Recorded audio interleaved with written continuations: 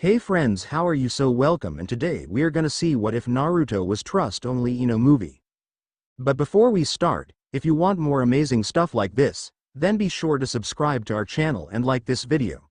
Also, if possible, share this video with your friends. Now, without wasting any more time, let's begin the story. Yamanaka-san, you not only scored highest within your group, you also reached the 95th percentile. The examiner explained as he showed Ino her test results. Because of your family, we expected the use of your family jutsu. When you used other means, we admittedly gave you a little bonus. The Shintensen was an expected sight during both the intelligence and infiltration parts of the exam. And I got more points by not using it? She asked. Yes. You see, it's easy for someone from the Hyuga clan to use the Byakugan, or from the Aburame clan to use their bugs, and for someone from the Yamanaka clan to use the Shintensen. We want to see inventive members more than members who have crutch techniques. He signed her exam and then stamped it with a seal. You're going to be training with an Anbu captain for the first few months until you understand all the procedures used by the whole section, not each individual division. Which division will I be placed in? Ino asked as she reviewed the needed scores for each. You could do well in intelligence, but with your scores you could choose whichever one you want. I suggest thinking about it. If you rush in, you'll find transferring to another division harder than getting into the Anbu in the first place, he joked. I'll go into the intelligence division, Ino said as she handed the form for transfer. The examiner snorted back laughter and stamped and sealed the form in an envelope. When do I get the tattoo? He couldn't help but to bust out laughing. Sakura blinked as she stared at Ino's bare bicep. I beat you, Ino said in a sing-song voice. Sakura smiled and leaned back before she gave her friend a big hug. So what will you do now, Sakura-chan? I am already in the intelligence division. In a year or two I may be a captain, she said as she replaced the sleeve of her shirt over the twin swirl tattoo. Well, I'll be taking my entrance exam in a week or two after I complete this next mission. When is your first mission, Ino-sama? Sakura asked in a mocking tone. Around the same time. Well, celebrate your successful mission together, unless you'll be spending the night with Naruto again? Ino asked with a sly smile. Sakura smiled back and moved a stray lock of hair behind her ear. Ino snorted when she saw the dreamy look in her friend's eyes. The two were sitting, as usual, inside of the Yamanaka flower shop. Sakura was leaning over the counter at the opposite end, near the door that led to the back. Ino was behind the register. Ino and Sakura had been rivals ever since both of them had developed their mutually childish crush on Sasuke. Ino had slowly begun focusing on her rise in the shinobi ranks, as their mutual target of love had shifted, and Sakura had moved on toward being with Naruto.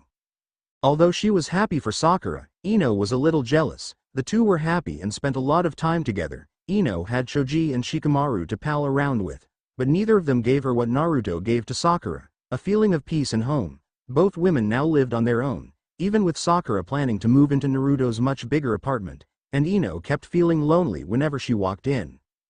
To come? Sakura ended. What? I am going shopping before Naruto and I get some dinner. Do you want to come? She made sure the last part was drawn out as if Ino was stupid. Sure, Ino said. Who knows when the next time might be, she thought. 4 days later, Ino was staring at the secret headquarters of the Anbu. The HQ of the most secret section of the Konoha forces was located within a cut-off area of the forest.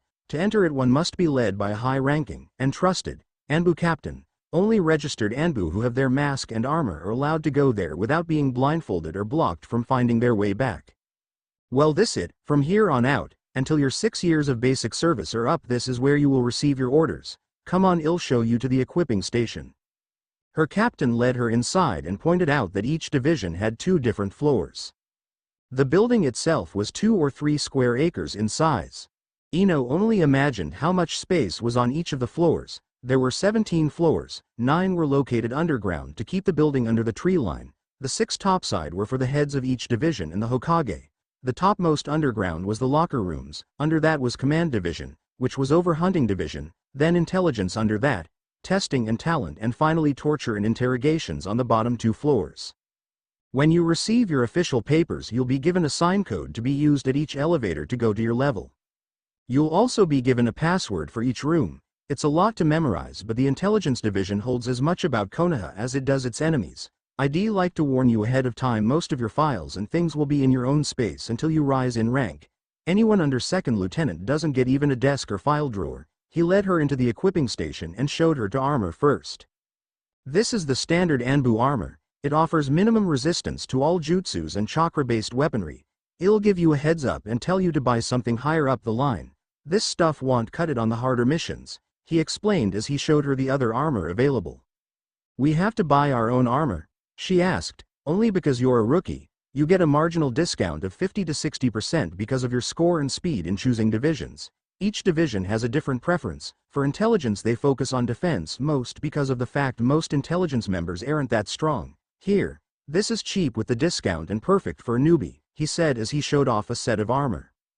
It looks like the rest, she said. He smiled and snapped his fingers. The Anbu dealing with sales nodded. He took the armor down and placed it next to a set of the basic armor.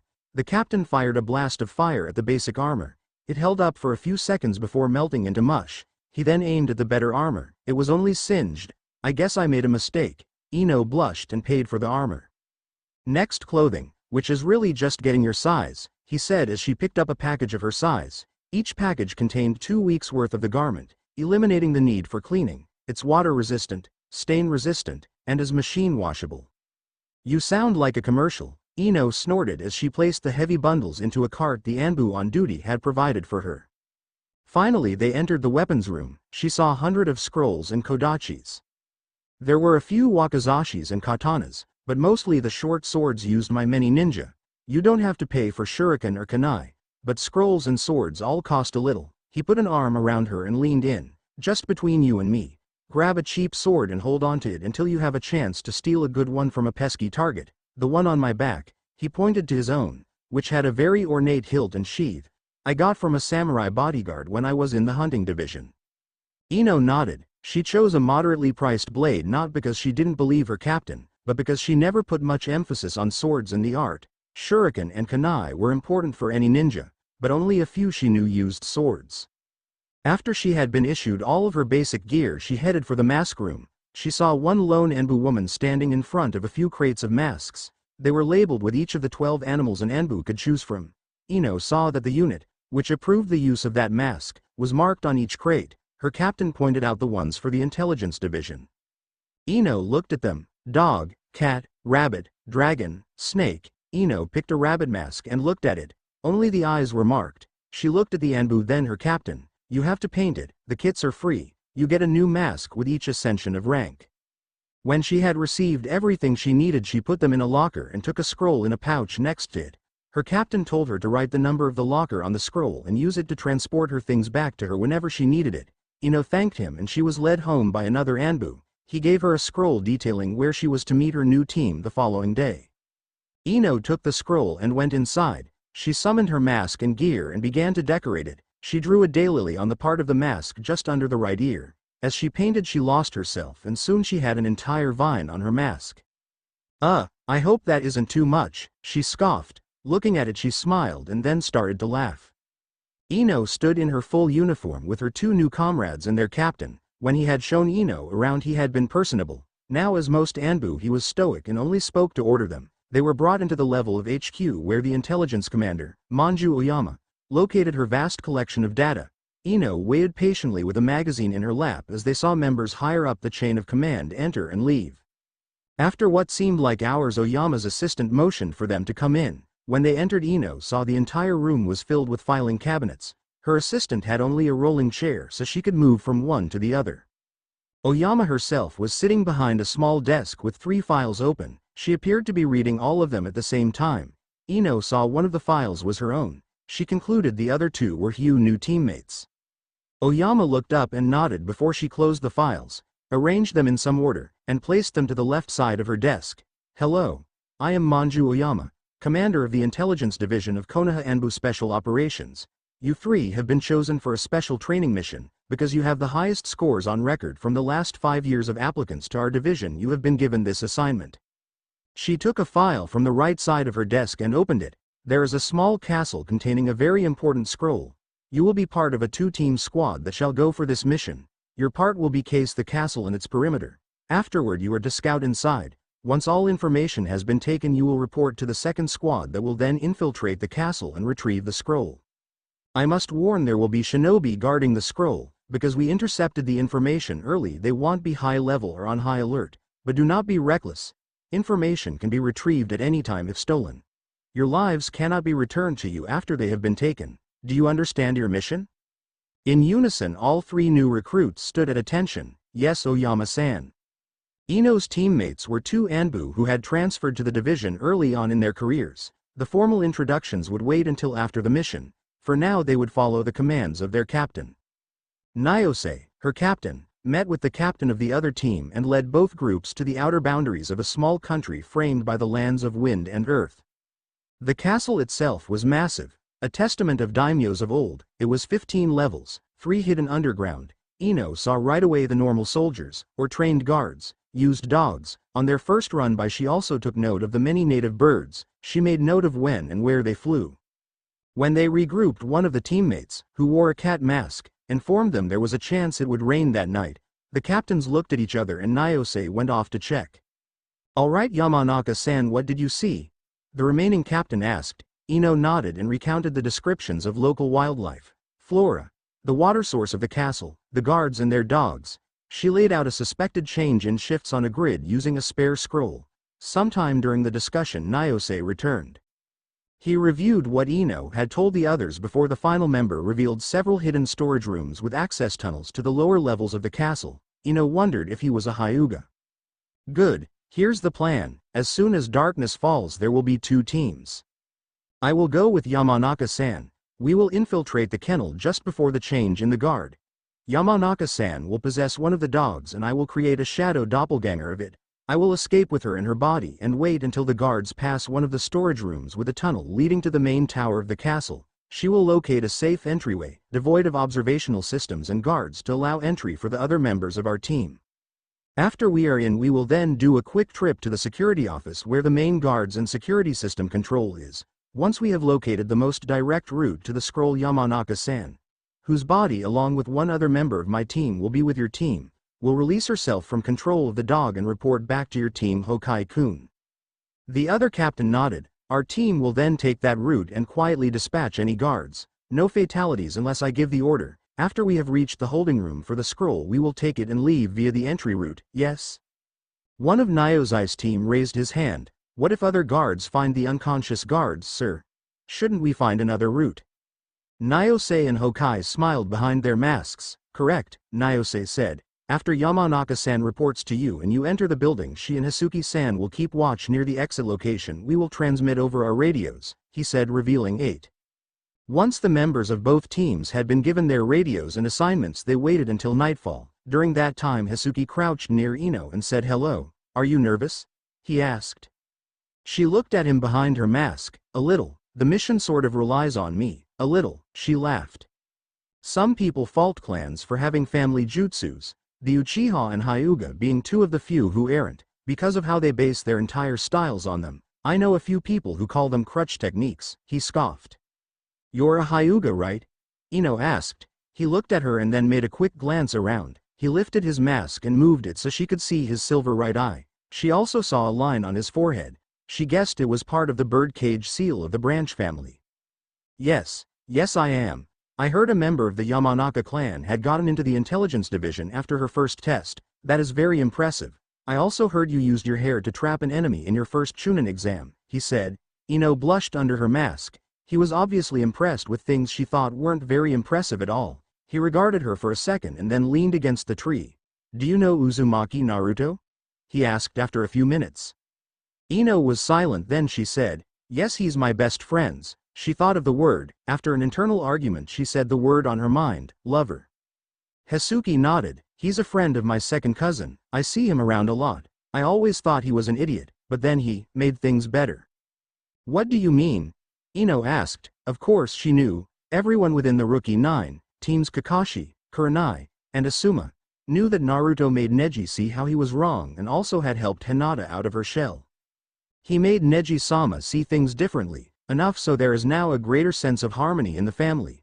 Hisuki looked at the branch he was sitting on. "Your friend, what kind of woman is she?" he asked. Ino laughed a little. "Why the interest in me?" she asked. "I am a member of the information division," he replied. As Ino was about to reply, there was a bird whistle. It was from Nyose. The two quickly moved to the origin of the sound and crouched down with their leaders. Is everyone ready? Nyose asked. The 6 rookie Anbu nodded. All right, Yamanaka-san, let's go. Yes sir. She and Nyose dashed off into the night just as the rain clouds began to gather. Ino felt a rush of excitement as she moved through the compound in her new canine body. She made her way to the 5th level of the complex, smelling far too many guards on the lower levels, and opened the door with her nose. She looked around quickly and sniffed the air gently. No one around. She headed to a storage room and saw a small window. Even as this body that would be a tight fit, she thought. She once again checked for anyone in the vicinity and headed for another window. As she passed a room she smelled fresh air, along with the leaves from trees in the courtyard. She used her teeth to open the door and saw a large open window. She smelled the remnants of cigarette smoke. Ashes on the floor told the tale. She moved to the window and looked out. No guards were directly below her at that point. As she was about to signal, using a special scent bomb she had been given, she heard voices. She found a small desk and dashed under it as 2 young men entered the room. I tell ya, this is pathetic. We have a scroll of magnificent value and we can't even get real ninja to guard it. The voice was followed by the click of a lighter. The smoker returns. Think about it, man. These kids may look like nothing but they could kick your ass into next week, his friend replied. Jenin. Gimme a break. My sister was a ninja and she couldn't kick rotten wood until she became a chunin. He paused as he inhaled and exhaled a cloud of blue smoke. But we are looking after a rotten piece of parchment here, man. That thing may be what? 300 years old. Who knows if anyone can still read it? His friend sighed loudly. Whether anyone can read it or not isn't the point. You heard those Junin talking. It supposedly is dangerous for even a novice ninja to get their hands on it. I wouldn't be surprised if there are ninja planning to steal it right this minute, he said. Ino tensed and hid herself in the shadows of the desk. It had a back to it so they couldn't see her, but she made sure they couldn't hear her either. Whatever, man. Aw shit. Our break's over. I got caught up talking to you and I wasted my cig break. Close the window, man, his friend scoffed as they headed out. No way. Smells like those damn drug dogs in here. At least the trees get a bath now and again. The door closed and Ino took a moment to sniff the dog's fur. He was right, it did smell bad. She took her chance and let the bomb go off. At this height the dogs wouldn't smell it and the humans who left didn't have the noses for it. Within minutes Nyose and the last member of their team were there. Nyose nodded to her and landed next to her. As he was about to move she bit his hand and tugged. What is it, Yamanaka? He asked with a bit of annoyance. She pointed her nose at his extra scrolls and ink. He unrolled a blank piece and gave her a wet brush. She quickly wrote out the information she had acquired. 2 Junin at least with Jenin. That means 2 teams of rookies on a training mission to guard the scroll. He thought for a minute. All right, let's go. He took a small tin of water and splashed it on the scent bomb to keep the Junin from catching wind of it. They made their way, 2 men and 1 dog, down the hall. They went up another 3 floors and found the security office nearly empty. Only 3 guards. Nyose made 2 cage bunshin shadow clones and easily knocked them out. He placed a binding jutsu on them and then tied them with the other ANBU's help. He put his hand to his radio headset and spoke to Hokai. We're in the security office, prepare to Yamanaka. Radio silence formed this moment. Nyose looked at the screens showing the layout of the castle. The scroll, if their location was correct, was located on the 1st floor, hidden in a secret room. He made a quick glance and then found it. There was an area on the map made to look like a sealed-in wall, but was far too large to be anything but a room. He pointed it out to Ino and then related the route to her. She nodded the dog's head and prepared to release. Nyose and the other Anbu muzzled her dog body with rope and tied her legs. She nodded and released herself from the dog. Immediately she was sitting on a branch with Hokai and Hasuki by her. She quickly relayed the information and Hokai went with his team, Ino and Hasuki in tow, to the castle. Ino and the young Hyuga waited. So 2 teams, right? Hasuki asked. Yeah, Ino said. She kept her eyes open. The young Hyuga probably was keeping his open as well. What village do you think? He asked. We're closer to the earth country than the wind could be. As she was about to finish her thought an alarm was raised. Ino and Hasuki crouched lower in the tree they were hiding in and watched as the guards headed toward the doors and secret entrances. Ino's radio crackled to life. This is Hokai. We have retrieved the scroll, over. In pursuit by single Kunoichi, over. Village indeterminable, over. Fight or fall back, over. Nyose's voice came next. Do not engage. We must not be seen, they must not know our village. Copy? They must not know our village. Fall back. All units take escape routes. I repeat, take separate escape routes. Ino and Hisuki looked at each other. Hisuki quickly turned his head back to the compound and made the signs for his family's signature technique. As he saw the group of their ninja escape, he saw something that made him stop. We have to go, now, he said as he grabbed Ino's arm and pulled her away. What did you see? She asked as she ran. He let go of her arm and turned his head back to her. The ninja following ours was able to block her presence. She is very powerful. We must go now, he said again as he raced on. Their radios crackled to life. Hyuga, Yamanaka. The enemy is after you. I repeat, the enemy is after you. Copy. She is gaining quickly. Do not, I repeat, do not fight her. Run. Nyose roared over the radio. Hisuki. How far away is she? Ino asked. He made signs again. He gasped. 20 meters, he cried. Ino took a large gulp of air. We must hurry. As he was about to run, a large roll of earth flew by them. Hidden stone, he cried. Ino looked back and saw a second stone. She narrowly avoided it by dropping to a lower level in the trees. All units beware. I left a motion trigger. The other Junin is following. I repeat, the second Junin is coming. She's here, Hisuki cried. Ino let out a scream as the tree she was in toppled. As Hisuki cried out his name, a third stone flew after him. Ino leapt into the bushes by the fallen tree and lowered the volume on her radio. Hisuki. Get out of here. I'll hold her off and try and possess her. That way I can give you time to regroup.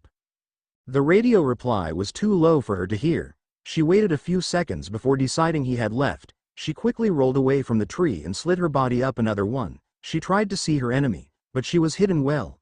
Ino took the chance to climb up the tree to get a better vantage point. Immediately she caught a glimpse of the ninja, but a flash of lightning close to her blinded her. The next thing a stunned Ino knew was she was being swung around. She cried out and landed hard on the ground. Rain pelted her mask and she barely heard the sound of a crashing tree. She rolled and leapt back to avoid being crushed. Rain fell harder against her as she hid in the tall grass. She panted softly and tried to regain her sight. After 3 crucial seconds that were hours of helplessness, she could make out shapes. She saw 2 strong legs standing just at the edge of her vision. She kept her breathing steady, but took longer, slower breaths. She's right there. I know it's her. I just need one chance. Ino remembered her sword. She raised her arm and drew it as slowly and quietly as humanly possible. The enemy ninja moved with trained care to the left, closer to Ino's position. If Ino didn't move or act now, she would be found by being stepped on. Ino suddenly felt the rain. It had been raining since her first big fall and she was soaked. The normal black and dark of her armor was no covered in mud. She herself was covered in mud. Her enemy wasn't. She made a swift, slow move. The elegance of her movement would be the envy of any assassin. She didn't hesitate. After years of fighting against criminals like Akatsuki and even Orochimaru, she knew no enemy would hesitate with her. She struck, quickly, efficiently, her medical ninja kill telling her the exact place to pierce her enemy's back and tear through their lung. And there heard. The blade snagged the bitch's rib and crashed off of it downward. Ino stood toe to heel with her first kill as an ANBU. As she relished the bloodlust, as all ninja do from time to time, she felt horror rise in her soul. A flash of lightning crashed through the night sky. It hit a tree a few meters away from them. The tree caught on fire and filled the darkness of the small battlefield with bright burning light. A red battle-ready blouse, a longer than average, but still tight miniskirt, and a pair of shin guards with high-heeled zori, traditional Japanese sandals. What made Ino's heart wrench was the hair. Long pink tresses fell down the back of her enemy and were matted to her back by her own blood and the rain. Tears fell down Ino's face and from under her mask. She let the sword go and the body fell forward. A sickening sliding sound accompanied the blade hitting the ground first and being pushed out of her. When she was face down, Ino removed the blade and turned her over tenderly. The face of Sakura was serene, calm, almost sleep-like. Oh my God, what have I done? Sakura, why, oh God. Ino held her face and started to rock back and forth. She gathered chakra and tried to heal the wound. She was coughed and watched as the jutsu dispelled. She didn't have enough chakra, being in the dog so long. Ino? Sakura's voice, horrifyingly weak, asked. Yes. Sakura, I can't heal you. Oh God. Ino shook violently. She ripped her mask off and vomited to the side. She gagged after a few minutes of painful retching and finally composed herself to look at Sakura's face. You were the, she gasped and blood trickled from the corners of her mouth, intruder? Ino gasped and shuddered. Team, my first mission. She was almost all right. He's coming what? Ino asked. She was so weak, her voice so soft, she could barely hear her. Ino leaned in and held her ear over Sakura's mouth. Naruto, he's coming. Ino's eyes widened. Fear filled her belly. She looked at Sakura and quickly grabbed her mask and put it on. The sound of a voice alerted her to how much time had passed. They had to have been here for 20 minutes. The fire started long ago. Years, it seemed to Ino, had begun to die down because the rain had gotten much worse. She stood. But Sakura raised a hand to her. Ino fell to her knees once again. Sakura, I am so sorry, please. She took the hand. It was so cold. It was so cold. Forgive me. The flower-covered rabbit mask looked down lifelessly at her. Sakura smiled. She could no longer speak. She mouthed the words, I do. Her hand slipped from Ino's grasp. As it did, she heard a strong wild voice call out drastically, Sakura-chan. Ino stood to go and looked down at Sakura. Her sword, covered in Sakura's blood, lay in the wet grass, the area around it dull burgundy. Ino bent to pick it up as footsteps splashed closer. She quickly dashed away just as a blonde-haired young man entered the clearing. He gasped at the form of the woman in the field. By the time Naruto made his way to Sakura's body and found she was dead, Ino was dozens of meters away. He pulled her corpse into his arms and cradled her for a few seconds, rocking back and forth as Ino had. Finally he screamed. Letting loose all the fury, rage, and despair within him, Naruto screamed. The Kyuubi roared with him and the sound echoed throughout the forest. It was a horrid sound, filled with sadness and loss, the sound of ultimate suffering. Ino remembered it all the way back to her regroup point. The other members, hearing the sound and seeing Ino, covered in blood and filth, did not ask, they knew. Hokage explained he had seen a genin from their village and found that Haruno Sakura and Uzumaki Naruto were watching over a team of genin while their current leader was away on a secret mission. They had not had all the information they needed. Ino didn't speak until they returned to Konohagakure 4 days later. Entering Konoha was like walking to the gallows. Ino was immediately rushed by 2 medical anbu. They escorted her from the secret entrance to the village to the route normally hidden from anyone but medical team staff. She was put into a large room by herself where she was treated for temporary blindness, broken ribs, bruised bones, and several large scrapes. As they worked on her, she could only think of what she had done. How even though she had wanted to, Sakura had never said she forgave her. It shook Ino's soul to know her fate. After 3 hours of healing and 7 hours of rest, Ino was escorted to a waiting room where the rest of her team was. Hisuki and the 3rd member nodded to her. The room was large, one made for presentations with a large projector and screen on one side of the room. The other 3 were lined with seats. Ino sat down across from the door, beside the screen, while Hisuki and the other member sat on the left wall, close to the corner. As she was about to ask what was going on, Nyose burst into the room, Oyama's assistant hot on his heels. "I'll have your captain's stripes for this," she roared. Nyose was ignoring her. He had removed his mask and had a grim look on his face. "You incompetent fool. I told you not to take rookies for this mission. Now look what's happened. There's going to be an investigation into this and you had to fuck it up by. Stop right there, bitch," he screamed at the top of his lungs. The 3 rookies leaned back in their seats, the calm and somewhat emotionless Nyose of the mission and the happy friendly Nyose of training was gone. This Nyose was a warrior, bound only by the name of ninja. "You forgot to inform me of the personnel involved. How the fuck was I supposed to know that the damn team leader was given a mission of diplomacy and the fucking apprentice of the Hokage was going to be in charge of guarding the damn thing instead?" The assistant glared daggers at him. She was about to retort when Oyama herself walked in. "Quiet. This is not the time for arguing. Hokage-sama, herself, is here to evaluate this mission and the unfortunate events that have taken place. She is in my office reviewing your reports right now. When she is ready we will go to give an oral report. That includes you, Yamanaka," Oyama said, looking straight at Ino. Ino shook visibly. Oyama raised an eyebrow and lifted her mask. "Yamanaka-san?" Hisuki asked as he moved from the corner seat to the one next to her. "Are you okay?" Ino screamed. The sound was loud in the room and made the higher-ups cover their ears. When she had finished she buried her mask-less face in her hands. She was quiet for a few seconds before she began to sob openly. Oyama looked from her assistant to Nyose. She then had a look of realization on her face. The commander of the Testing and Evaluation Division had told her Ino's motivation was her best friend and rival, Haruno Sakura. The woman she had killed. As Oyama was about to say something, the doors opened to reveal Shizune. Her face was sad and her eyes were red. She had been crying.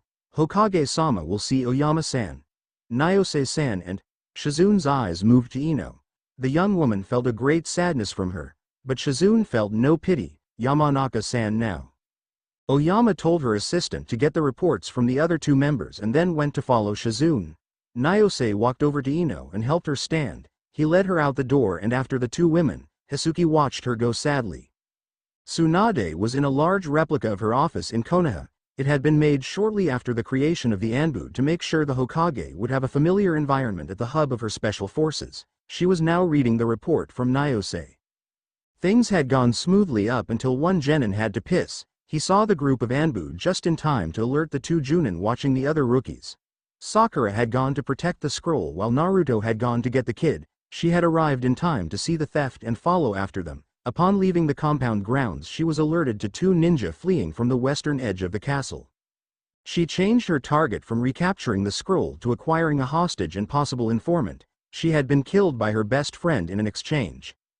Bad business. Tsunade had cried when she first saw Sakura's body, brought in by a blood-covered and wet Naruto. He was in worse shape than her corpse was. He had brought her back without food and a minimum of water, thinking she, Tsunade, could save the girl, not knowing she had been dead 2 or more days, and as Sakura's body sat in their morgue to be processed and disposed of.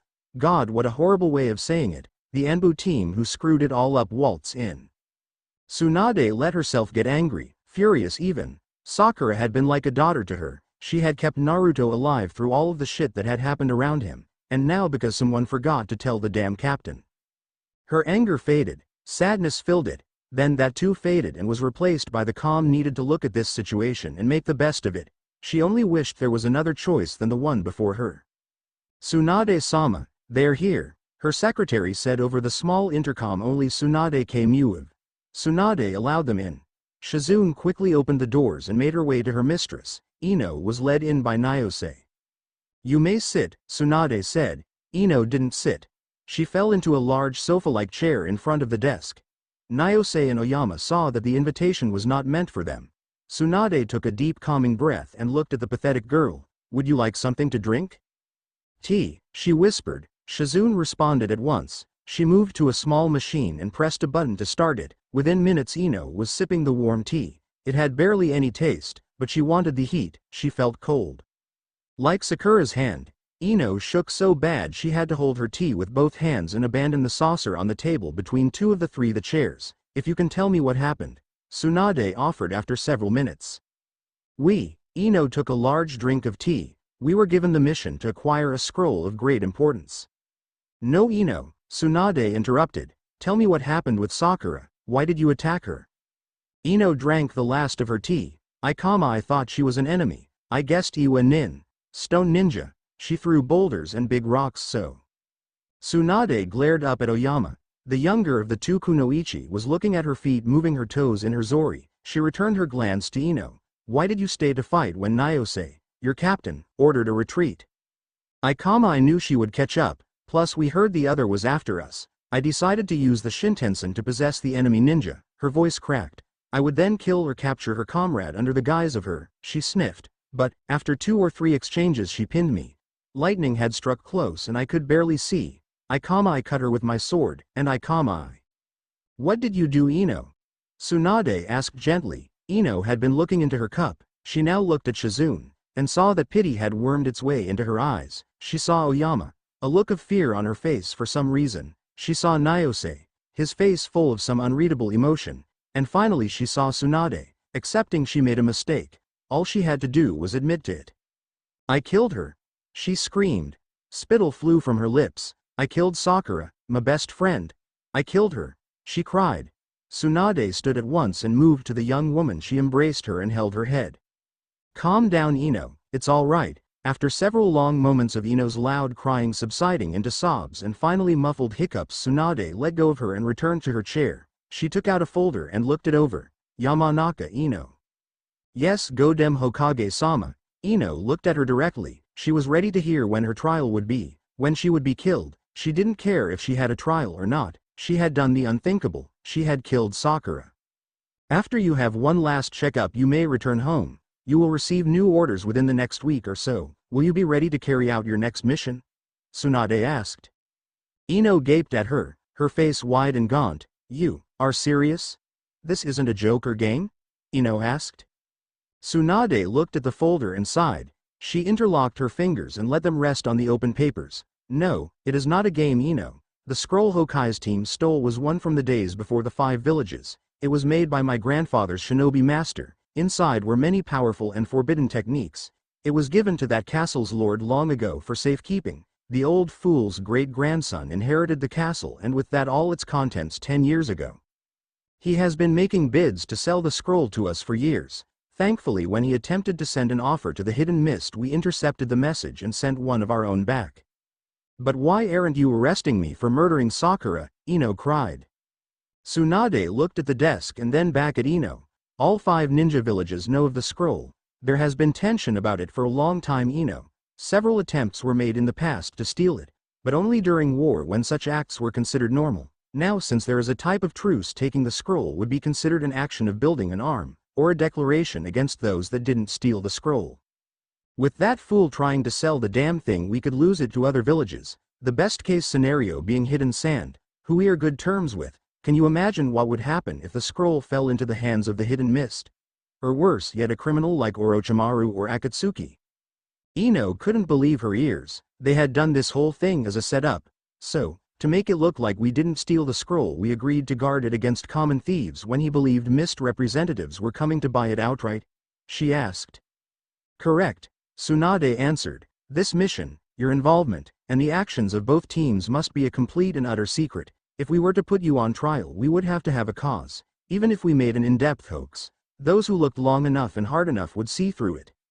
If the village were to punish you for your crime, Ino, we would be plunged into war, a great war with all other villages against us. Your guilt is of no consequence when the safety of the village is in question. Do you understand? Ino looked at her. Her eyes darted around the room. She could barely believe what was happening. The fact she had killed Sakura made the illusion of some third party stealing the scroll seem more real, and because of it she could not be punished at all for a crime she had committed. I said, Tsunade barked loudly, do you understand Anbu Private Yamanaka, Ino? Ino lowered her head more. Her answer was barely more than a whisper, yes ma'am. Tsunade leaned back in her chair and nodded. Good, you are also forbidden to speak about this mission again, even to those who participated. You may go. The same for you, Nyose. The captain nodded and helped Ino up before he set her cup down on its saucer. As the commander was about to leave, Tsunade spoke up. Oyama, you stay. She snarled. Oyama stiffened and faced her superior. As Ino was about to leave, Tsunade gave her a last bit of advice. If you want to be punished, Ino, commit a crime we can keep a record of. Ino nodded and left the room. Outside, Nyose heard the rage Tsunade had kept in check in front of the traumatized Yamanaka. He looked at her and put a hand on her shoulder. You have to move past it, Yamanaka. Things like this happen in the world of ninja. There was a chance it was meant to happen. Ino whirled and slapped him so hard he tumbled to the floor. Shut up. Shut your damn mouth. She screamed. Meant to happen? Meant to happen? She screeched. Are you saying some divine power ordained for me to murder my best friend? He wiped blood from his cut lip and stood up with the aid of a chair. You aren't being punished, are you? If you forget about her and work it out in your heart, you won't live with the guilt. He walked past her and stopped by the elevator. The best penance is always given by the criminal's heart. Ino cursed under her breath as he left. She stood alone in the hallway listening to Tsunade's anger. The words were muffled too badly to understand her, but the meaning was clear. Oyama hadn't told them something, and because of it Sakura was dead. It was her fault. Except it wasn't. It was Ino's fault. All hers, and she would pay the price one day. She knew it. She just knew it. As Ino stalked home, she didn't notice anything. Everything was either dark red or blazing black. Every young girl was Sakura's face. Blood trickling down the corners of her mouth like Joker paint. Every young man was Naruto rage bellowing from his face, conflicting and merging with his sadness. Every old man and woman was death waggling their fingers at her. Ninjas kill their comrades every day, he reminded her, and now you've just given your own village a reason to make you a statistic. The no mask on his face smiled and let out a horrendous laugh. Ino turned her head back to the road and found her apartment. She walked up the steps and tried the doorknob. It was locked, and her keys were in her locker at Anbu headquarters. She cursed and looked for the scroll, which was also inside her locker. As she was about to turn, the door opened and the face of her mother appeared from the gloom of her home. Ino. Oh, thank God you're back. I heard terrible news. Ino, come inside. Ino, come inside.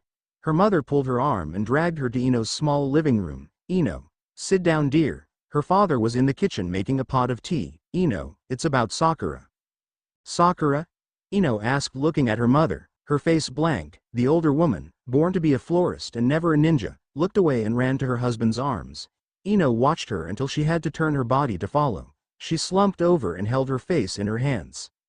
Her father, Inoichi, nodded to his wife and directed her to the pot of boiling tea before he saw to his daughter. He entered the small living room and pulled a chair to sit down across from her. He took a deep breath. His daughter was obviously distraught, most likely from hearing the news beforehand or seeing the body. The bodies of all Konoha ninja, were taken to Anbu headquarters to be prepared for disposal. The chances Ino saw Sakura's corpse were very good. Ino, he said softly, Sakura was killed on a mission several days ago. Her body was. I know, Ino interrupted. I killed her. Her father blinked. What did you say, Ino? She looked at her father, her eyes moist. Tears gushed from their corners and pooled on her knees. I killed Sakura. She screamed. She fell into a hysterical bout of sobbing. Her father held her and waited for her to stop crying and explain. It took an hour for Ino to finish crying again before she was able to tell her father everything. Her mother, after seeing the look on Inoichi's face, did not try to overhear. Florists could tell ninjas everything, but ninjas can tell florists nothing. When Ino had finished, her father led her up to her room and helped her out of the heavy Junin uniform she had been dressed in to see Tsunade. He laid her down on her bed and tucked her in like he did before she became a trainee at the academy. He gazed down at her, her eyes blank and staring, her face gaunt, and petted her hair. He let her sleep and then left the room.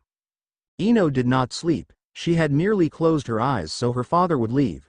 The trick had worked dozens of times in the past. Of course, she didn't want to talk about things like her feminine hygiene with her mother or boys with her father. She had just gone against a direct order from the Hokage by telling her father the particulars of her mission, of Sakura's death, of how Ino's horrid crime had helped Konoha avoid a total, all-out war.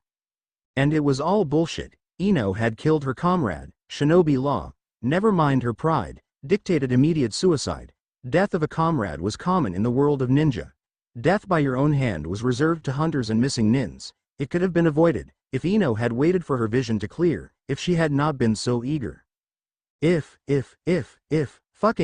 she rolled into a fetal position and cried. When her sobs threatened to get too loud, she grabbed her pillow and muffled them with it. Her thighs ground together. Her toes curled and her hands became claws as she tried to forget, tried to get the image of Sakura's body out of her mind. But she couldn't. It was there, and it had taken up a residence. The next week went by in a blur for Ino. From the time she came home and told her father everything to Naruto's visit, she remembered only minor things. The first 4 days had consisted of being brought breakfast and lunch and dragging her weakened body out of bed for a bad-tasting dinner. The tedium was broken on the 3rd day, by Naruto. He walked up the steps and knocked on the door. Ino's mother answered, and when she saw his face she broke down and hugged him. Naruto, I am so sorry. Ino could hear them because her room overlooked her tiny porch, and she had opened her window to let in some fresh air. Thank you, Yamanaka-san, Naruto said, very reserved. Ino was surprised. He surely knew what she had done, didn't he? Tsunade had been adamant to her about not telling. There was a chance the thing would be kept secret from Naruto as well. That thought chilled her to the bone. Is Ino here? He asked from below. Yes, but she's not doing well, Naruto. Would you like to come in and wait for her? She may get up to see a friendly face? Her mother offered. Wouldn't we all? Naruto asked. Sorry, Yamanaka-san, but I have to hurry. Here, this is from Haruno Hana-san.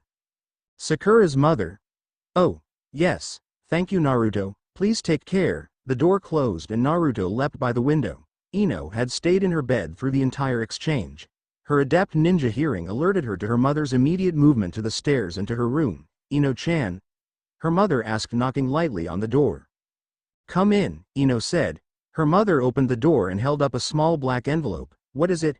Ino asked. To her it looked like execution orders. It's She bit her lower lip, the invitation to Sakura's funeral. Ino sat up and looked at it. She held her arm out halfway and then stopped, then accepted the letter. Shaking, she took the fabric, which felt like fine felt under Ino's fingers. She popped the string tie and pulled the simple invitation out. This invitation is to the funeral of Haruno Sakura, Konoha Kunoichi, which will be held this Sunday. It will be in the hours from 1 p.m. to 5 p.m. Ino didn't even realize she was crying until a few stray drops hit the paper. She shook her head and let the letter drop to the bed. "Mama?" Ino asked quietly. "Yes, Ino-chan?" She took a large gulp of air. "Need a black dress." In Konohagakure, ninja are given no funerals. High-ranked shinobi, or very popular or powerful warriors, will have large gatherings of friends and allies. Normally these are for the living entirely, as there is no body to view. By the time a funeral has been organized, the body has been disposed of by the Anbu. There is a formal ceremony held 1 week after the shinobi's death, regardless of attendance, at the Hokage building. If the family wishes for another ceremony, they can ask for funding for the gravestone. Since this is a rare occasion held mainly by families with only 1 or 2 ninja, most families who ask get the funds. Now, this Sunday, the Haruno family stands before a bodiless grave. Hana and her husband stand to the left of the small gravestone. The main host of those present had come for Naruto. They're his comrades who recognize him as a powerful ninja. They came to help him through the loss. All attendees were wearing normal civilian clothes, shades of black to contrast the deep red of the carpet provided to stand on for the graveside service. As unsurprised as the group, consisting of the Rookie 9 as well as Guy's team, to see Ino, they were equally surprised to see a certain raven-haired Enbu captain make his rise over the hill toward the grave. In his wake was Naruto, his head low, his eyes downcast. Sasuke led his rival up to the small carpet walkway placed down by the funeral home before stepping off and letting Naruto walk up to the gravestone. On the top were Sakura's headband and a picture of her. He didn't stop until his feet rested against the step that was made from the stone coming from the grass. He fell to his knees. They scrapped against the stone and tore his pants and the skin under the black fabric, but he showed no sign of caring. They were only pants, and the Kyuubi inside him assured him of fresh skin on his knees within minutes. "Sakura-chan," he whispered, "I am so sorry. I swore I would protect you.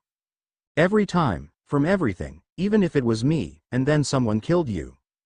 Because I wasn't fast enough." He put his hand on the stone and dug his fingers into it. His rage became evident. Emotion flooded his aura and filled the small area. Sakura's parents took a wavering step away from the stone as they saw deep gashes form from Naruto's nails. "I swear," he hissed through growing fangs, "that I will find the one who killed you, no matter their village, no matter who they are, no matter what they represent, even if they were someone just like me. I will find them and I will destroy them," he screamed. He panted. Taking his hand from the grave, he pounded on it with his fists. His despair escaped. He screamed. The stone began to break. Cracks appeared on it. The picture at the top of the stone trembled and threatened to fall over many times before Sasuke put his hand on Naruto's shoulder. "Naruto, you need to calm down. You're breaking her grave," he said softly. "Yeah, I know, Sasuke-kun."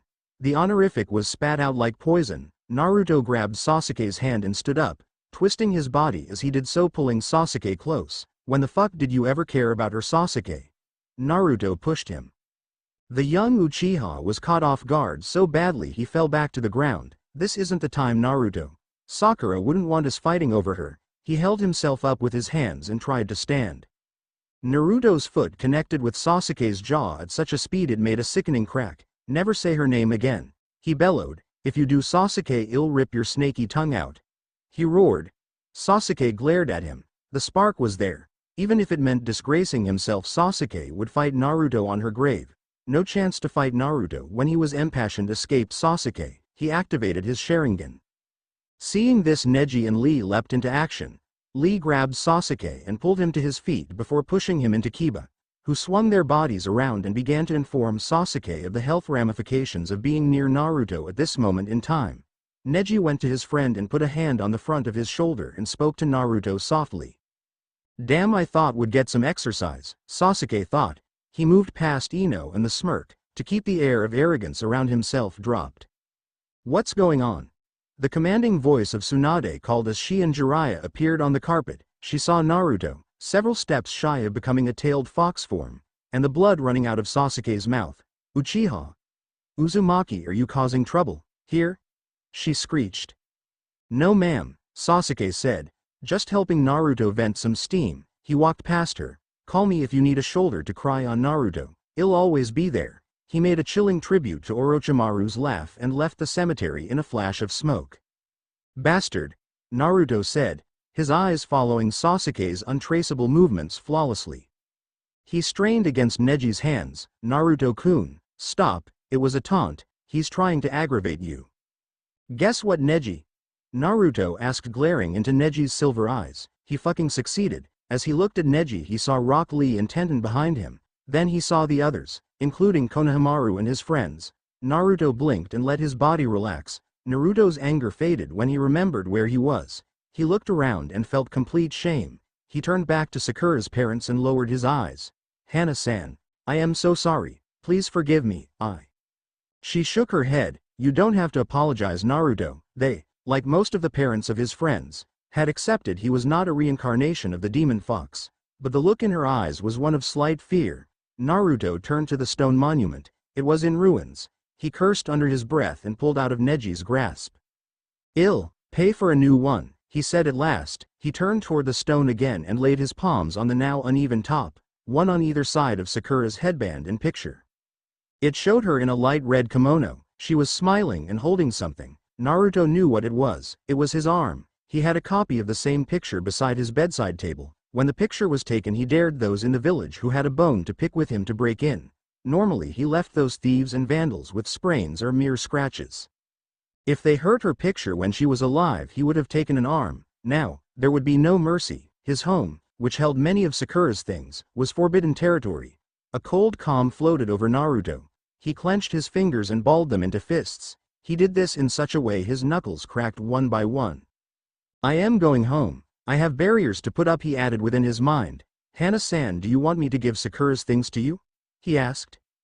She smiled sadly and shook her head. No, keep them. Well, see you when the will is read, so things you have now may be yours by her right. He nodded. Then Naruto made his way out. He gave a few smiles and words to Tsunade and Jiraiya before he walked down the path. Ino had stiffened as Tsunade walked by and had relaxed when the elder ninja had not even glanced her way. Now, as Naruto stalked past her, she felt fear grip her insides. Yet, as scared as she was, she wanted him to strike her, to show someone truly cared enough to take revenge for Sakura. Naruto stalked by. He stopped a few feet behind her and turned. Ino, I wanted to talk to you when I gave you the invitation, but, he trailed off. She turned to him quickly, like a mechanized doll. I know, I was sick. I had just learned of Sakura's death, a lie, a bad one. She felt the eyes of Tsunade. Did Jiraiya know as well? What was she even doing here? Tsunade didn't care about Sakura, she cared more for the village. Fear moved to grip her heart when Naruto spoke again. He gritted his teeth against tears. Understand, do you need to talk to anyone, Ino? He asked. She gasped and looked into his deep cobalt eyes. She saw a need there, a need to talk to anyone. As Ino was about to say no, I spoke with my parents or something else is weak. She felt a gust of strong wind. It had no origin except the front. She held her hair down and her dress closed before looking back at Naruto. The need was stronger. Before her mind could register what she was doing. Yes, I would like to talk, Naruto. Do you have a time or place? No, I have a few things to do first. I'll call you. You, Ino blushed. Have my number?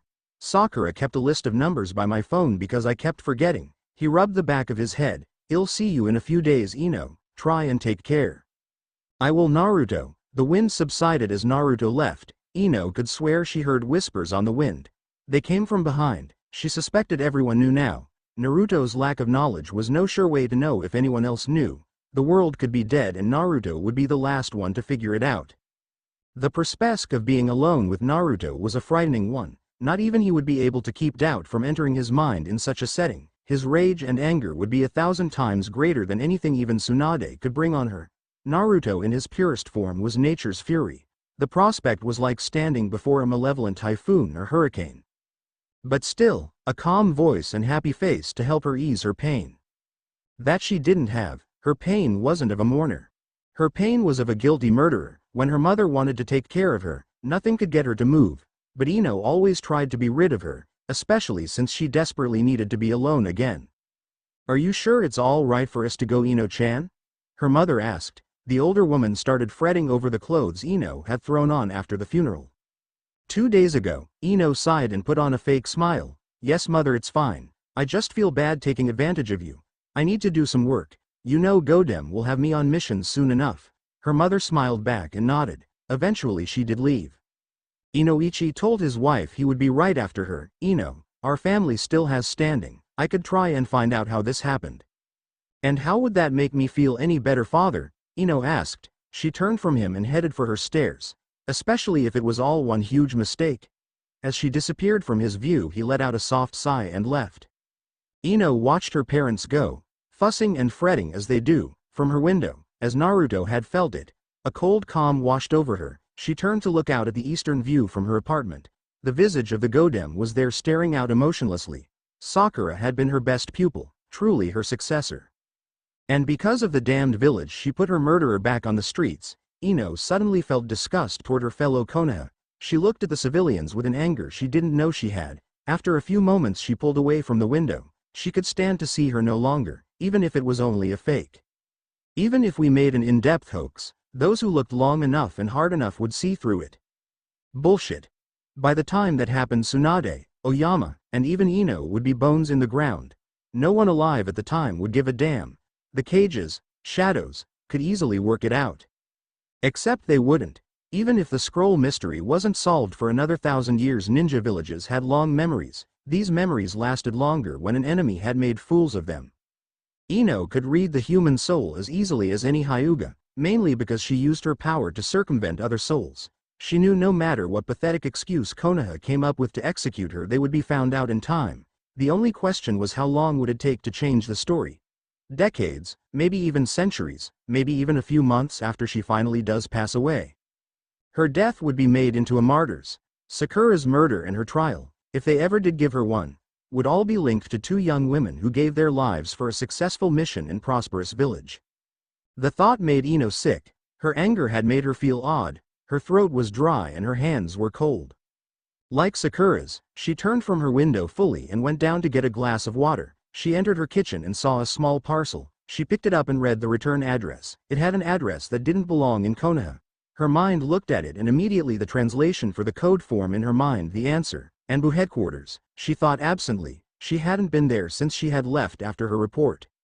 She ripped the brown wrapping paper off and found a plain white box inside. She opened it and deposited the contents onto her kitchen table. It was the summoning scroll for the contents of her locker at headquarters. Her body acted of its own will when it put the box down and opened the scroll. She channeled her chakra and put her hand in the circle.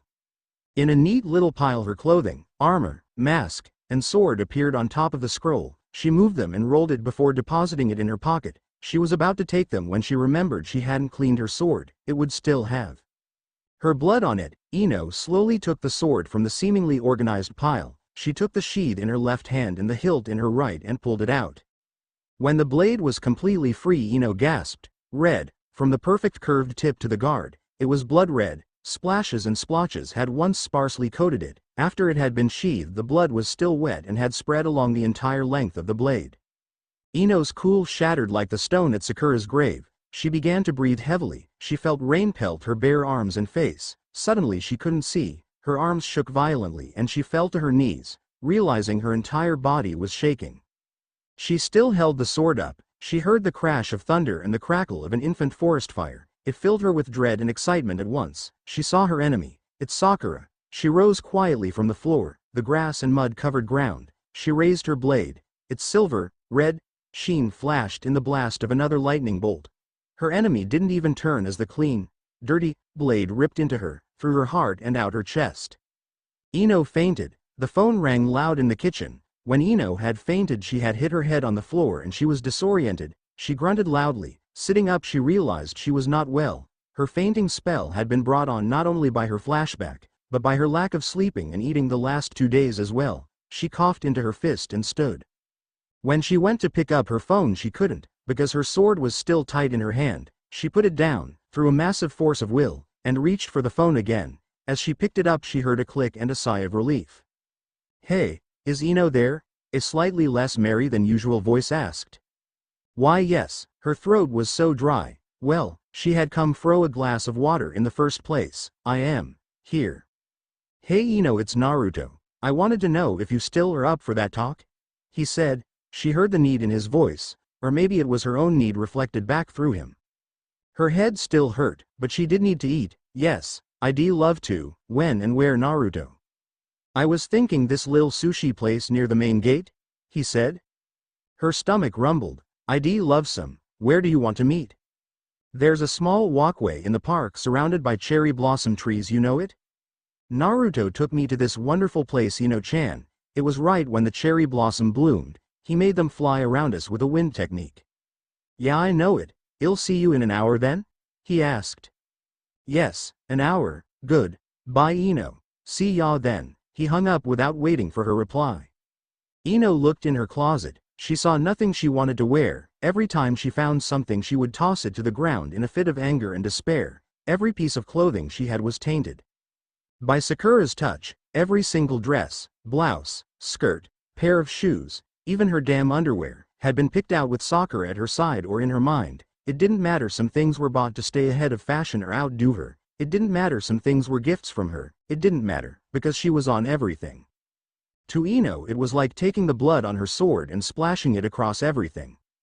After 40 minutes of looking, she crumpled into a heap on the floor. She saw a dress Sakura had bought her for her birthday a year ago. She sat up and looked at it. I saw this when I was going shopping and it screamed Ino-chan at me. Do you like it, Ino? Yes, Sakura, Ino said to the apparition in her mind. The memory had been at the flower shop, with Sakura and Ino's usual positions switched. Sakura had been leaning on the counter from behind the register while Ino sat in a chair and opened her gift. But now, the scene changed. Sakura was leaning out of her grave. It didn't matter that Sakura's body was probably ash. The fact she was still talking wasn't even factoring into it. Ino looked at it and decided to wear it. A gift from her would be fitting if Naruto knew she had killed her. After all, she thought, he promised to kill her murderer. Sakura's voice, as if answering Ino's thoughts, wafted again through her mind. And Naruto always keeps his promises. The park inside of Konoha was fabled to have been where the first Hokage had begun his creation of the village, and that everything else sprung from his original design. This is believed to be true, as Sandaime the Third not only spoke of this place frequently in reference to the first, but also the park has the most beautiful collection of trees in the entire country. Ino walked quietly through the cherry blossom trees. Her mind was abuzz with what would happen if things went the way she wanted them to. Her mind was so fogged from her sadness for Sakura's death and her disbelief for how no official punishment would be given, that she had barely enough concentration to walk. She knew the bench Naruto had told her about. It was the only one that was surrounded by the beautiful trees. When they were in bloom during the fall, it was the best spot to sit in. Ino remembered when she was a little girl and would sit and let the blossom leaves fall around her. With Sakura, she felt like she was going to cry again. As the tears bubbled up in her eyes, a voice called out to her. I really thought you would take more time. I can count on my fingers how many times a woman hasn't been late to meeting me. Ino looked up and saw Naruto. He was smiling. What struck Ino wasn't the obvious sadness in his eyes. It was Naruto himself. He stood taller than her by 3 or 4 inches. His shoulders were broad. She could tell thanks to the button-down orange shirt he was wearing. To match his shirt, he wore a pair of black pants cut off just under his ankles. He seemed to exude a quiet strength, the opposite of his wild nature. Did you want me to be late? Ino asked. Somehow adding her normal cattiness to her voice, she sounded fake to her own ears. If Naruto noticed, he didn't show it. Come on, I am getting hungry. He waved her on and turned his back to her before heading off. It took Ino a few minutes to follow him. She caught up and walked beside him. Silence pervaded over the 2 young ninja as they made their way through the streets toward the restaurant. Ino looked at it and then turned to Naruto. What kind of place is this? She asked. It's a sushi place, Naruto said. His eyes were downcast. I don't know any other good place. He walked past her into the shaded room and Ino quickly followed. The restaurant was run down looking. The area near the gates were usually in disrepair, but prosperous because they counted on weary travelers instead of locals. But even this was pushing it to Ino.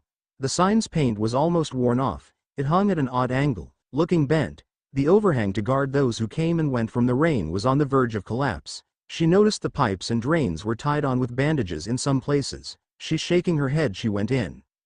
Naruto was talking to an old woman at the bar. She had an overly wrinkled face and was laughing. Ino only counted 5 teeth. Well boy, I thought I'd finally be rid of you. I tell my daughter every day the dangers of being a ninja. She spat the word. The woman had a towel wrapped around her head in the normal working man's headband. She wore a dirty dress, but a clean apron, and had straw-like silver hair. She was cutting a large fish that looked delicious to Ino. Of course, after 2 days of no food, rotten vegetables would have looked good. The old woman's knife flew across the fish and in seconds she had a set of neatly sliced chunks ready for cooking and serving. Ino blinked. My husband went out one day and never came back. Said it was for the good of the village. Well, I'd like to see how good a man does for a village with a knife buried in his belly. The old woman snorted. What will it be, Kitsu-chan, little fox? Naruto frowned at her. His sadness faded just a bit. The old woman didn't flinch in her grimace, but a sweat drop did form on her temple. Well, have the sliced salmon. As he turned from the woman, she coughed. What to drink? She asked. Naruto turned his eyes to Ino. Anything you want. Ino gulped. There was something between the two, something old and dangerous. I'll have some green tea, Ino stuttered out. Sake it is, the woman said as she moved the fish's head and tail off her cutting board. Ino merely blinked as she followed Naruto to their table. These looked as bad as the outside of the small shop, but Ino saw it was all show. The table was freshly polished and the chairs were painted with some small level of artistic skill. Why did she do that? Ino asked. Hell if I know what that old bat thinks and why. I just come here for cheap sushi, he grumbled. I always thought you couldn't afford anything but ramen, Ino said with a little smirk. I can't, Naruto said. The smirk fell. He smiled at her and gave a little chuckle. Don't take this the wrong way. I don't have much money because I usually have to. He looked at the table and scratched on a small piece of graffiti. Do repairs. Training as much as I do. Took me ages to think of training outside. Silence fell once again. The old woman appeared beside the table and set down a small bottle of sake along with 2 saucers. Ino saw steam waft from the top of the bottle. Naruto took it and poured her saucer first before pouring his own. She said thank you and took a drink. It was warmed. The feeling of the alcohol pouring down her throat made her feel at ease. What? She cleared her throat. Despite the liquid, it was so dry. Did you want to talk about? Naruto looked off into the distance momentarily. Sakura's parents had her will read yesterday. Around the time Ino was reliving her murder, she left almost everything to be split between me, her parents, and you. Ino was taken back by that. Hana-san asked me to come by and get the keys to her apartment. They tried to pack things up there, but he trailed off. Ino could imagine the kind of pain they were going through. Anyway, she wanted us to go through her things and see what we might want to keep, photos, keepsakes, her weapons, and what we might want to sell. I really didn't want to do it alone and I wanted to ask for your help in person. He explained all of it while still looking off. He spoke in a worn tone, like he was under the influence of some drug. It was as if the energy and stamina he was famous for had left him. Yes, replied Ino. Huh? Naruto asked, looking at her again. I'll help you. Should we get the keys after we eat? Ino asked. As the food was brought, the old woman nodded to them and hurried off. Yeah, if you want, but showing up a little drunk with me would give them the wrong impression, he said with a smirk. The cattiness once again rose in her voice. Ino was surprised by her own acting ability. I guess it wouldn't help I can't wear a bra with this dress. She slid her thumb under one of the thin straps on her shoulder. Naruto gave a small snort. He smiled genuinely and Ino felt a little better. After that they were able to actually talk. The little things that people who have suffered, or done horrible things were able to talk about to stay away from the pain of loss, or their crimes. To a casual observer you'd think they were happy normal young people. Ino thought about this after a joke Naruto finished. It made her laugh the hardest she had since before Sakura died. She was actually happy for on. Ino stopped laughing suddenly. She had taken a small piece of shrimp and was holding in her chopsticks to eat. What the hell am I doing? Ino thought. She dropped both the sticks and her shrimp and stood. I am sorry Naruto, I have to go, she said as she hurried out of the shop. Naruto blinked. He hurriedly scarfed the rest of his own meal down and threw some money on the table. Running after her, he flew out of the small building and caught a fleeting glimpse of her heading back toward the park. Naruto winced before heading after her. He chased her a few meters into a part of town he hated going into before he matched her pace. She looked at him as he ran beside her and was about to run off, faster, until he grabbed her arm. What's wrong, Ino? What happened? He asked. She looked up into his face and saw he was genuinely worried. Nothing. I just remembered something important. Godem-sama wanted me ready to go back on missions today. She lied expertly. Naruto nodded, and as he let her go, a short, snorting kind of laugh filled the small street they were on. Man, it's been a while, fox brat. Naruto's face grew grim. Ino saw a group of 4 or 5 men, each about 30 years old. Is the little demon spawn bothering you, miss? Don't talk to them, Ino. It inspires them to keep on breathing. Naruto snarled. He turned fully to face them and held out his right hand. Do we have to prove why messing with me now is a bad idea again, Satsuma? The leader had been smirking. Now the humor left his face. You're getting uppity, Uzumaki. If you're so smart to start threatening people, you should be smart enough to learn no one wants you around here anymore. Get the fuck out of our village. You've already made our lives hell. Naruto remained silent. Energy gathered in his palm. I lost any sympathy for you fools ages ago. It's well known that breaking and entering and vandalism are punishable by the one who's been wronged. I can only guess you were on your way to my house. The wind stopped. It started again and began to whirl around Naruto.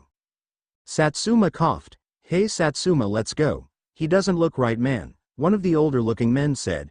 Satsuma whirled on him. His was face a testament to anger. Fuck that. I lost my job because of that little shit. I am not leaving unless I get some payback. He ran to the side of the street and grabbed a lead pipe. Ino glared him down and went to her hip to draw a kunai, only to remember that she had only worn a dress. Naruto appeared beside Satsuma, his face stoic and emotionless. I won't kill you. I don't want the Obeken, old woman, to get pissed. Rasengan level 1 Maki. Spiral sphere level 1 whirl. Satsuma flew into the ground, his body whirling around, digging himself a hole. I told you last time I won't put up with your shit. His eyes became wild and small. Red pinpricks in a sea of white. The next time I see you fuckers around my house, I'll do more than plant your buddy here. Naruto slid his foot under Satsuma's side and kicked him to his friends. Take your shit and go, he snarled. The group grabbed Satsuma's limp body and ran. Naruto watched them go before he heard breathing. He remembered Ino was with him. He cursed under his breath. Yeah, ill. He turned around and looked at her. He felt his fingernails grow out into the claws of his rabid demon-like form and decided to hide them in his pockets. Sorry about that. He looked down at the ground. Naruto, what was that? Why did they? Ino started to ask, but he brushed by her. Just some old drunks who have nothing better to do. If you still want to help me pack her things up, I'll get the key and go there early, around 8 or something. See ya, Ino. She watched him go, hands in his pockets, head down, toward his home. As he left, Ino realized that she knew very little about Naruto beside the scant things Sakura told her and what she had seen on missions with him. Against her better judgment, she decided to follow him. Her guilt was momentarily overshadowed by her curiosity. Naruto walked steadily for over 2 miles. Ino was, mostly to her surprise, able to keep moderately close to him without even a look over his shoulder. She coped it up to his moodiness right after having to deal with Satsuma and his little band of thugs. Of all the times she had seen Naruto, in battle, in the village, even within the presence of superiors, she had never seen him like that, those hate-filled eyes. That's what she thought it was at first. It wasn't hate, not any kind of hate she knew of. It was more like annoyance, just like a vision of Sasuke from years ago, first in the grips of some horrible curse, came to her mind. Sakura, who's the one who put you in that state? Those eyes were the same. If Naruto had had the 3 tomo, his eyes would have been interchangeable with Sasuke's. Ino believed there was something dark and wild in Naruto now. Whatever it was, it had driven him to run for 4 days and 3 nights carrying her body to try and save her. It told him to leave his post and his subordinates for her, and he had done it. Whatever it was, Ino did not want to fight it, not even if she had 100 trained Anbu with her. Ino realized, after her charming little jaunt in her thoughts, which the area of town they were in was badly run down. The building Naruto walked to looked as if it had been through several large fires. He leapt up the 3 levels to the top floor. When he reached a door covered in graffiti, he pulled out a key and went to unlock the door. He lives there, she thought. Sakura had never told her Naruto lived in such a place. She decided not to dwell on it and hurried away from the building and ultimately the area of town. Ino didn't know how long it took her to get home. She did know that it was wrong for Naruto to live in a shithole like that. He was one of the strongest ninja in the village. He did A and S rank missions exclusively now. The fact he has that kind of money alone should make him eligible for a better place to live. She pushed these thoughts aside. Where Naruto lived wasn't important. When she got home, she went to her small storage room at the back of her building and got all the cardboard boxes, hangers, and anything else she had for packing. She had used these to pack her own things for when she moved out of her parents' house. Even with her feelings of fear at what Naruto might find out in the following months, even with the almost shattering weight of her guilt, Ino was able to sleep soundly. The next day, Yamanaka Ino stood outside the home of her oldest friend. The building was menacing. It wasn't any different than hundreds of other homes like it throughout the village. A basic two-story building with a set of 4 or 5 steps leading to a small porch and ultimately the front door. Ino had been sitting on Sakura's steps for about an hour when Naruto came. She blinked at first and saw it was 3 of him. He was obviously using his favorite technique to carry all the extra boxes and things he had bought. One clone held 15 or 16 small boxes, while another held 2 large rolls of bubble wrap under each arm. Naruto himself, who was walking in the lead, held some rolls of packing tape along with a key on a long line. He looked up and waved. He had the same sad smile from yesterday on his face. It made Ino's heart wrench to see him like that. "Ready for this?" Naruto asked her when he reached the steps. Ino made an attempt at a wise sounding of course, but instead it came out sounding small and childish. Yes. The real Naruto walked up the steps past her and opened the door. He lingered there for a few minutes, the key in the lock. Before removing it, he stared at the doorknob as if it was some ancient and unknown creature that had decided to take up residence on Sakura's door. Ino gulped. The last time Naruto had even been near this door had been when he and Sakura had headed out for their last mission. Her last mission. The thought chilled Ino's heart. By this point it was like having a piece of carved ice in her chest. After a few minutes of contemplation, Naruto grabbed the knob and turned, entering the home of his dead lover. The inside of Sakura's house was dark. Like most houses in Konoha, the building was 2 stories, thin but long. Naruto took off his sandals and pulled in the things he had brought before walking to her living room. Ino followed and they deposited their things. Naruto was silent for what seemed like ages. He took a deep breath and finally turned to face Ino. A large smile on his face. "Sakura has a lot of dresses and clothes, so you might want to get on that first. I'll take a look down here for anything small that can be put in these boxes," he said, nodding his head toward the many boxes both had brought. Ino nodded. She followed a short hallway past the kitchen toward the stairs and scaled them easily. She took a deep gulp of air when she reached the second floor. She saw Sakura's bedroom and took a second gulp. She walked slowly, as if her feet were getting stuck in deep mud or quicksand. When she finally reached the door, her arms were heavy as lead. It took almost as much willpower as when she let go of the sword after her flashback. Eventually she regained control of her weighted limbs and was able to pull the door open. Inside it smelled like nothing. No activity or entrance for 2 weeks had left it devoid of Sakura scent. Ino was thankful for small favors. Although the room was clean of her old friend's smell, she doubted if her closet would be. Her will resolved to do the task at hand without drawing too much suspicion on herself. She opened the closet and looked at all the dresses Sakura either wanted to hang or dared not fold. Ino took them all out carefully, one by one. Her eye examined every crease and fold of fabric. Every piece she had helped Sakura pick out she put to one side on her small queen-sized bed. Next to them she placed the dresses and blouses she could probably wear. Finally, those she had no chance of fitting into were put aside to be folded and packed away for sale or storage. The better part of the first 3 hours went on like that. Ino would move from one section of the closet to another before finally moving to Sakura's dresser. Nothing was special there, although when Ino found a pair of panties with slug designs on them, she wondered how much of Tsunade had been packed into Sakura. Shaking her head, she took each pair and put them in a large bag she had found in the closet. Ino had moved on to Sakura's shoes, and even the fashion-oriented young Kunoichi had to wonder how many pairs of sandals a girl needed. The sound of something breaking alerted her to the downstairs. She quickly stood and drew a kunai from the holster hidden near her bottom. She blinked and realized it was most likely Naruto, who had dropped something or other. She shook the paranoia out of her mind and decided to check it out. She saw that Naruto had come upstairs and passed by a large door. He had opened it and checked inside. The sound of the crash had come from when Naruto dropped a box of small pictures. The glass of some of the frames was ruined. "Naruto? Are you okay?"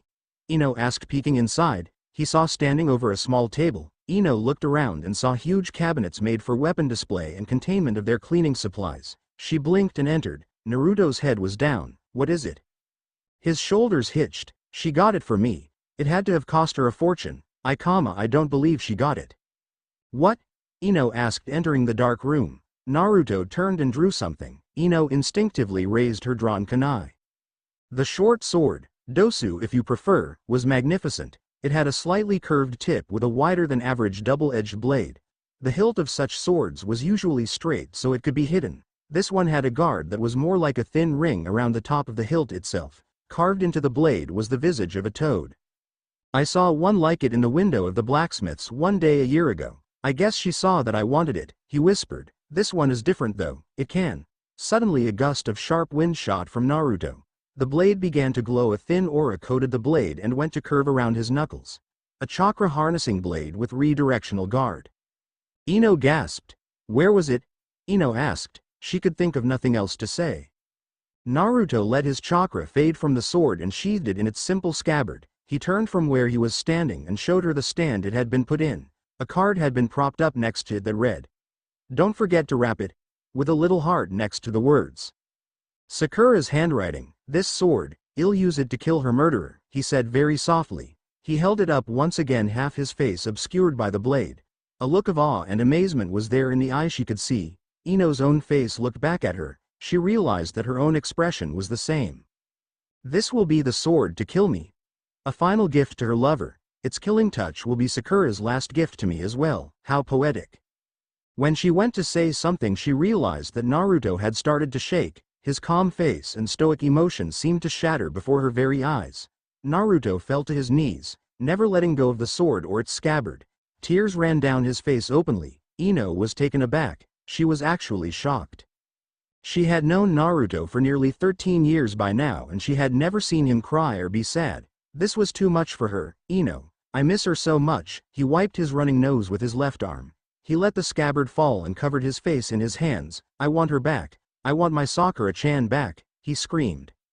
Ino shook herself. The resolve she had built up going through Sakura's things broke then and there. She took the 2 wobbling steps to Naruto and fell on him, wrapping her arms around his shoulders. She cried as well. Naruto's arms broke free of her grasp and enclosed around her. The two shook and sobbed together.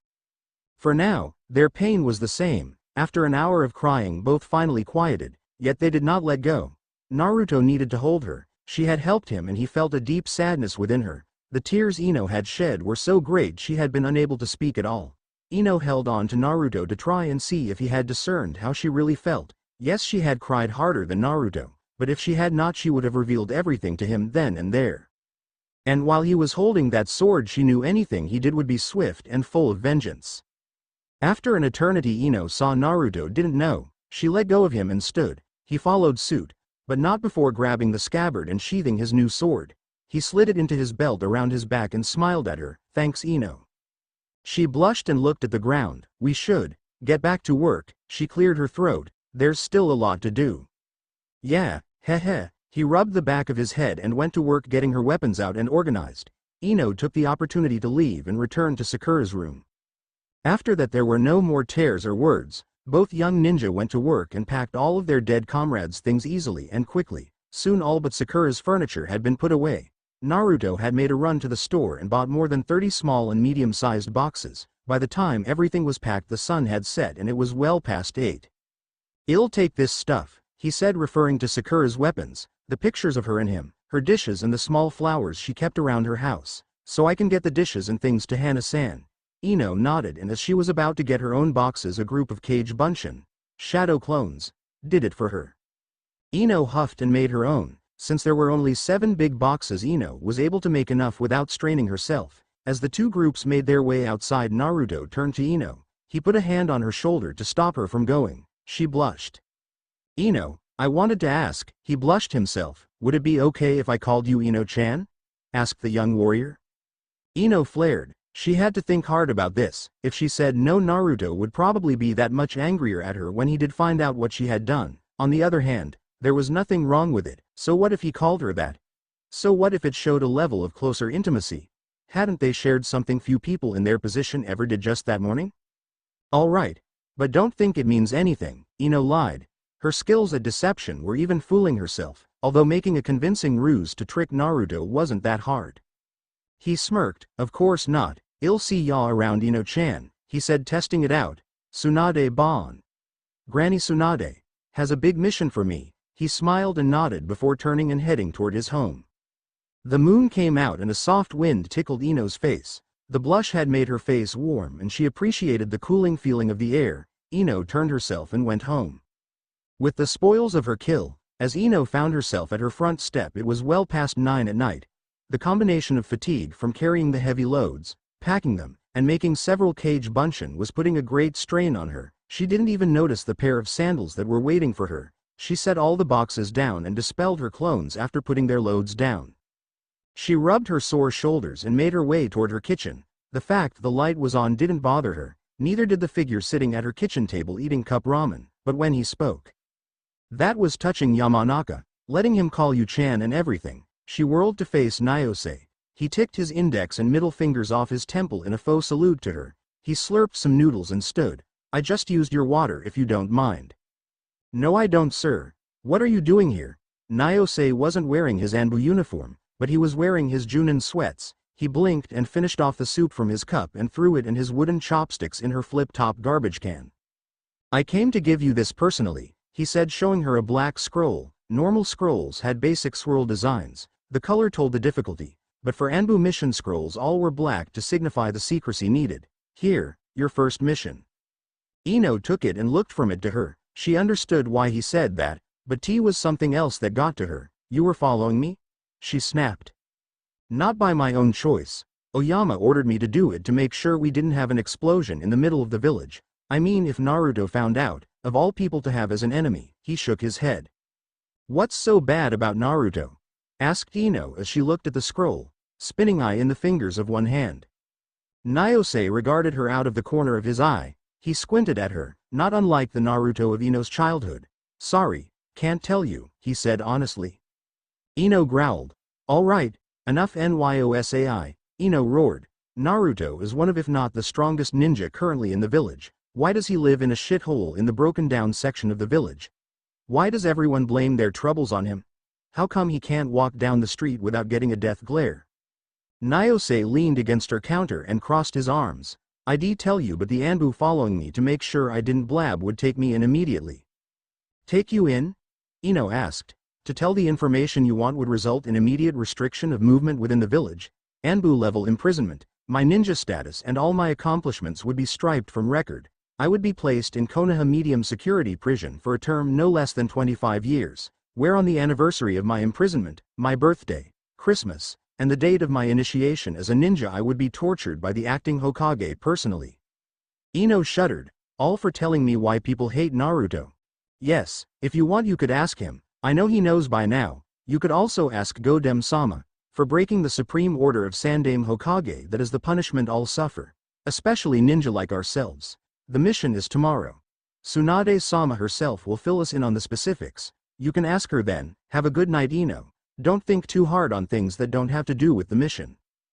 Good night. He vanished. Ino merely looked from the space he had been to the scroll. If Tsunade herself was going to tell her about the mission, she didn't feel like she had to read this thing. She tossed it onto her counter and began to shuffle through her cabinets for something to eat so she could go to bed. The days of dieting were long past Ino. If she didn't lose weight training and going on missions, she deserved to be fat. Part of her, now at least, wondered how Choji kept all his own weight. As she opened one cupboard, she saw a cup of ramen. She blinked. As she took it down and looked at it, she remembered making wise cracks to Sakura about her dates with Naruto as they increased in frequency. So forehead girl, did your little hyper nin he get you pork or miso ramen? For you information Ino pig, he got me chicken ramen. Tears spilled out of Ino's eyes. She was amazed at herself. She didn't know she could cry that much, although Ino wanted to. She was unable to ask Tsunade why the villagers had lost love with Naruto. Her mission was to be carried out at once. Her team, consisting of Nyose, Hisuki, and Yosumai, the third member of her team, was to follow the trail of a young daimyo that was suspected of selling stolen artwork from the Land of Lightning's famous museum. As they left, Ino wanted to ask, but Tsunade had left before she had the chance. It turned out the young man had been stealing artwork, along with a B-rank criminal. Ino and Hisuki captured him and were able to claim the bounty on his head. The mission ended a week before the estimated completion date. Ino was happy. She had completed her first Anbu mission with flying colors. She went home with a strong sense of pride. The pride fell from her heart and sank into her belly. She entered her home and saw the sword that had killed Sakura. Shortly before she had gone to see Tsunade, she had made her way to Anbu headquarters to buy a new sword. Her old one was still where it had been for the last week and a half. It rested on her counter, the red blade shining from the light entering her window. She closed her eyes and covered her face. She left the kitchen and hurried up to her bedroom. The same thing happened. Only now she saw the boxes of Sakura's dresses and clothes she had recently received based on her will. She started shaking and couldn't think of anything. Ino, I wanted to ask, would it be okay if I called you Ino-chan? Naruto. She could call Naruto and talk to him. She could tell him. What? She was feeling guilty because she couldn't clean the blood of his murdered lover from her sword. She slid down the wall beside her door, just outside her bedroom, and rocked against it. She started panting. Her phone rang. Ino screamed out of surprise. She closed her eyes and held her temples with the tips of her fingers. Hey. Oh God. She stood up and entered her bedroom, taking the phone's receiver in her hand. Hello? This is Ino. Where are you, Ino? The voice of the laziest ninja in Konoha asked. Huh? Geez. How troublesome. Remember, Kiba made a big deal about some reunion or whatever. He wanted all of us Rookie 9 members to come? Shikamaru asked. Ino blinked. She remembered something like that. The plans were made just before. She struck, quickly, efficiently, her medical ninja skill telling her the exact place to pierce her enemy's back and tear through their lung and their heart. The blade snagged the bitch's rib and crashed off of it downward. Come. What? I asked, are you going to come?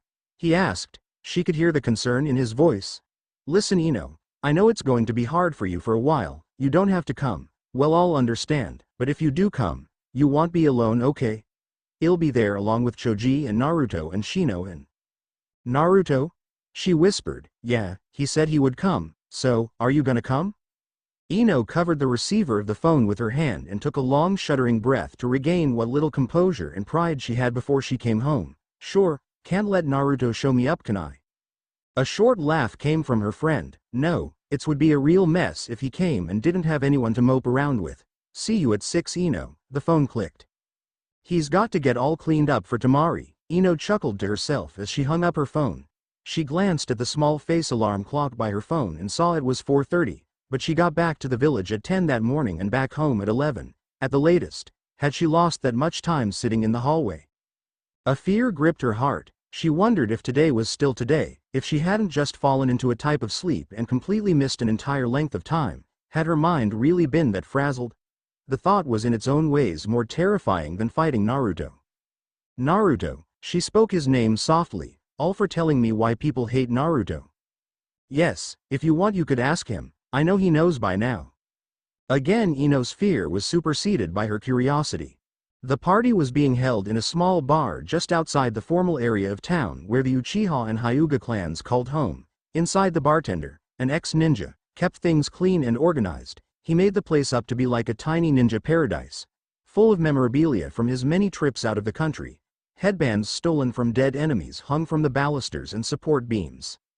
The bar itself was very small. The place was so small all drink orders had to be taken at the bar, as there were only 3 tables for 4 people each. Tonight it had been closed for the party. Naruto entered the party early, shortly after Lee and Kiba.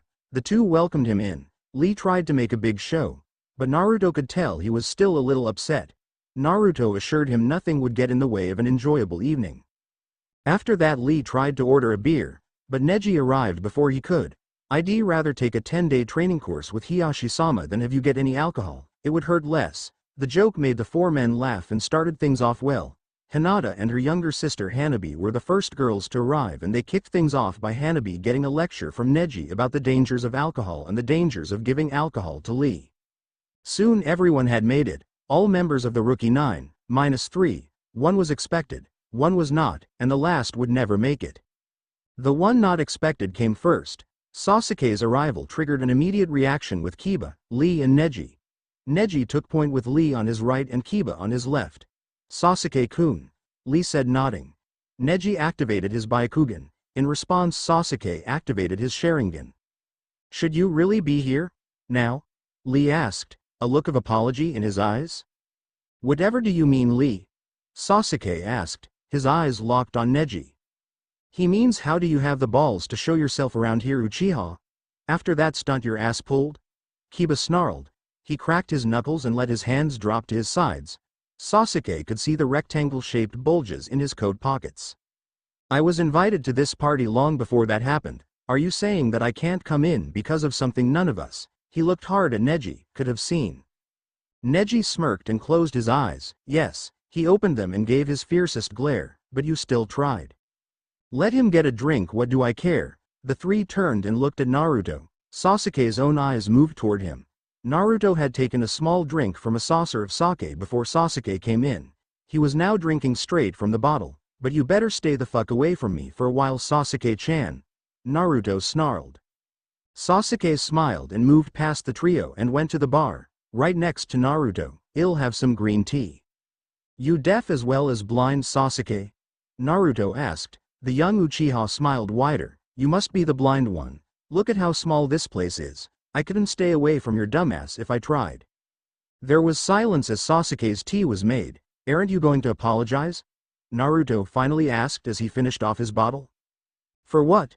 You're the one who destroyed her grave. There was a sense of tension so thick neither of Sasuke's or Naruto's blades could cut it. After a few moments of such a tense situation, Naruto grunted a laugh, forced or no, and backhanded Sasuke's arm lightly. The act was small, but signified all was well, for now. The party finally went into swing as the last straggler showed up. Naruto was well into his fifth drink. The sake didn't have much effect on him after getting so angry at Sasuke. When he looked at the entrance and saw Ino's legs, the cloth entrance to the door overshadowed the rest of her. Earlier Lee had pulled half of it down after drinking a beer. Naruto blinked as Ino ducked in and raised the flap up. She was wearing a deep orange dress that accented the color of her eyes. It was a simple slip-on. What made Naruto take notice was the fact it was Sakura's. She had only worn it once, during a small ball for the wedding of the Lord of the Land of Fire's daughter. They had matched, with a formal shinobi suit for him and the more modern evening dress for Sakura.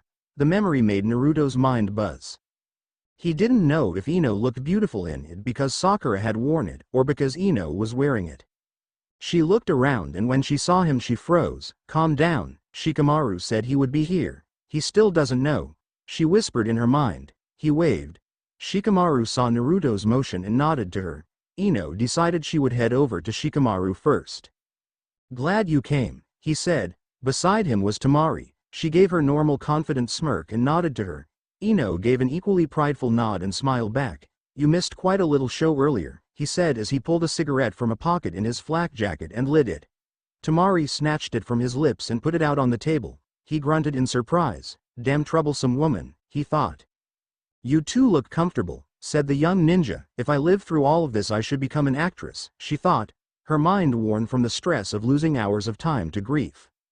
She is, only because she makes me that way, Shikamaru grunted. Temari gave him a coy smile and a playful poke in the ribs. He shook his head and looked up at Ino. So how was your first mission? He asked. It was fine, that's all I can say, you know, she replied. ANBUI missions were not to be spoken of unless both listener and teller donned a mask. Shikamaru nodded and then moved his eyes to the space behind and to her left. Ino turned and was faced with Naruto, a bottle of sake and two saucers in hand. Hey Ino-chan. The honorific got a sideways glance shared between Shikamaru and Temari. Want a drink? More than a fish out of water. Yes I would. Thank you Naruto-kun. Even though a bit of scathing was in the add-on there was only fun meant. Naruto certainly didn't mind. Ino took her place next to Shikamaru and Naruto poured her a drink before sitting himself. After a few drinks Ino was able to actually speak without fear of her emotions escaping her control. What did you mean by a little show, Shikamaru? The lazy nin tensed. Naruto stopped in the middle of a drink. He means how dear Naruto and I nearly went at each other, Sasuke said. Appearing beside her, she gave a little gasp. She could see a contented smirk on his face. Ino knew he was happy about something. She wondered at it and came to the conclusion he was glad Naruto still gave him a glance, still had the fire to fight. If that fire had died along with Sakura, or been killed along her, then fighting him and beating him would be nothing to the arrogant Uchiha. Sasuke nodded to her and took her hand. Good to see someone isn't a complete wreck, he said as he gave it a light peck. Naruto snorted and gave him a fierce and angry glare. Ino caught sight of it and felt a deep fear crawl into her. Sasuke took the hint and left with a final smirk.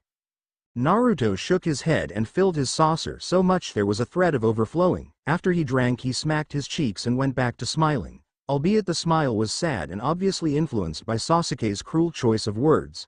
"So, how's your brother been sleeping?" Naruto asked. Temari blinked. She snorted and let out a happy laugh Ino rarely saw. "He's fine. He actually took a nap a week ago. Kankuro sent me a letter just for that." Naruto and Temari burst into tearful laughter. The reason was Gaara's mental state was in flux due to his lack of sleep, and the several hundred assassination attempts from his father.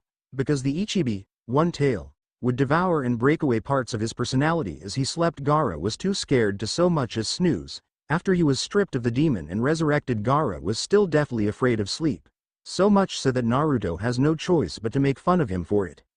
Even though the reason for the laughter was somewhat grim, but it was laughter nonetheless. The booze helped. The laughter helped even more. The feelings brought on by Sasuke were washed away as if by a wave of fresh summer rain. The party was truly started. Lee and Kiba had stayed back from Naruto. Now that they saw he was happy, they pulled him away and began indulging in a few wild antics only the three could do. Lee slammed his hand into the old jukebox in the corner to kick it back to life and picked an older classic tune he knew. Naruto made a clone.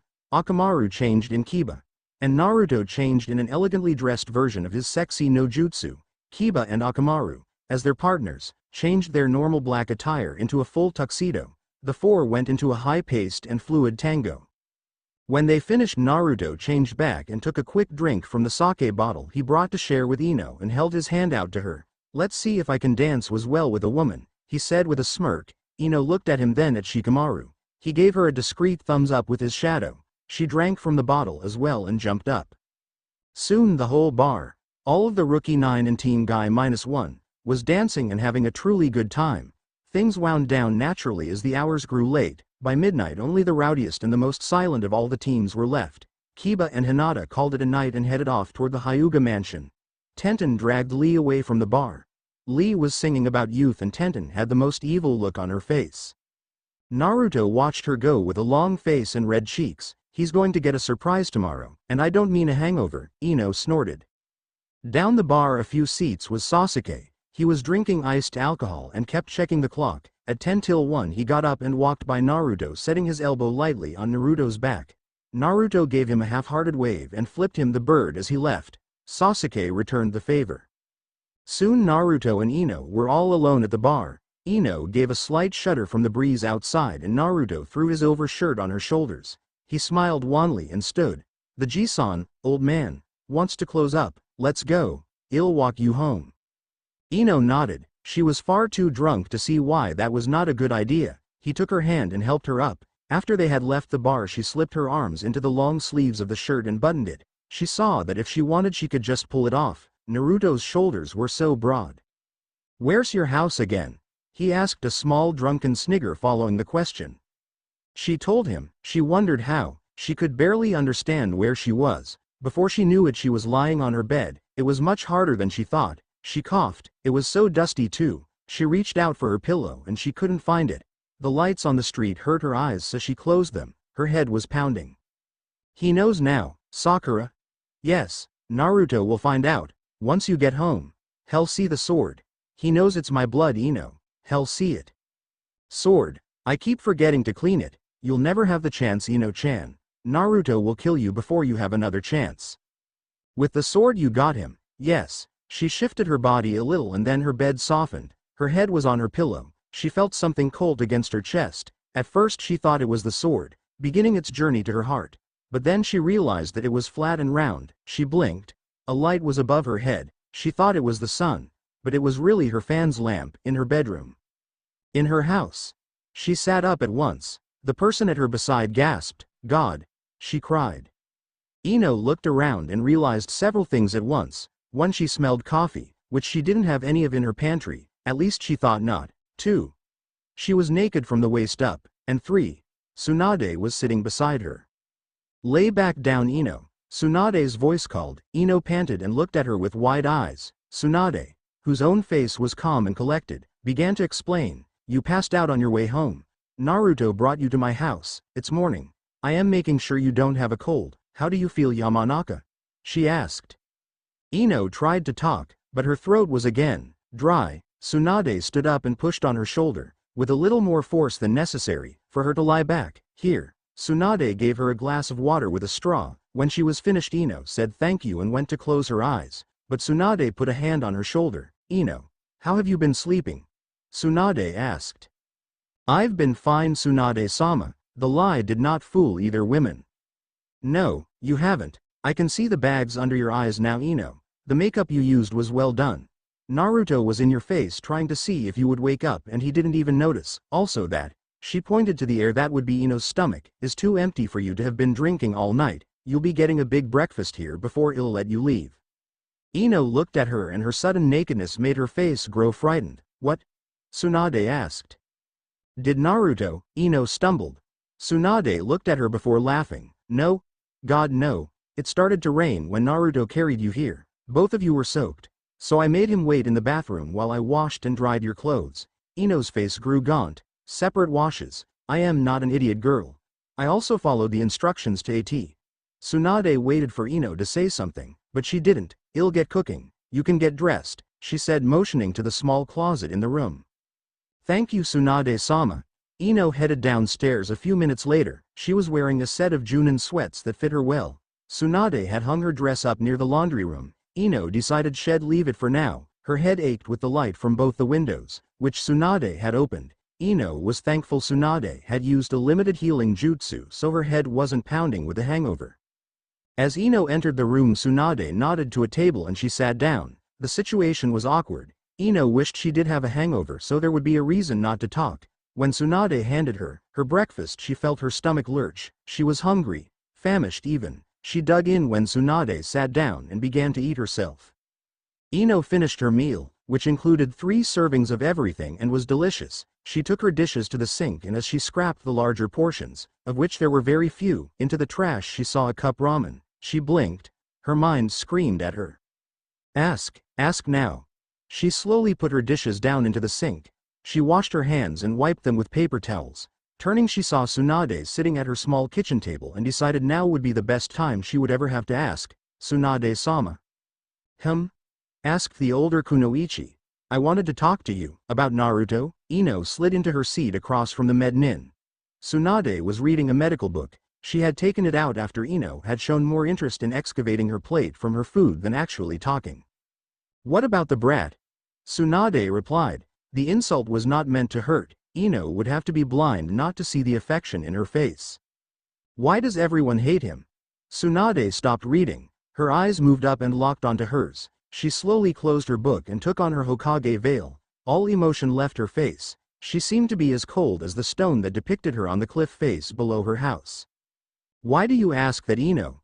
Countered Tsunade. Ino's eye twitched. Because everyone outside our little group either hates him or is scared to get on his bad side.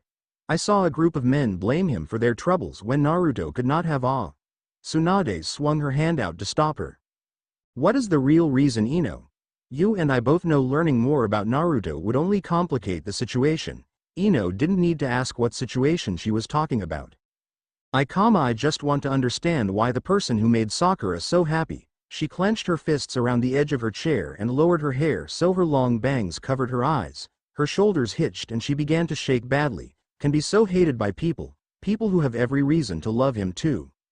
I see. What I am about to tell you, Ino, was not only called a forbidden taboo by the third, my mentor, but it is punishable by the harshest penalties our law can allow. You gain this secret at a great risk. To tell it to anyone, even those who already know, is a crime. Do you understand, Yamanaka Ino?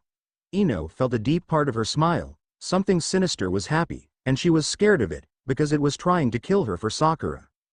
Yes, Tsunade-sama. She looked at her elder with fierce eyes. Tsunade took a deep breath and let it out. Do you know how the 4th Hokage died? She nodded. Yes, he died by using a forbidden jutsu to kill the demon fox Kyuubi, right? Correct. To an extent, he did kill the demon fox with a forbidden jutsu. It did cost him his life, but the jutsu was a sealing jutsu. So what does that have to do with what will it be, Kitsu-chan? It's been a while, fox brat. Is the little demon spawn bothering you, miss? No. Yandaime put the fox inside of Naruto? Tsunade nodded. his navel to be exact. That's why everyone hates him? Because of that? But don't they know he is just the container? Ino asked. She was aghast. She couldn't believe that the people of the village, her village, would be so prejudiced. The next question she had made her so scared. It made her fear Naruto, fear the anger and hatred he had kept inside of him. As a boy she had seen it in his eyes, the pain he hid, and now she knew why he hid it. He was scared that the tenuous relationships he had formed with them would be shattered with a mere word, Kyuubi. She asked the question anyway, she had to. Did Sakura know? Ino asked. Tsunade was silent for a few seconds. To Ino each passing second was an eternity. What was the extent of her damage to him? What had he taken? A lover who understood there were things he was reluctant to tell her? Or the one person who was with him to bear his pain? Yes, she learned about it when Naruto first returned after his training with Jiraiya. So long ago, Sakura learned what had to be Naruto's deepest darkest secret when they were only 15. When had Naruto learned? Surely he could not be the boy she knew if he had truly known all his life. His hatred would have festered into a pure form, she could see that clearly. And they, those fucking villagers, had hated him all his life, from the day he had been born, and he didn't even know why. How the hell could he have survived? That's why he lived in such a place. They wouldn't let him live anywhere decent, Sakura knew that. And Ino had killed her, taken that from him. No wonder Nyose was so scared. The night came quickly and softly, the sun set beautifully on the park. The trees were getting ready to bloom. Soon it would be time for the normal village children to return to school. The summer had been brutal, its rains frequent and hard. And cold, and now Ino smelled the difference in the air. It would rain again soon. She didn't really care. She had learned that the death of her best friend, by her own hands, had also taken something more than a lover. It had taken the only person Naruto could be true to away. Uzumaki Naruto, the candidate for Rokudame Hokage. Not only had he surpassed the fourth Hokage in his ultimate technique Futen Rasengan, wind release, spiraling sphere, but he was also the star pupil of the fourth's own mentor, Jiraiya, and his student, Hitaki Kakashi. He could defeat an entire castle of trained soldiers with his most well-known ability, the creation of upwards to 2,000 clones. And he had every reason to kill her slowly and painfully. Ino took in a deep breath. Naruto would kill her, she knew it. It was only a matter of time. The food Tsunade had given her was good, but it had done little to cure her of her fatigue and deep depression. She needed to end it, and end it soon. She closed her eyes and buried her face in her hands. She had to end it soon. Her life had no meaning anymore. She had already taken the meaning from 2 lives. When would the next one be? Despite her pain, Ino did not do anything. The revelation that Naruto was the container for the spirit of a demon only made her feel something deeper for him. Empathy and compassion were parts of her personality she hid frequently, but now with a lack of sleep and food, which she remedied by taking up ramen as Naruto did, her emotions were a bit unpredictable. Outside of the mask, now wearing it was almost an addiction for Ino. A new mission came every other day. Tsunade was either taking her questions about Naruto as signs she was doing better about Sakura's death, or that getting Ino as far out of the village as possible would be best. When she put it on, all hesitation, all fear, whether it be for Naruto or his retribution, left her. She was free when her face was hidden by the flowers and the mask. As she worked on missions, she saw more of the Anbu, specifically of her teammates and the commanders. She was called in one day and was questioned by an Anbu commander who wore a dog mask. It had a sneer that made her think of Kiba, and the 2 fang marks on its cheeks told who it was. Inuzuka Sume, mother of Inuzuka Kiba, asked her about Naruto, his skills and abilities that she knew. It was obvious they were using her to see if Naruto was available, mentally and physically, to be an Anbu hunter. Ino answered as truthfully as she could. She knew that this was a crucial step if he wanted to become Hokage. Ino was a bit surprised at herself. She hadn't what could be called a healthy meal in several days. She had gotten some sleep after passing out from exhaustion. In truth, it would be almost 6 months after Ino learned of the Kyuubi and Naruto that the shock of what she had done hit her the hardest. When once again she did the thing she could not take back, it would mark the slow descent into a darkness Ino could only see one way out of. Ino's choice to kill herself came to her one night after she took the last thing that belonged to Sakura. She had been sleeping when the angered face of Sakura, covered in blood and mud and sweat from when Naruto carried her back to Konoha, came to her and sent a wave of rage and pain at the young tormented Kunoichi. Ino decided to kill herself exactly 1 week after it happened, on the day Sakura would have turned 24. Haruno Sakura died 4 months after her 23rd birthday. 2 months later, her best friend and murderer, Yamanaka Ino, found out the darkest secret kept not only by Naruto and his lover, but also the entire village, and now Ino sits in her house going over the times of day. She has lost the equivalent of 5 days since she killed Sakura. This wouldn't upset her as much as the fact she and Naruto were meeting each other frequently within the village. Ino was now searching him out at a lower level of her consciousness. She realized it and had to nearly make her mind explode before she gained control of her body enough to not leave and look for him. The need to see and speak to the blonde-haired boy was excruciating in its degree. She had to know if it was true. Ino knew she could not doubt the Hokage.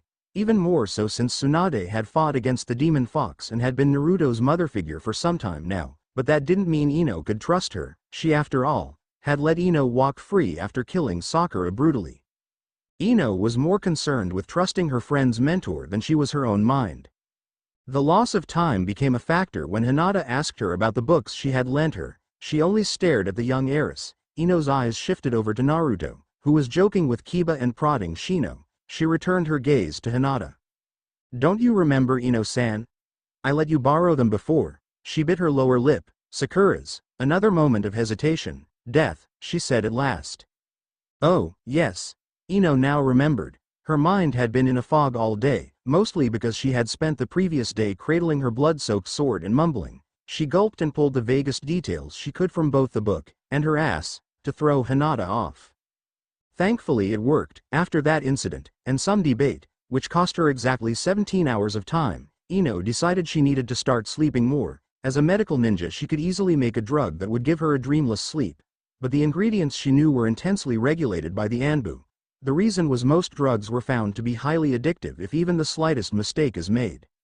So she tried listening to music, which did not help at all. Now she killed Sakura to a soundtrack, after she sat up for another 2 days without anything remotely close to a healthy sleep state. She tried to think of when she did sleep well.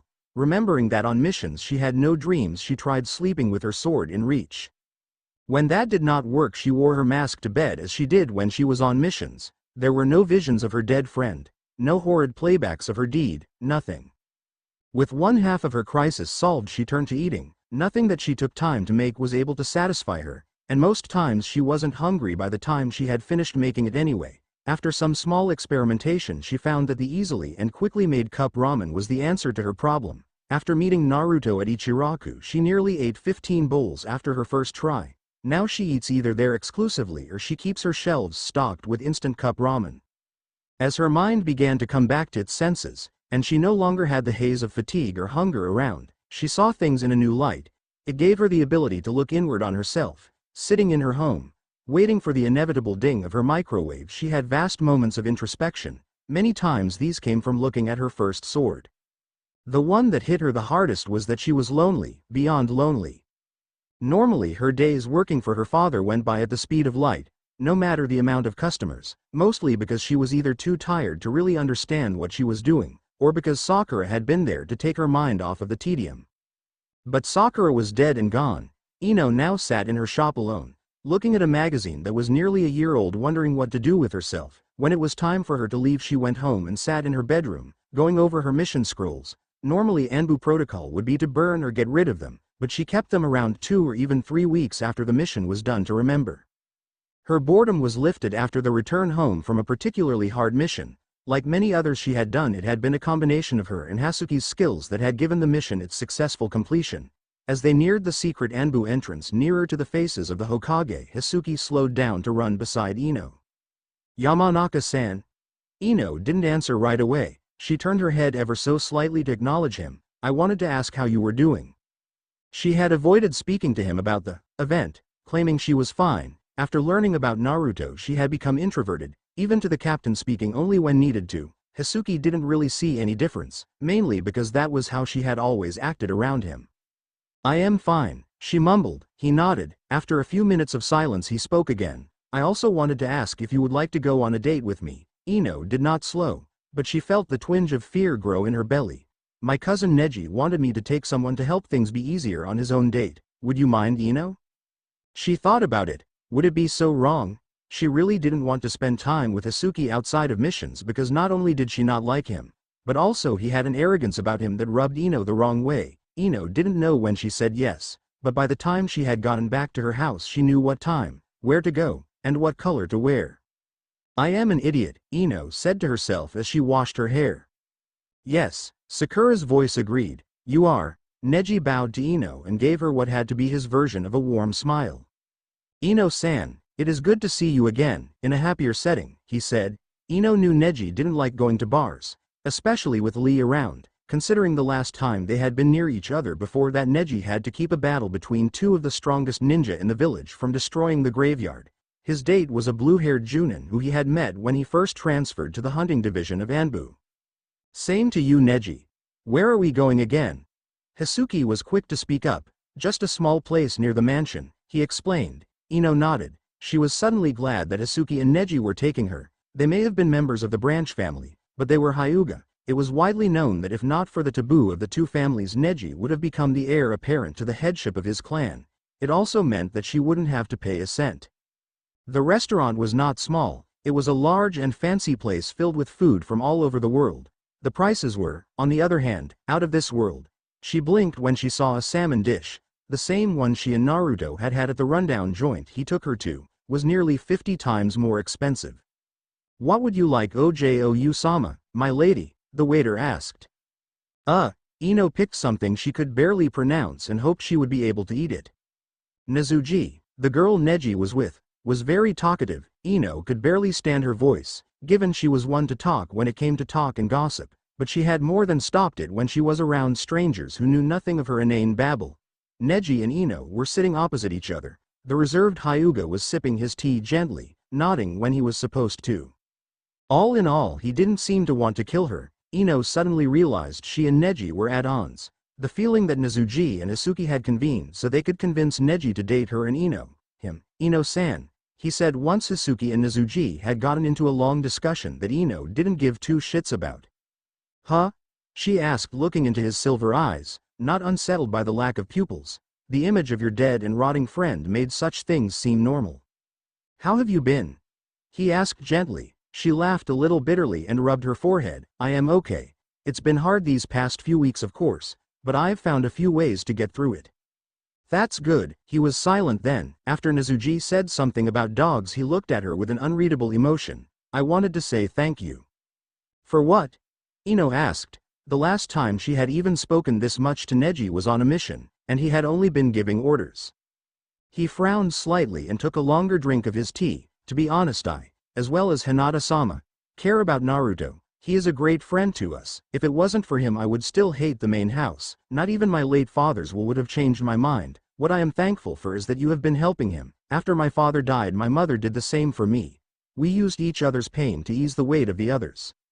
I also speak for a few of our closer friends. Lee, Tenten, Kiba and Shino don't know how to talk to Naruto because they all knew Sakura as much as you and I know each other. I can't say I know how bad you feel, but I can say how much Naruto must be suffering. You've been making it easier for him to go on.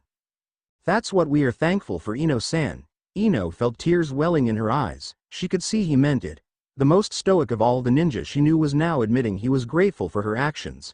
The one action that he didn't know of had started all of this. Ino felt sick. She nodded her appreciation of his words and looked down at her drink glass. When her food came, she barely ate any of it. It was good, but she felt like vomiting every time she took a bite. By the time they were ready to leave, Ino was very thankful. She had the bad idea to speak one of her wants as they were leaving. Under her breath she muttered, I need a drink. She had the idea of drinking from her private stash, a cooled jug she kept in the back of her fridge. Sadly, Hisuki heard her. I know a great bar down the road, Hisuki said happily. For a Hyuga, he had almost no idea how Ino was feeling. Neji picked up on it a little, but decided not to speak out of turn. He and Nezuji went along, the girl yapping all the way. Ino did not want to hear the little bitch speak anymore, especially when she was about to get drunk. When she realized that she could easily summon her sword and pierce her throat, she nearly started a fit of hysterical laughter. She reduced it to sniggering, which Hisuki picked up on. What's so funny, Ino-chan? She ignored the informality he obviously believed he had with her. Just a joke Naruto told me. Oh, I see, he said, not too kindly. It was then Ino saw something bad happening. She also realized that it wasn't Hasuki's arrogance per se that annoyed her, it was his sense of superiority when it came to Naruto that got on her nerves. The bar itself was a larger version of the one Kiba had had his party in. Sitting outside, munching on a horsebone was the massive Akamaru. He looked up and nodded to Neji and Ino before going back to his duty of eating the bone. Neji led them in and noticed immediately that Hinata and her team was sitting at a table, apart from them, yet at the same table was Naruto. He had a glass of beer in his hand and was laughing so hard he had to keep it on the table. And get this. Stupid fool runs away from us after Shino nearly kills his partners, right? Trips a wire, and gets pounded by his own log trap. Wah-bam motherfucker. Kiba roared. He emphasized the log hitting the target with a fist to the palm of his other hand. Shino adjusted his glasses. Such language. Hinata was giggling to her boyfriend's joke when she saw her cousins, Neji and Iki, Hasuki-kun. Hello. When she saw Ino she nodded to her. Hey, Ino-chan.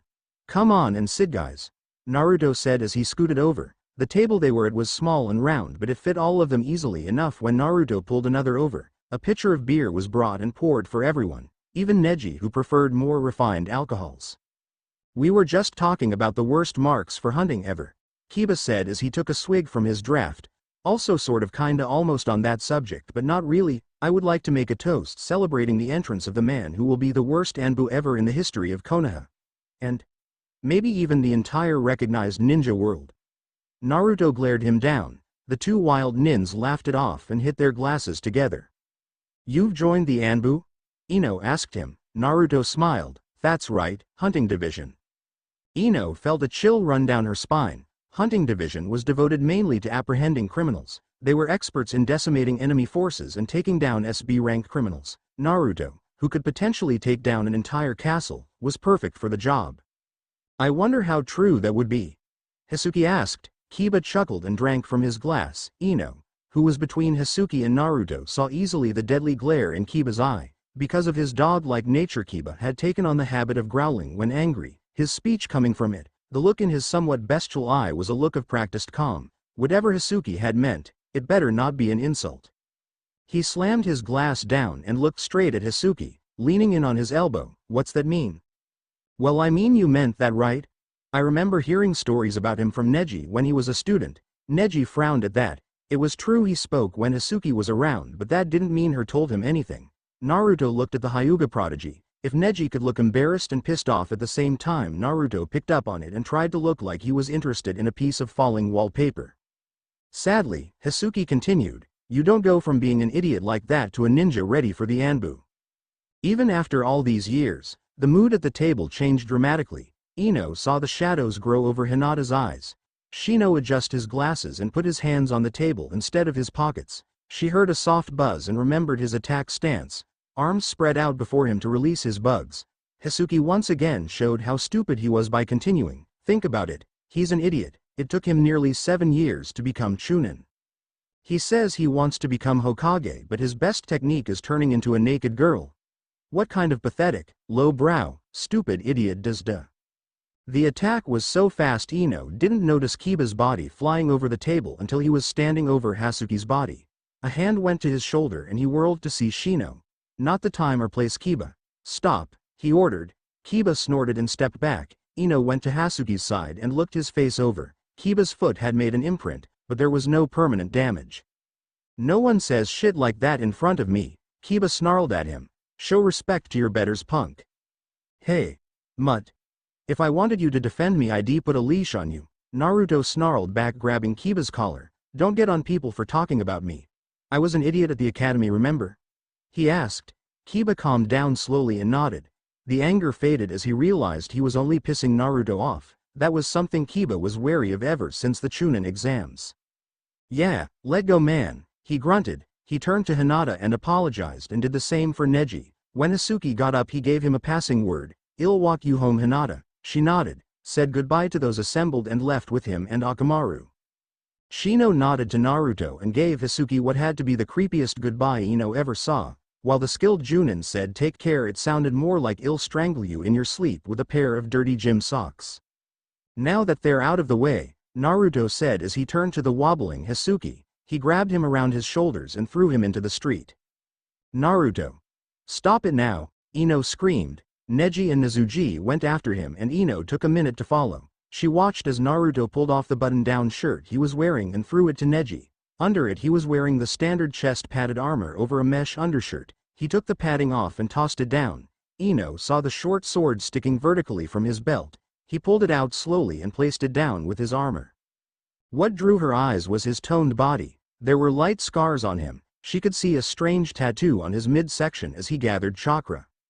In his navel to be exact, the seal for the Kyuubi, in Ino's opinion the only mar on Naruto's flesh. As he stretched himself she watched his muscles ripple and move. Ino gulped and decided that she was lingering on Naruto. She felt something burn cold inside her chest and hot in her belly. She turned her gaze to Hisuki. He grunted and turned onto his rear. She suddenly saw him losing.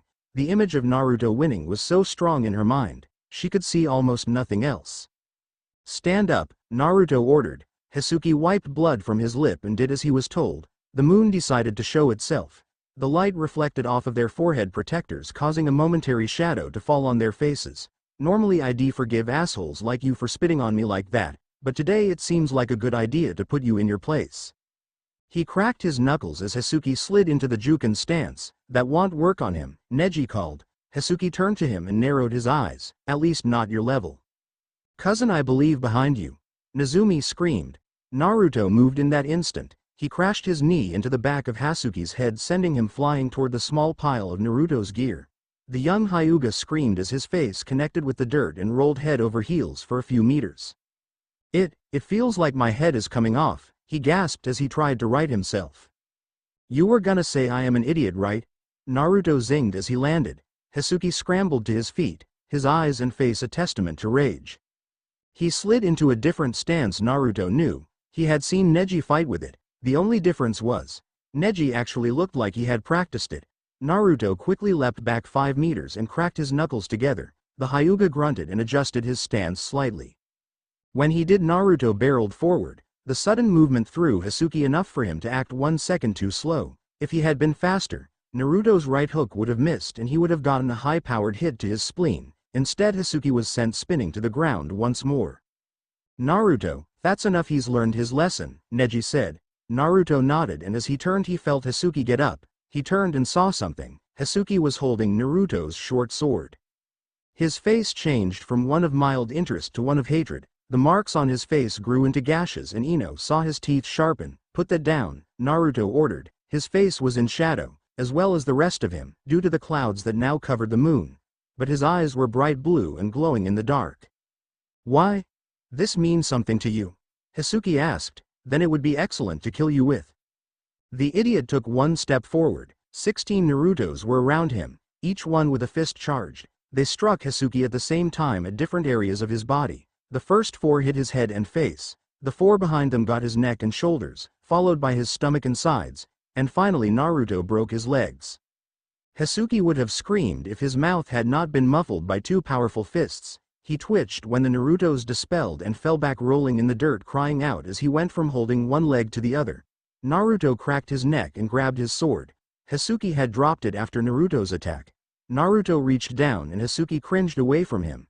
The blonde nin used Hasuki's shirt to clean the dirt and grim off the blade before sheathing it once more and putting it back on. Naruto collected his padded armor from the ground and his shirt from Neji. He mumbled something to him and then turned to Ino. "Sorry, Ino-chan, I just..." "It's all right, Naruto. Will you be okay for the night?" she asked as she looked at Hisuki. He moaned loudly as Neji made his legs numb to reset the bones. "Yeah, you better see to your teammate." He slung his shirt over his shoulder and made his way from her. Ino watched him go for a minute before turning back to Hisuki. "Hold still," she grunted as she began to heal him, as best she could. They eventually had to take him to the hospital. Neji had to leave to report the event. Dreading how the branch family elders would react, they had mixed feelings about Naruto, considering some were as spiteful as Neji had been, but they would understand considering Hasuki's nature. Hopefully, Ino sat in the waiting room until Shizune, who had been working on something, came to see her. She told the younger woman that Hasuki's legs would be fine. Ino, relieved she wouldn't have to have any missions with him for a while, left and headed home. When she got there and she fell into bed, she went to grab her mask and sleep, once again, with no dreams. But this time, instead of seeing only black, she saw Naruto. 1 month after the events with Hisuki, this mission is forward reconnaissance. Based upon what we see and find, the hunter team will, or will not enter the area. Nyose turned his cold eyes on his 3 subordinates, all who were standing behind him. Hisuki, fresh from the hospital, gulped. After the incident at the pub, he gave both Ino and her group a wide berth. The rookie 9, plus Team Guy, were very close. Through the tragic and hectic events in their lives, life and death struggles had made them know not only themselves, but also each other. Because of that, they have a strong feeling of companionship.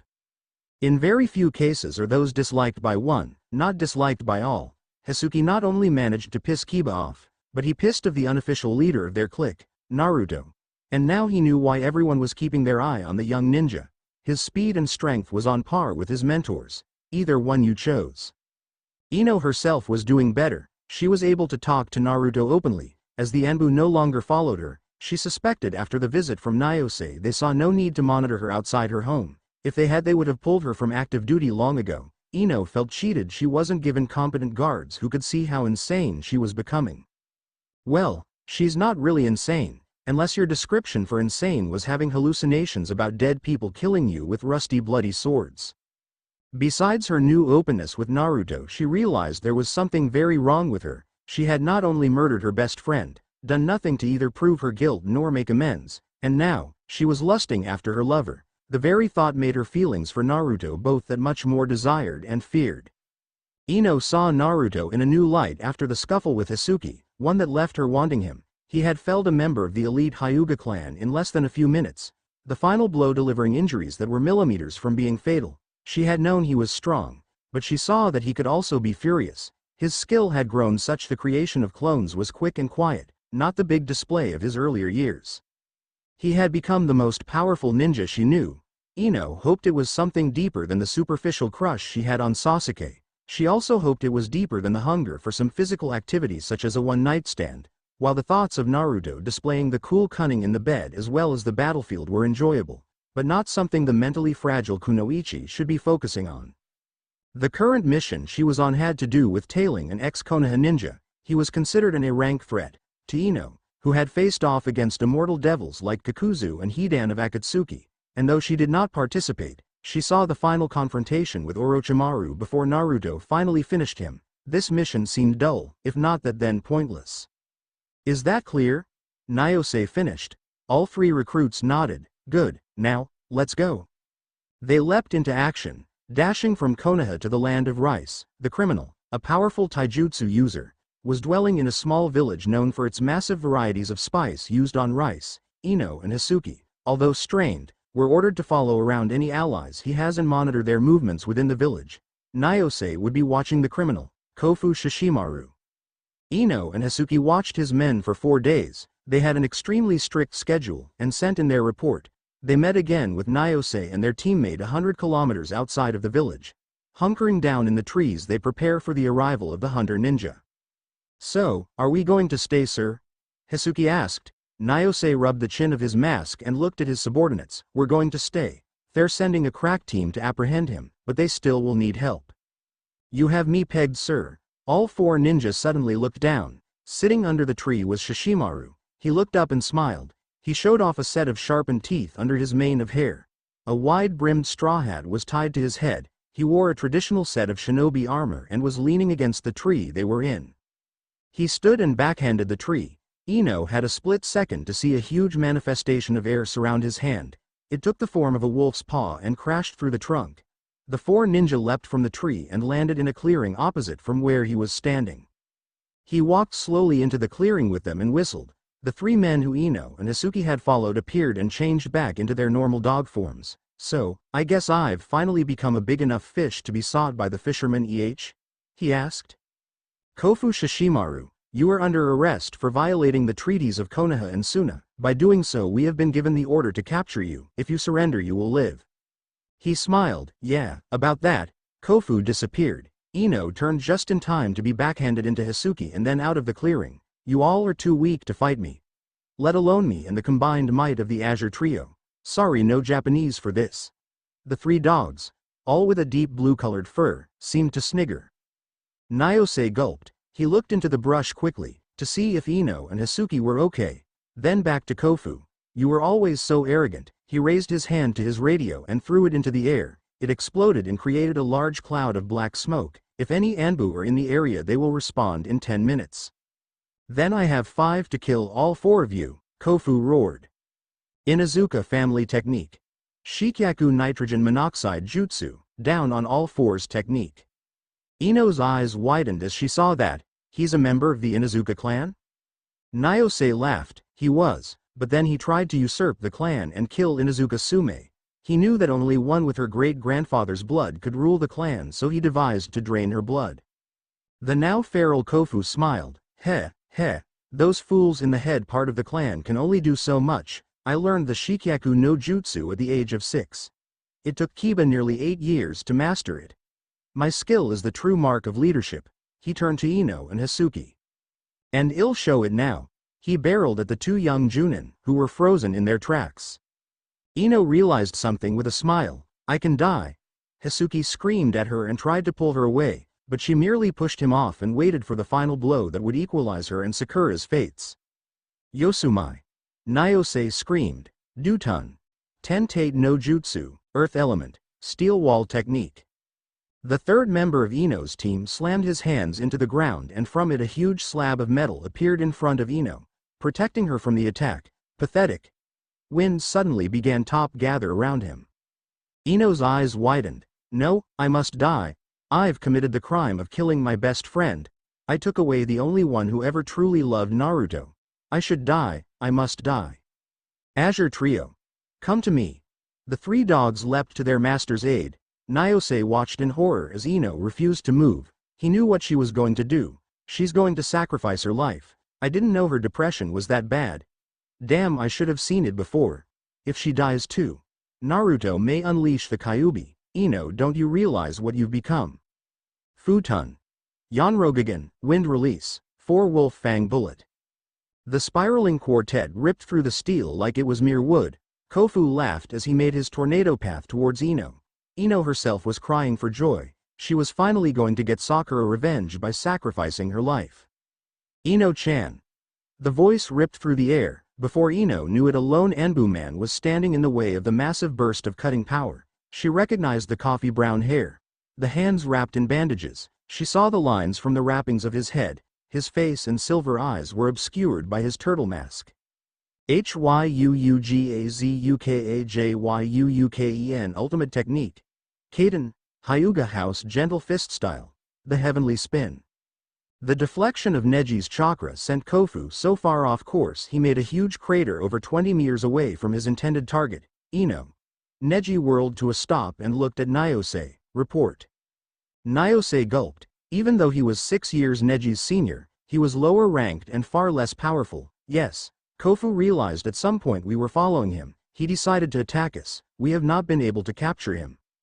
A massive white dog with a rider landed deftly next to Neji and the rider dismounted. I hated that jackass. Now he proves to be an even worse ninja than ever. Such a big outpouring of chakra. If Akamaru's nose got cut off he could still smell it. So Captain, what do we do? Take him out? Kiba asked. Neji crossed his arms and waited for Kofu to get up. The angered missing ninja, roared at them. No, this is, after all, first and foremost an evaluation. Recruit. Neji called. A third ninja landed behind him on one knee. Ino saw the short sword strapped to his back, his unruly blonde hair, and the grinning fox mask he wore. Use only A and B rank ninjutsu from the Anbu guide. Capture him alive. Complete this task in. Neji looked at a small watch on his wrist. 7 minutes. What a slave driver. Fine. The Anbu stood. He cracked his neck, shoulders, and knuckles. Kage Bunshin no Jutsu. Shadow Clone Technique. Neji grunted and put a hand to his face. I said A rank Naruto.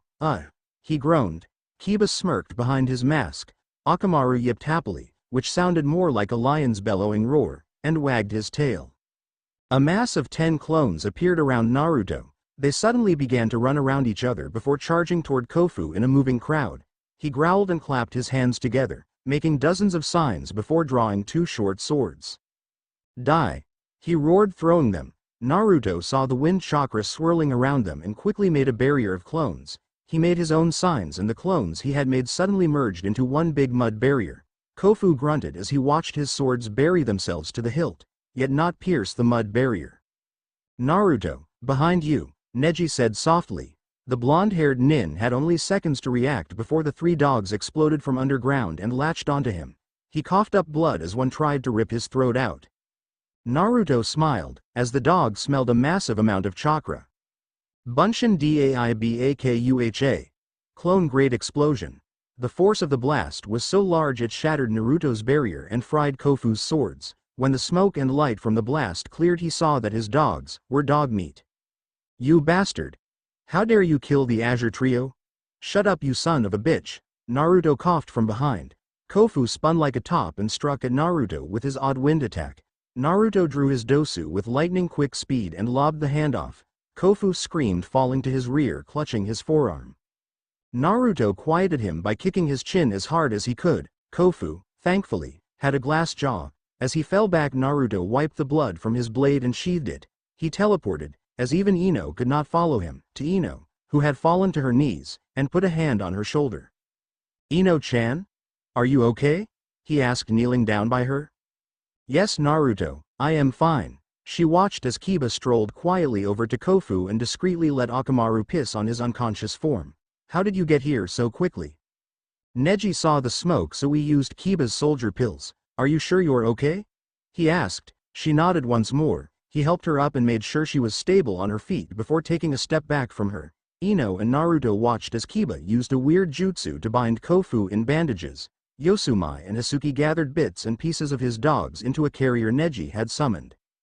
Naruto, Neji called. The young hunter nin walked to him. They spoke quietly for a few seconds. What Neji had to say was obviously good, as Naruto started to shake with excitement. He gave Neji a hug and jogged back to Ino.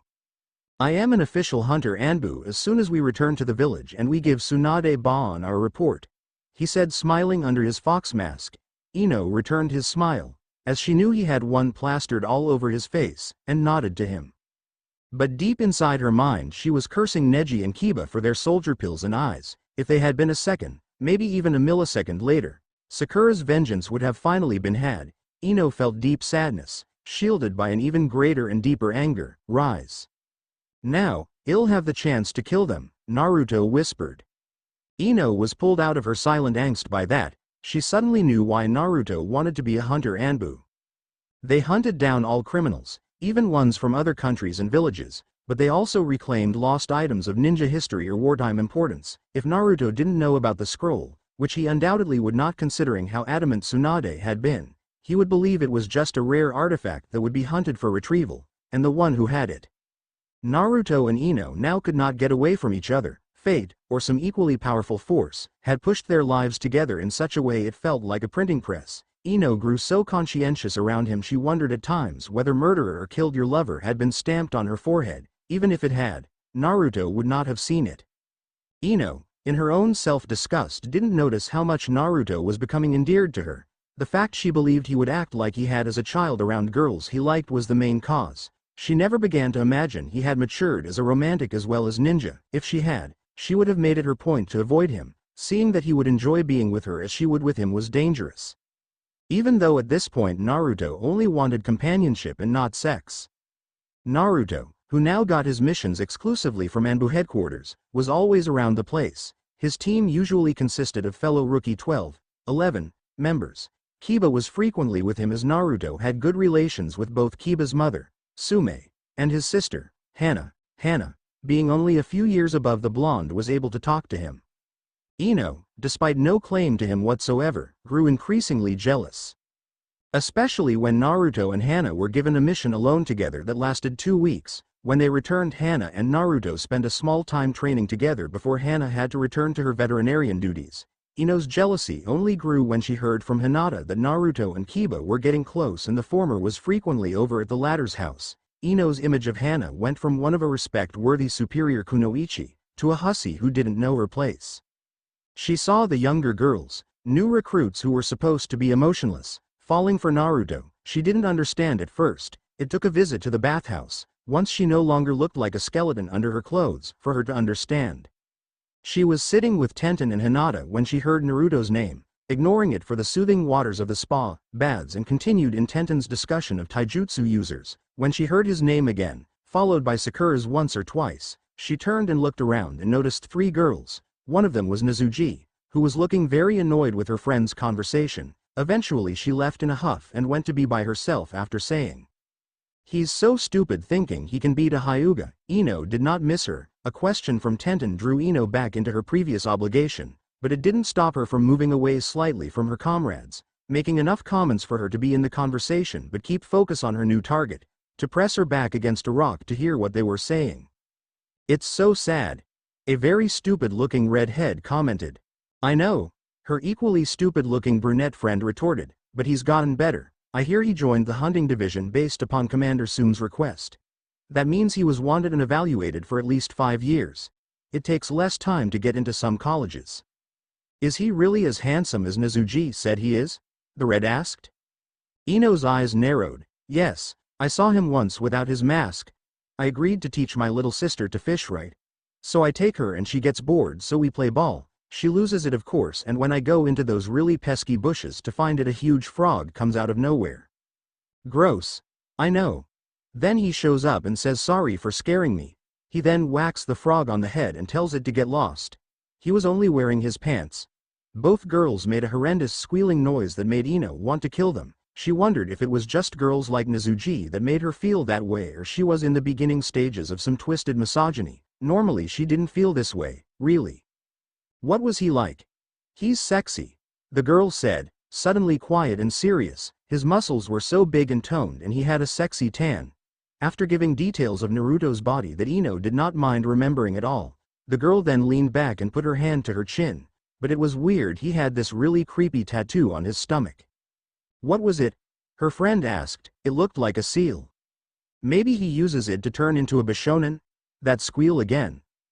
Ino, having enough, stood up and grabbed her towel and made her way to leave. "Something wrong, Ino-chan?"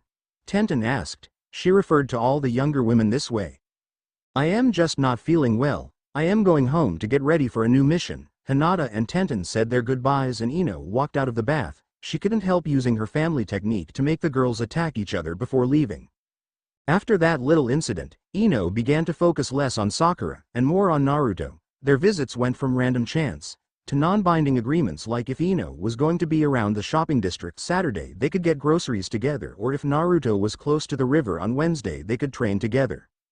After 2 months of this, Naruto finally worked up the nerve to ask Ino out. The question came as such a shock to her she could barely believe it. They had been sitting at the Ichiraku ramen stand. Ino, who had grown a hunger for the food as great as Naruto's own, was happily slurping her noodles when he asked her. She choked on them and barely had enough strength to give her answer. Well, she was going to say no. The fact she had killed his lover was only one of the many things wrong with it, but when she saw he really wanted to go with her, she couldn't help but say yes, quietly. The date started out awkward, but when Ino and Naruto saw that Kakashi was going to see the last showing from the final part of the Makeout Paradise movie and book series, it went better. They spent a good 2.5 hours watching Kakashi, as he was one of the only people in there for actually plot, get into the movie. Both ninja had a good laugh at his expense. They left before the credits rolled, knowing full well that the lazy ninja would want to stay for anything they put after them. When the date ended after a nice small dinner, Naruto took Ino home and told her good night. There was a tender moment when he thought about kissing her, but he settled for a peck on the cheek before leaving. Ino watched him go and went back inside. Little did he know that if he had kissed her, Ino's lust and hunger for him would have been unleashed. Even if Naruto could not sense it, Ino knew herself well by now. She was slightly thankful for Naruto's shyness. At the same time, however, she wanted him badly. The action of closing the door, leaning against it, and sliding to the floor, had become so common to Ino she mused the idea of keeping a cushion near the door. She went upstairs and fell into her bed, and went to sleep. She promised to thank whatever God gave her the grace of a sleep without Sakura, and without her mask. Once again, she dreamt of Naruto. The eventual words were spoken. Ino and Naruto were dating, and officially, to say Ino was conflicted was to say the ocean had some water in it. Her hunger for retribution had been dulled by the impact of her feelings for Naruto. While she was able to convince herself it wasn't going anywhere, it still didn't change the fact every time Naruto gave her a smile. One she remembered from his days with her. Ino could no longer even think Sakura's name. She felt dirty. She blamed it on her obscene amount of guilt. One day, nearly 2 months after the first date, Ino sat in a booth at her team's favorite barbecue shop and looked out at the sky. The sound of someone sitting down made her turn to see Shikamaru. He sat across from her and looked out at the area her eyes had been. "How are you?" he asked. "Why?" she retorted. "Hey Shikamaru, Ino," Shoji said as he sat down next to Ino. She nodded to him. He had a sad, knowing look on his face. Ino took a moment to be herself and take in a breath. "What's wrong you guys?" Shikamaru scratched the back of his head. "I am surprised you don't know Ino." "What?" she said, looking from one to the other. Shoji had a sad smile on his face now. "Come on, tell me, what is it?" she asked, this time putting more emphasis on her words. "Next Sunday, it's Sakura's birthday, Ino," Shoji replied after a moment of silence. Ino stared at him. It was Saturday today, so in 8 days Sakura would, if Ino had been more alert, turn 24. Ino suddenly felt ill. She had noticed a general melancholy had come over Naruto. He was constantly spacing out, or avoiding talking to her. Ino had no idea why, until now. She asked Shoji to move and hurriedly got up. Her two oldest friends, as her truly oldest was now long gone, watched her go. Shoji glanced at Shikamaru, who only sighed. How troublesome. Ino staggered through the village. Her mind wandered to times past, the little things from her days before killing Sakura that made her happy. Now they all seemed to be like a massive noose. Each happy memory one of thousands of threads that would eventually bind together around her throat, and strangle what was left of her life out of her. And she knew who exactly would be her executioner, the one man who she now loved. Yes, could she really lie to herself anymore? Naruto held the noose because he was the greatest memory of all. Ino never admitted to anyone, not even herself, but she admired Sakura and Naruto, to the point Sasuke would have been a secondary consideration if not for their childish rivalry. Ino had grown up beautiful to most people, but to her own eyes she seemed a bit bland. Her blonde hair was unusual. Her blue eyes even more so. Living in a place where the only other known blondes were a dead hero and a growing attraction in Hokage candidates had been odd. It made her see her mediocre performance in everything as something horrid and lacking. Naruto surpassed her in skill in a mere 2.5 years so quickly. He was now so strong her life was like a brittle twig in his hands. Even Sakura, whose sensei was one of the Sannin idol to all young kunoichi around the country, was better than her in everything. Thinking about this, Ino wondered slightly to herself if she did recognize Sakura when she attacked her, if that pink hair was spotted by even her half-blind eyes, if she knew the scent of her perfume or her body. The thought made Ino's predicament seem Shakespearean in struggle and level. She secretly loved her best friend's lover. He grew into what she always wanted and she desired him. In a fit of political intrigue she accidentally killed her friend, or did she? The irony made her laugh. When Konoha's blue skies opened and unleashed a flood down on her in one fluid sweep, she laughed even harder. It only occurred to her where she had been walking to after she stood in front of his door. She stared at it. It was painted a dull orange. From either time or the rain, her shadow fell across it in such a way she looked at the 13-year-old named Yamanaka Ino, who was so pig-headed she had to fight her best friend over a stupid boy that liked neither of them. She hiccuped. She couldn't take it anymore. She was so lonely, she was so tired, she wanted to just rest. Her greatest joy would be to be mugged here, killed and to die after falling into some sort of coma. That would be for her soul. Her body, on the other hand, would love nothing better than to knock on his door, fall into his arms, and either lose herself in sleep or his scent and love. If he didn't know she had killed Sakura, so, once again, she let her body take over. She knocked on the door. There was a loud curse. "So now you fuckers are knocking?" Naruto called. He reached the door faster than she was ready for. "I am not in the mood," he roared as he opened the door. Ino gasped and took a step back. Naruto was so vividly evil looking she believed she was gazing into some terror. He had the look of a man who had found his mortal enemy, and knew that nothing besides death would end their dispute. When he saw Ino, wet and obviously distraught, his anger and resentment faded. "Ino-chan. What are you doing here?" he asked. She saw embarrassment fill his eyes. He looked around and tried to sense anyone else. "You, what?" "I came here for you, Naruto." He looked into her eyes. He moved out of her way and ushered her into his home. Ino didn't resist. Again her mind was not doing anything besides watching. He set her down on a large fabric couch that mismatched his interior horribly. Ino didn't mind. The simple fact there was a purely bachelor touch seemed to scream Naruto. She saw that some parts of the apartment were painted blue and others orange. She smirked. He appeared before her with not only a bundle of towels and clean clothes, but also a warm cup of tea. She smiled lovingly and took the tea. She drank it all in one go. Naruto watched her. The bathroom is just down the hall. Do you want me to show you? She nodded. Naruto took her hand and helped her up. The feeling of his warm and worn hand made Ino's mind snap back to her body. Sakura's hand had been so cold, and so smooth, the fact Naruto, alive and helping her with no explanation besides she had come to him made all that she felt since Sakura's death at her hands seem trivial.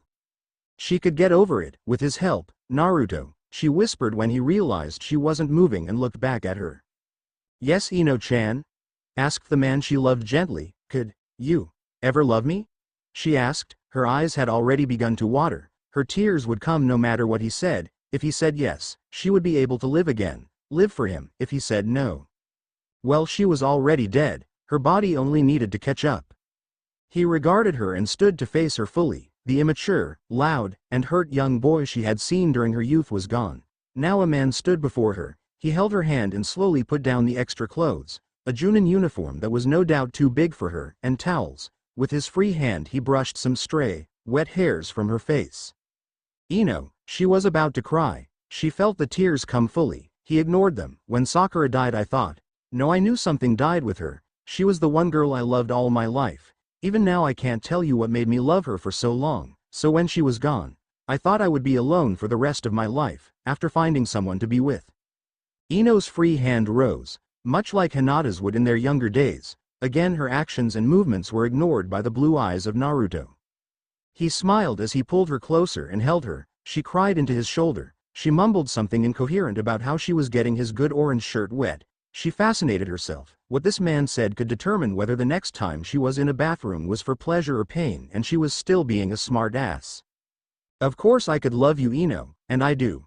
I've loved you for a long time now. She pulled back and looked at him. Her tears were still coming, but now he was under some deep scrutiny. If you can believe you aren't a substitute, then we can try Ino. Sakura was my best friend, and my lover. I lost both of them and you lost your friend. I'll try to be both, so you won't be lonely ever again. Naruto, she sniffed. He smiled and kissed her tears away. When one cheek was free he kissed the other and then moved to her neck. She knew he was avoiding her lips intentionally. Ino was not going to stand for that. She was broken, sad, lonely, and partially insane, but she would be damned if her lover didn't give her a true kiss. She grabbed his head forcefully and kissed him hard. Their lips were pressed together with such strength they were crushed between two sets of teeth. Naruto pulled her hands off and pulled the kiss back enough to lick her lower lip. She responded by opening her mouth and allowing him entry to her mouth. Within minutes Ino was stripped of her wet clothes. She blushed and looked away. The subsequent loss of and regaining of fat during her depressive first few days left her with light but still visible stretch marks. Naruto was looking at her. She saw a light in his eyes that was not mild interest or disgust, it was true want. Honest desire. He picked up a towel and wrapped her head in it. She blushed and looked down as he patted her hair dry. She realized what he was doing. The kindness and tender movement to a second towel for her body made her shiver. He ignored nothing. There was no awkwardness as she had expected. He accepted her body, and was showing that by making sure she was dry, to protect her from cold.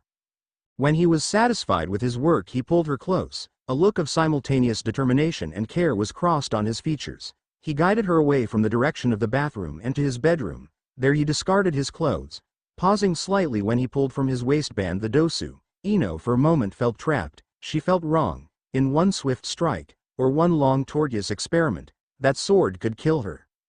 But he cast it aside with the rest of his things.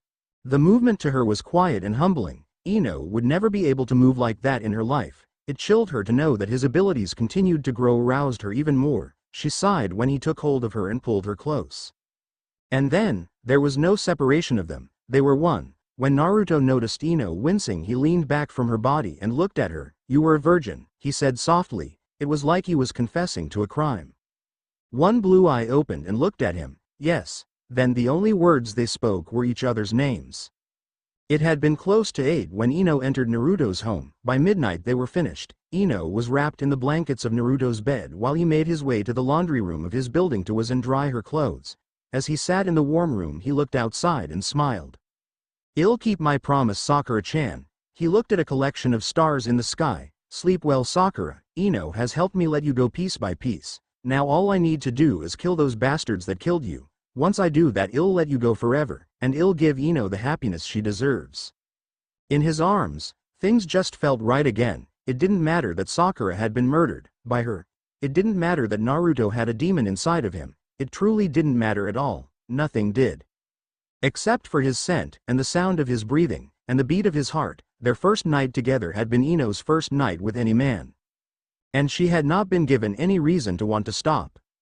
When she awoke, she had only known the warmth and feeling of comfort of being near him. It was as if she had found an old toy or blanket from her childhood and fallen asleep remembering her days of innocence and bloodlessness. She snuggled deeper into Naruto's bare chest and kissed him.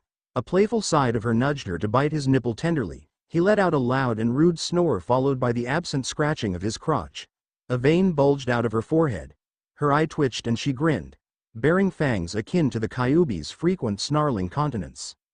"I've heard of some very interesting ways to wake men up. Time to test them out." He. Slowly, ever so slowly, Ino slid her hand down Naruto's body, his snoring catching several times. When he did, she froze, barely even breathing. Soon she found her target and took a mere moment to contemplate what she was doing. If I were to compare it, the length of time was equal to the amount Naruto took to choose his ramen order. Her hand clasped around Naruto's length, causing him to shudder before she charged chakra into her hand in a manner similar to the Shozen heavenly palm. The thought of the healing technique's name made her giggle even more as she stroked her lover's privates. Within a minute or two, Naruto was reacting. His face became flushed and his skin hotter than she had felt it even last night. She felt the hardness and had another small bout of giggles before a hand suddenly found her own secret place and began to abuse it. A finger was tracing her shape before moving her labia out of the way and twisting inside. A subtly and just sharp enough nail bit into her clitoris and wiggled it back and forth.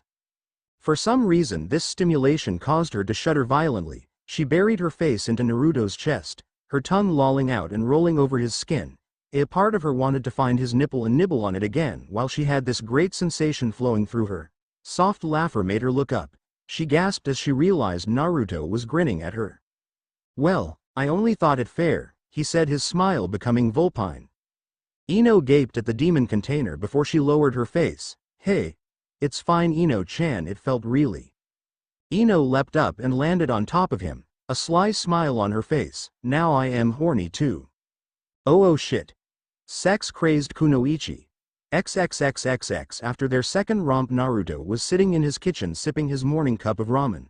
He groaned and stretched his sore muscles. Part of him hated the fox, but was thankful for the healing. He only wished it could get rid of more than visible damage. However, the blush that grew on his cheeks as he thought of why he was sore made him chuckle.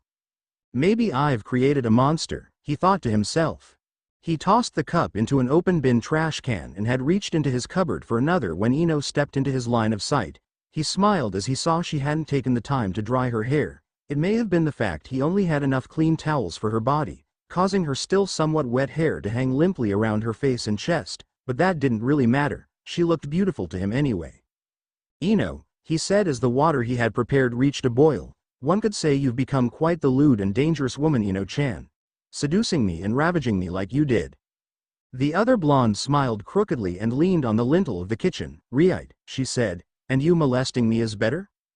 Naruto shook his hand and a second set of chopsticks appeared. Ino blinked. "You molested me first," he scoffed. Ino laughed and sauntered over to him, swinging her hips in a very exaggerated manner before holding him. He set his ramen down, much to her happiness, and hugged her. "Naruto, yeah, Ino-chan?" She looked up at him, his face. He was smiling at her, a tender and somewhat protective look gracing his angular features.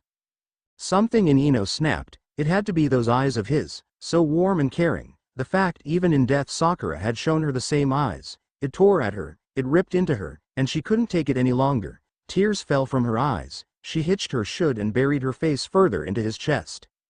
"I am sorry. I am really, really sorry." Naruto's brow furrowed. What had she done? Is she apologizing for when we were kids? Well, she did call me ugly one day, but that was years ago, I wonder. "Ino, why do you say it was me?" she yelled. "It was me that key." The door to Naruto's home rattled loudly in its frame. Naruto's head had snapped in that direction. He tightened his hold on Ino and felt a little bit of rage envelope him. "Who is it?" he roared, clearing the extreme space from the kitchen to the front door. "Message Uzumaki-san. From Tsunade-sama."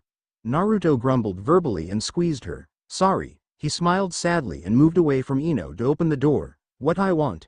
She heard. She also heard the sputtering of the, obviously, female Anbu to Naruto's topless state. This early in the damn morning. "Tell that Ba-chan that the next time she sends one of these ill-banned plum sake when I am Hokage, got it?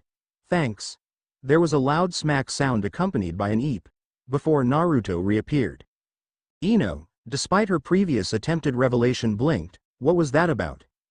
Naruto, who had been reading the scroll, looked at her. "Oh, that's just Kasuna. I used to train her as her Anbu captain. She became Tsunade's messenger around last year, so I am still a bit rough with her." "I was talking about the," Ino swatted the air. The big blonde grinned lecherously. "I like to give a little bit of motivation to the younger generation, even if it includes a sore rear end," he chuckled. The smaller blonde's forehead suddenly displayed a very pronounced vein. "You have some nerve, Uzumaki. I spend all night, and most of this morning, mind you, giving myself over to you, and you go molest some young girl for no reason. That you can?" She sighed and put her fingers to her forehead, tilting her head back. "Men. Such brutal beasts they're to us maidens.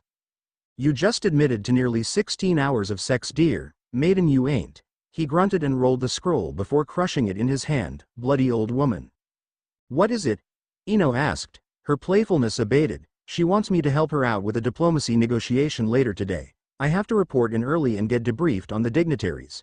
Each word he said was accented with a snort, grunt, or other sound of displeasure. "I miss the good old days when she would hand me a scroll and go, 'Naruto, blow this up, it's annoying me.'" For emphasis he had momentarily transformed into Tsunade and mocked the gesture before turning back. Ino, despite herself, asked, "Why are you able to change into women better than you can into men?" Naruto grinned, his teeth seeming to sharpen. "Didn't you know, Ino-chan?" She shook her head. "It's a specialty of Kitsune. XXXXX1.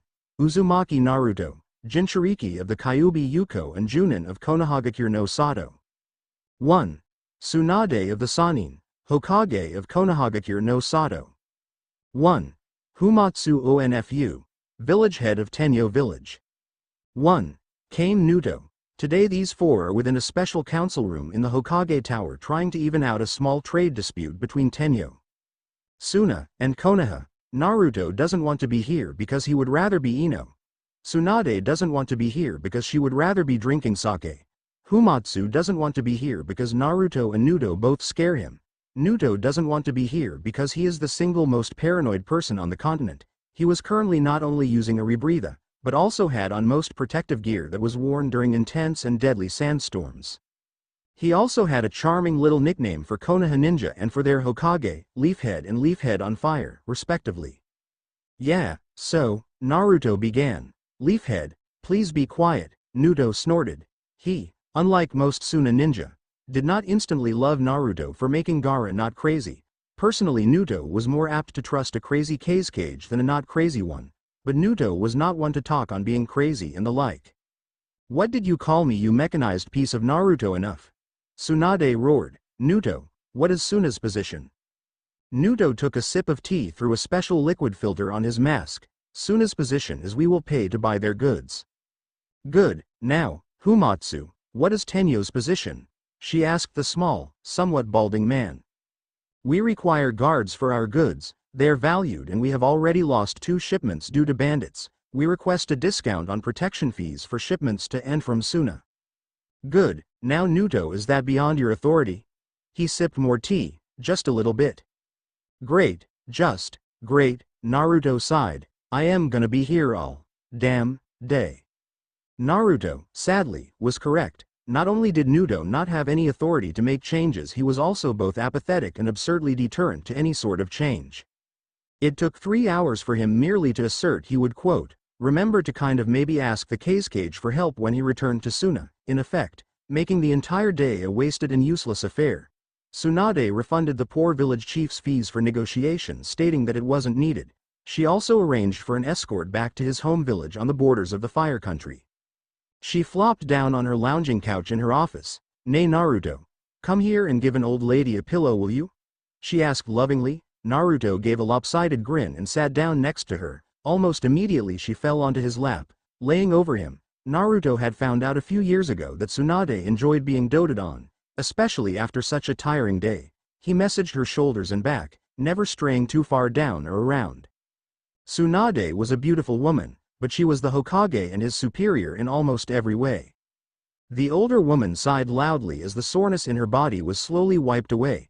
Thank you, Naruto. She nuzzled into him and became disquietly close. Naruto's hands left her and she sat up. Sorry, old memories from an old woman, she said, an obvious flush on her face. It's okay, Tsunade. She looked at the ground and folded her arms over her stomach. Sometimes, I wish that I had said yes to that old fool at least once. Then, tears swam at the edges of her eyes. Naruto embraced her, pulling her back to him. She just rested against the young man whom she had watched age and mature. Suddenly, feeling the strength of his form, made her seem so much older and frailer than she had been moments before. But, as with Dan and Jiraiya, she didn't feel in danger at all. In this position, Tsunade felt that small barrier she had thrown up between them bend a little.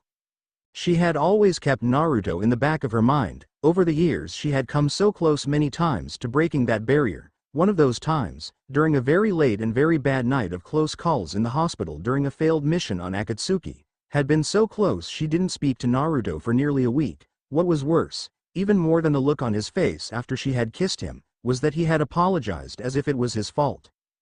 Damn this boy. Why did he have to be so perfect? She asked herself. Naruto, her voice. Naruto felt a shudder ripple through him as he remembered that one night. He pushed her up and held her face. I am sorry, Tsunade, but you know we can't do that. Her eyes softened. You'll have me even if you don't have Sakura. He smiled, that almost sad smile he kept on reserve. I know, I'll also have Ino-chan now too. The world froze for Tsunade. What? Naruto blushed. Well, yeah, me and Ino-chan kinda. Yamanaka Ino? She asked. Yeah, is there any other Ino in Konoha? Tsunade stood rigidly, her back to him. She clenched her fists and narrowed her eyes. She was thankful Naruto couldn't see the look on her face. Few men or women hadn't lived to tell the tale. Many had died with craters in their bodies and missing limbs after seeing that face. I am sorry for this, but I have an urgent meeting. Take a few days off, Naruto. We haven't gotten anything recently that needs your attention. Okay, Tsunade. He stood and walked around, trying to see her face, but she had turned from him and went to look out the window. I'll see you around. I'll be home or training, so I'll get the message to you. The curt reply stung a bit, but Naruto understood something was wrong. He didn't know what, and doggedly hoped it had nothing to do with his choice in Ino, but a rumbling part of him, snickered. He held his stomach as he felt a welling of amusement from him. XXXXX Tsunade waited until she saw Naruto zip off into the setting sun. Her mask of indifference and slight aggravation gave way to the face of hatred and intense anger she felt. That stupid little girl. What gave her the right to even think she could be with him, after what she did? Shizune.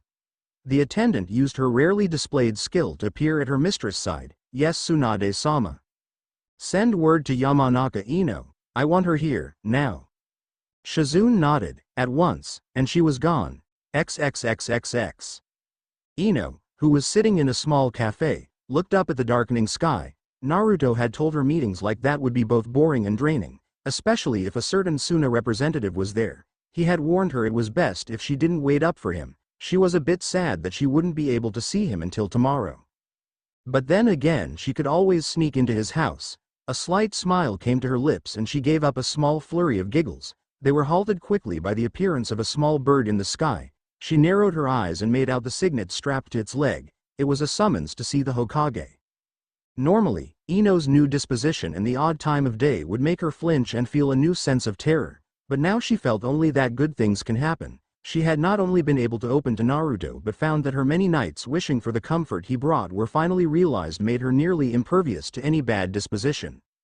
Until she entered the tower and saw Shizune waiting for her, the look on her face was not only solemn but somewhat strained, as if she was trying to hide something. Hello, Shizune-san, Ino said softly. She didn't want to sound informal, but she wished she knew the woman's damn maiden name. Did anyone know that? Shizune wordlessly escorted her up the stairs to their mutual master's office, where she waited by the door. Ino heard Tsunade call, enter, and did as she was bade. The feeling of anger and pure rage that had filled the room engulfed Ino.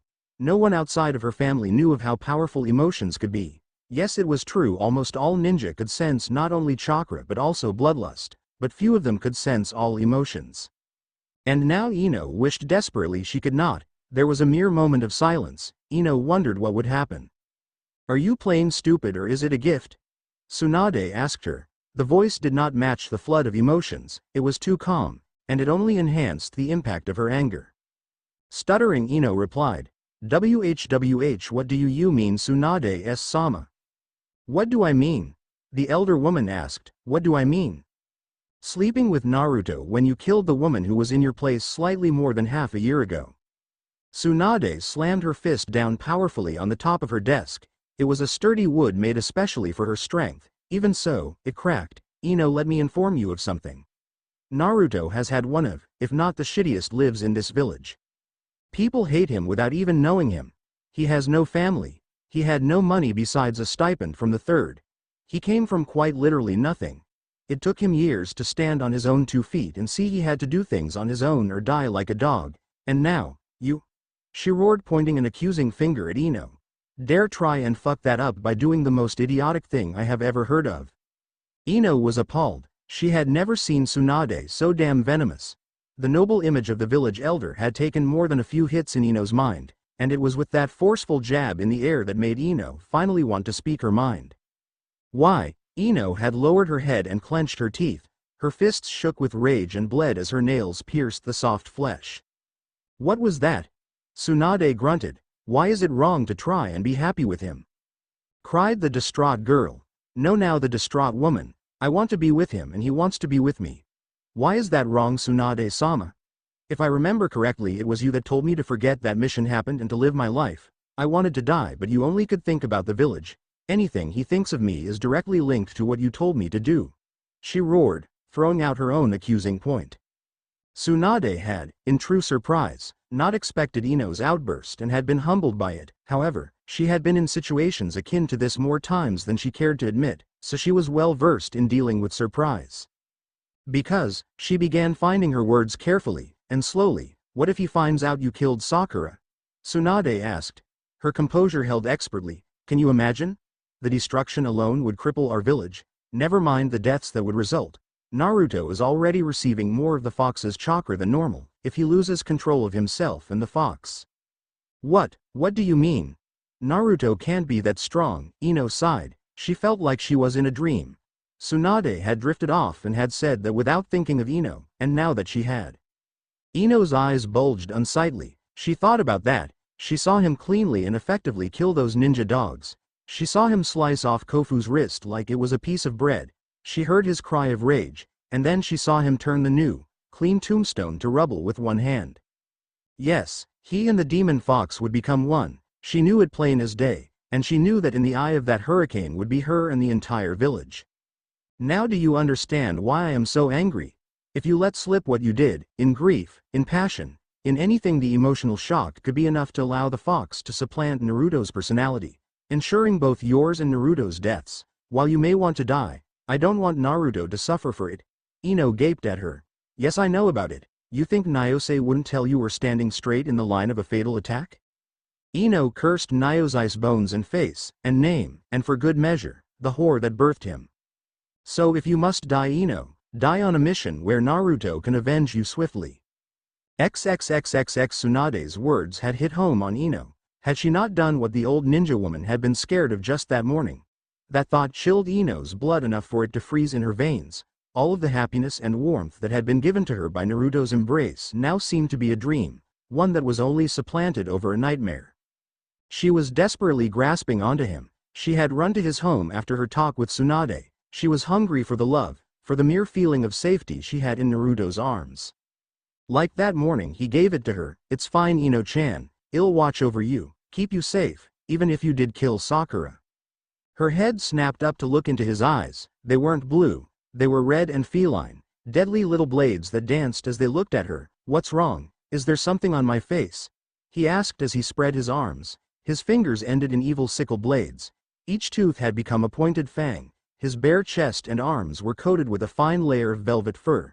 His hair had extended to reach his tailbone, and from that bone they came 9 tails, each deeply colored, a type of orange blonde. Their tips were as black as ink and seemed to drip power. They flailed around softly, almost waving at her. His kitchen left and was replaced by an encroaching blackness, a dark pool that filled everything. As they passed by, in a fan-like shape, she saw someone standing behind Naruto. The flash of color, like cherry blossoms, and the sea-green eyes made Ino sick. She fell to her knees and retched on the ground, not because of the hair and eyes, but because of what was on them. Blood from a head wound had caked over Sakura's once vibrant orbs, making them an ugly tinted color. Her hair was wet and soggy and hung around her face like a twisted veil. Her left breast had been destroyed from the inside and deflated, its contents, along with the blood and fluids from her chest, poured down her front and pooled at her feet. Clenched in her hand was Ino's sword. "You look so shocked, Ino-chan. Did you really think I wouldn't find out? I mean, it's easy to read women after sex, especially for virgins like you. I knew the moment you came that you were the murderer. It was only a matter of time until I got everything ready for your revenge. Look, Sakura-chan has already picked out your parting gift." The apparition threw the tainted weapon at Ino. The collision of it caused her to fall backward. Before she could react, Sakura had leapt and landed on her, straddling her stomach before grabbing hold of her neck. "A disgusting death for a disgusting life. Fitting end for you, Ino-chan," the demonic incarnation of Naruto replied. Soon Ino felt the pressure on her throat grow so great she couldn't even move her jaw. The pain was too stifling. She shuddered as the last vestiges of strength left her body. With a final jerk, Ino let herself slip away. As the darkness invaded her vision, she saw Sakura's dead lips move. No sound came from them, but she could read the words easily. "I forgive you." XXXXX. Ino sat up so fast she nearly tumbled off of her couch. Her eyes flew around in their sockets, trying to focus on anything, which could tell her what had happened in the span of seconds after she died. Subtly, slowly, her mind returned to its full, or at least functional, order. She had come home, after what Tsunade had said, and fallen asleep. From there the demented vision had come to her. She sighed and held her head in her left hand, her right dangling off the side of the couch. Everything about that dream had dissipated, but not the feeling of despair that had come over Ino in those last few moments. She felt the pressure on her neck as if she was just healing from the bruises. She shook as if she had just seen the terrible picture of Naruto merged with the Kyuubi. She knew, at least as a novice med nin, the second Sakura had put more than 4 pounds of force, she would have been dead, but that didn't matter, because she wasn't dead. She was still alive, while Sakura wasn't, and Naruto, oh god, Naruto. Ino buried her face in her knees and wept. There was a clatter to her right, near the floor. She lifted her head just enough and froze. Her sword, the Nindo katana, a kodachi of moderate make and price. She had been holding it, but it had been in her room, under a loose floorboard. Did she get it in her sleep? What happened? When did she get it? Was it before she went to sleep? What was wrong with her? Why didn't she remember? Her mind raced through similar chaotic thoughts. It crossed the finish line of one focal desire. The trophy was the thoughts she had at one time embraced and then summarily ruled out. Seppuku. Ino swung her legs over the side and stood like she wasn't going to do it, like she was merely going to hold the sword in her hands and wonder how much it would hurt. But then she held it, crouching down on her knees. Her mind's eye foresaw a splash of blood like in movies, but she knew it would only be a trickle, especially once she began to cut upwards and to the side to make a nice little T shape. There was no time to make a suicide note. Who would believe her if she told all anyway? No one. Most likely she was being watched now. They would take the note and replace it with another, especially if it held anything confidential.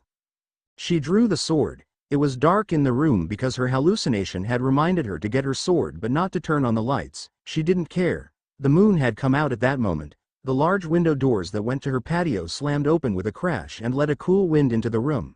The purple curtains glided only as far as their arms could reach, like phantoms. Tears fell down Ino's cheeks as she smiled and held the blade aloft.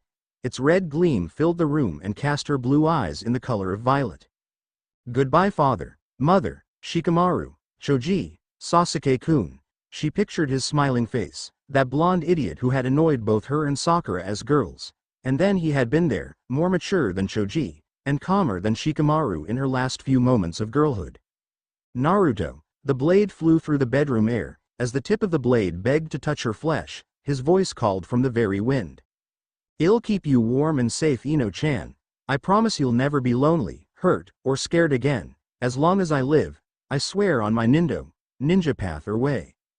I love you, Ino-chan." Ino sobbed and fell forward. The action caused her to miss herself and only scrape her dress with the blade's tip. She landed on her front and sobbed loudly. Her tears flooded out from her eyes. She couldn't kill herself. Again his words had saved her, his warmth, his breath, his heartbeat. She heard a raging sound from the bottom of her mind. Sakura, the dead one who could not speak, was screaming at her to finish, but she couldn't do it. If she did, with no note or explanation, Naruto would question. He would find out from Tsunade about their talk, and blame himself. He would either follow in her footsteps or lose all the hope he had regained to be happy. She couldn't do that to him. She could not let him live loving her when she had done such horrible things to him. "You bitch. You coward. Why don't you just end it now? Kill yourself." "I will, Sakura," Ino whispered to the angry knight. She could almost see the devil in Sakura's clothing blink in confusion. Suicide by Naruto. The Sakura, born of vengeance and guilt, laughed a little, then a lot, and before Ino knew it, she was deaf to all else but the laughter of that demon, born of blood and rain and fire. XXXXX. That Saturday Naruto looked outside. The week had been long. After their first night, Ino had suddenly become distant. She told him she had important things to deal with concerning her parents. He didn't and wouldn't press her unless she decided to tell him.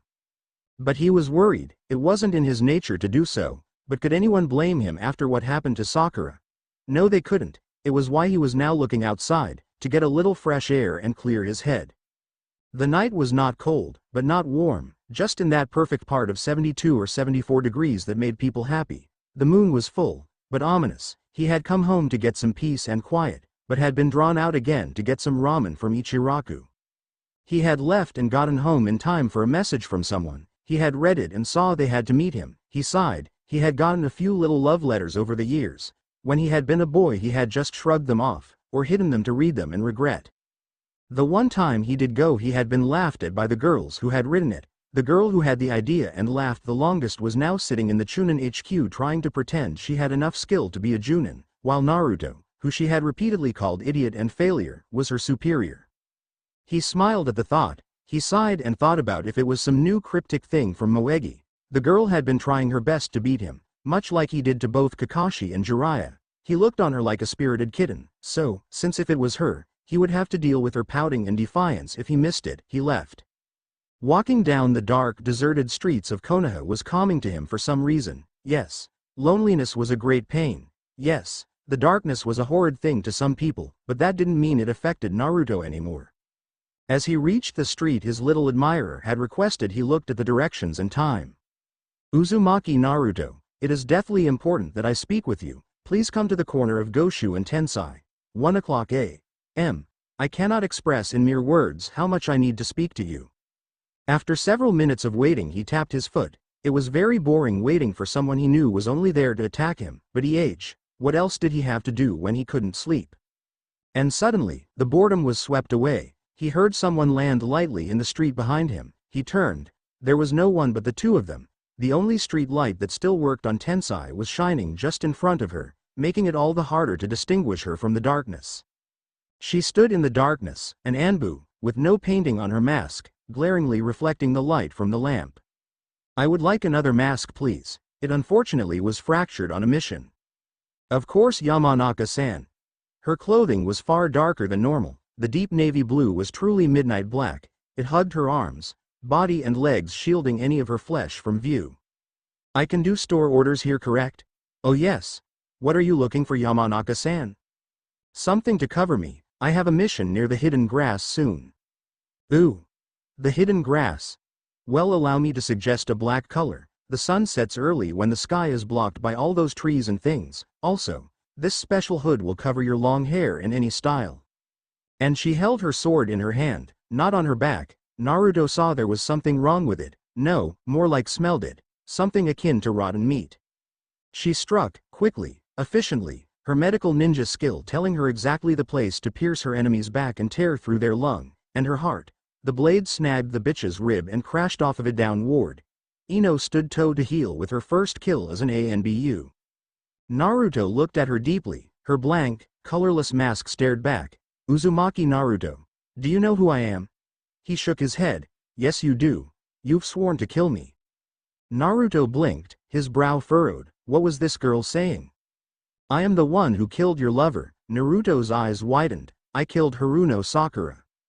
Naruto's face became emotionless. His mind shattered like a dropped picture frame. It was as if his entire world went blank. It couldn't be. This woman was an Anbu. A Konoha Anbu. If she had killed Sakura she would have been punished. Sakura was killed by enemy thieves, that, stole that old ass scroll. You, no Anbu. His mind frazzled. The equally impassive face looked at the ground for a moment before meeting his eye to again. Yes, and no, if you don't believe me, this will show you I speak the truth, she said as she raised her sword. Naruto took notice as she drew it. Naruto had never seen an all-red sword before. The blade was most likely a short katana, definitely a poor man's assassin blade. The strike was from the top of her back, just to the left of her spine, and down through her lung before piercing her left ventricle and crashing through her ribcage. He saw it suddenly, the blood that went from tip to hilt, the notch from where the sword hit the bone. He knew she was telling the truth. He felt rage engulf him, his anger, his hatred, his sorrow. All of it came to a head. He would wonder softly, years later, how he could ever talk with the giant fangs his teeth had become. Why, tell me that at least. Oh, I will, but not here. I have eluded my Anbu guards only temporarily. It has been hard making them think I was mentally competent. For some reason they don't think I can keep the secret of her death. She laughed. Naruto had heard her laugh before. That in and of itself was frightening. Well, considering I am about to tell you everything, so come with me Uzumaki Naruto, if you wish to know why your beloved's blood decorates my sword. Somewhere? With you? Snarled the enraged ninja. Naruto was amazed he even had the willpower to say that. Yes, you can lead me anywhere, because, ultimately, you will kill me. I have come to you because I wish to die. Naruto froze as her words washed over him. He looked at the woman and smelled neither fear nor lies on her. It sent a chill down Naruto's spine. Fine, Naruto said. He left toward the run-down area of Konoha. The Anbu followed him. She was silent. The two landed on a roof. Naruto motioned for Ino to follow him down the stairs to a building. Ino looked and saw what had to be a decaying corpse in the corner of the stairs. She shuddered as Naruto stopped at the top floor and went to a door. The walls and the lintels and posts had been scratched at, marked up, and what appeared to be burned as well. She saw words like demon, hell spawn, fuck off, and the ever-popular, die. Welcome to my home, smirking, they said. His voice was different. It sounded like a strange mix of an older or darker Mons and Naruto's own. This is the place where evil goes to clear its mind, the fox's den, in other words. As he spoke the other man faded from his voice and the slight humor in Naruto's face passed. He looked at her, a solemn testament to anger, and hatred, and calmness. Tell me why she's dead. Yamanaka Ino, Anbu, private, sat on the floor, her back to a wall, her knees drawn up and told him everything. She left out names and places, but she did tell what happened. The radio, the infiltration, the storm, the following ninja, the stones, the misconception, the fire, the death. The pain, the return, the tears, the cover-up, the revelation, the explanation, the funeral. The darkness, the loss of time, the loss of sleep, the pain, the guilt, the loneliness, the decision. All in all it took 3 hours to tell him everything. As time passed he bristled, he clenched his fists. As nails became claws he punctured his palms. He gritted his teeth together so hard he began to bleed at the gums. His eyes turned red and suddenly his cheeks were marked deeply by the gashes on his face. He hated it. He believed her. Would Tsunade, if pushed by the elders or for fear of the village, plan something like this to protect people from war? Yes. Would she allow even the accidental murderer of her apprentice, in the name of peace and goodwill for the village, to live? Yes. Would she refuse to tell him? Yes, because he held within him the demon fox? Yes. Was she scared of what would happen if he found out and went berserk? Yes. Through his contemplation he saw the Anbu slowly remove her armor and lay down her sword. The time has come. My life has reached its end. Kill me Uzumaki Naruto. He stepped up to her. He knew what she wanted. For some reason he knew that she knew about his sword. He drew the dosu. He charged it with his chakra. The ultimate battle strength of ninja flared into the blade. She bent her head down. He swirled the sword in his hand and pointed the blade so a quick straight thrust would split her spinal cord at the base of her skull. He let it drop. Out of the corner of her eye she saw the blade sink into the floor. When she looked up he swung his body down and grabbed her throat. The movement was so fluid and swift she didn't even realize what happened until he had thrust her into the wall. "You want to die?"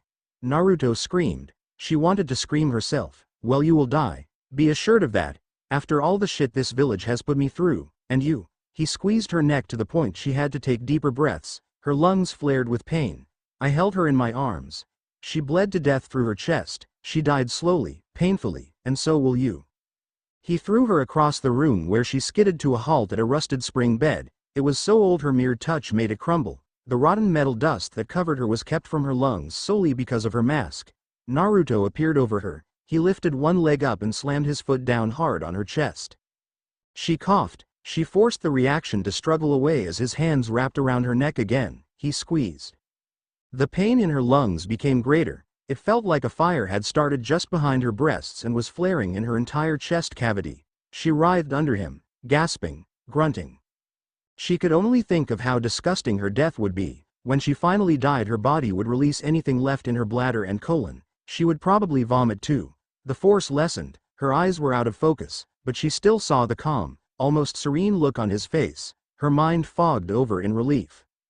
Yes, Naruto would be in pain afterward, but his promise to Sakura's grace would be fulfilled. You stabbed her in the back, but at least you had the decency to turn her body over and look into her eyes. I'll give you the same courtesy. Those words made her mind clear. She realized why the power on her neck was weak. He had let go with one of his hands, the hand that would take her mask off. If he knew who it was too soon he would stop. He wouldn't kill her. No. Kill me first. Kill me first. She tried to say, but all that came out was spittle and gurgling noises. Sorry, Naruto mocked. I can't hear you. His free hand clutched her mask. He squeezed it just enough to release the small vacuum it made to stay on her face. Her hands clutched at it. They were too weak from a lack of oxygen, but enough to cause him some trouble. You're fighting me now? He asked. There was some actual humor in his voice. Even if I wasn't killing you as slowly as I can, you couldn't ever stop me. He laughed as he yanked the mask back. That moment in Uzumaki Naruto's life froze. Every bead of sweat from the warm summer night stopped on his skin. Every drop of blood in his veins halted. Everything he knew was still as dead ice. No, his hand released her and he stood up. He was over her. He blinked. No, you. Ino rolled onto her side and held her throat. He coughed blood and spit onto the floor. She groaned as she fell back against the wall, crawling from underneath him. He watched her with his eyes. His body so still it looked as if he wasn't breathing. Ino, you killed Sakura? He asked. The words he spoke came so softly Ino at first believed he had merely let out a sigh of air. She looked up at him. Her fear for and of him exceeded all other things. The room had been so dark when they entered, but she saw his eyes, his body wreathed in a spectral void of lack of light. His eyes were brighter than the sun. Time stops. Jiraiya had told him that, long ago. Time stops, Naruto. You'll experience it once or twice before you really understand what is happening, in battle, in life, in love. He was always adding sappy stuff like that to the end of things. Naruto knew that it happened, but at the time he merely said Jiraiya was being stupid and time didn't stop, which caused an argument and the eventual flight of Naruto over the canopy of their training field. But it did stop. The first time was when he was told about Kyuubi, then after that was when Gaara described his life. Next when he faced pain, the piercings, the multiple versions, the eyes. And when he found Sakura's body, but this was different, it had to be different. It isn't, something whispered in his head, a cool soft voice, with a hint of disgust and amusement. It's the same, you know it. Yes, I killed her, Naruto. Time stops. Rain pelted his body. He ignored it. What was rain to the sage of Mount Myoboku? Naruto felt a rush of adrenaline as he crushed another mud clone with his bare hands. Several copies of his targets had been sent against him along with a variety of traps, but they were so rudimentary he nearly laughed out loud. Come on guys. Give me a real challenge. The scent of blood hit his nose. A sudden lightning strike made the ninja direct his attention to the area Sakura had taken. Naruto, her voice came over the radio. I am fighting one now. I am close to her. I don't know what village they're from, but I am on my wa, Sakura-chan. Get into a nice hiding spot and I'll find you." He heard Sakura laugh softly. "That nose of yours could find me anywhere, huh, Naru?" She made an organic coughing sound. "Sakura? Sakura, answer me. Sakura." His voice was drowned out by another blast of thunder. Naruto stood still for a single span of 3 seconds before falling to all fours. His nose found the slightest trace of his Sakura-chan and told him the exact direction. More blood scent filled his nose as he ran. Naruto drew on as much of his power as he could, pushing himself to the extent of his control. His toes and fingers grew tiny claws he used to grab hold of the slick wet branches. When he missed his mark, his head would shoot out and his fangs would do the work. Naruto did not fathom enemies behind or flanking him. His senses were so fully attuned to Sakura's scent and chakra presence he did not care about anything else. Every fiber of his being was devoted to finding the woman he loved, the one who had cried when he told her about the Kyuubi, the one who had tried to help him even after all of the troubles and hard emotions between them. Naruto screamed her name over and over as he saw a flare of light. He skidded to a halt on a high branch and swung down to the muddy ground. Fire raged just outside his line of sight. Driven by his desire to protect, yet also perfectly trained, he stalked forward cautiously before he noticed the two forms in the clearing. One was running away, the other was laying face up in the grass. Sakura. He ran to her and fell to his knees. Eyes that had seen war and death were unprepared for the pale face of her, the wet mud-stained hair and face, bloody chest in the hole. "Sakura," he whimpered, unable to even properly speak her name. Lips, losing their color faster than the rain fell, moved and a scant few breaths came from her. "Naruto," she whispered. His acute hearing picked up on it. He leaned over her and let his ear hover directly above her mouth. "I want you to promise me something." He took a deep breath and calmed his nerves. "Whatever you want, Sakura." "Naruto, promise me." As she spoke it he did not fully understand, but he swore on everything he would do as she asked. Scooping her up gently, Naruto gathered not only the power of the natural world to his body, but also the rage and hatred in his spirit which egged on his prisoner. With so many forces inside him fighting for control, it was Naruto's single-minded devotion to her that allowed him to will his body forward, speeding faster than even the most well-trained of Anbu Uzumaki. Naruto raced home. Little did he know he not only passed his lover's murderer, but also cleared the way for them to return home safely. Somewhere in the back of Naruto's head he heard laughter, not the jeering snickers from the villagers when he was young, or the odd grunting laugh of his prisoner, but the light, life-filled laughter Sakura had. He stood looking at Ino. He wasn't really breathing, his heart wasn't really pumping blood.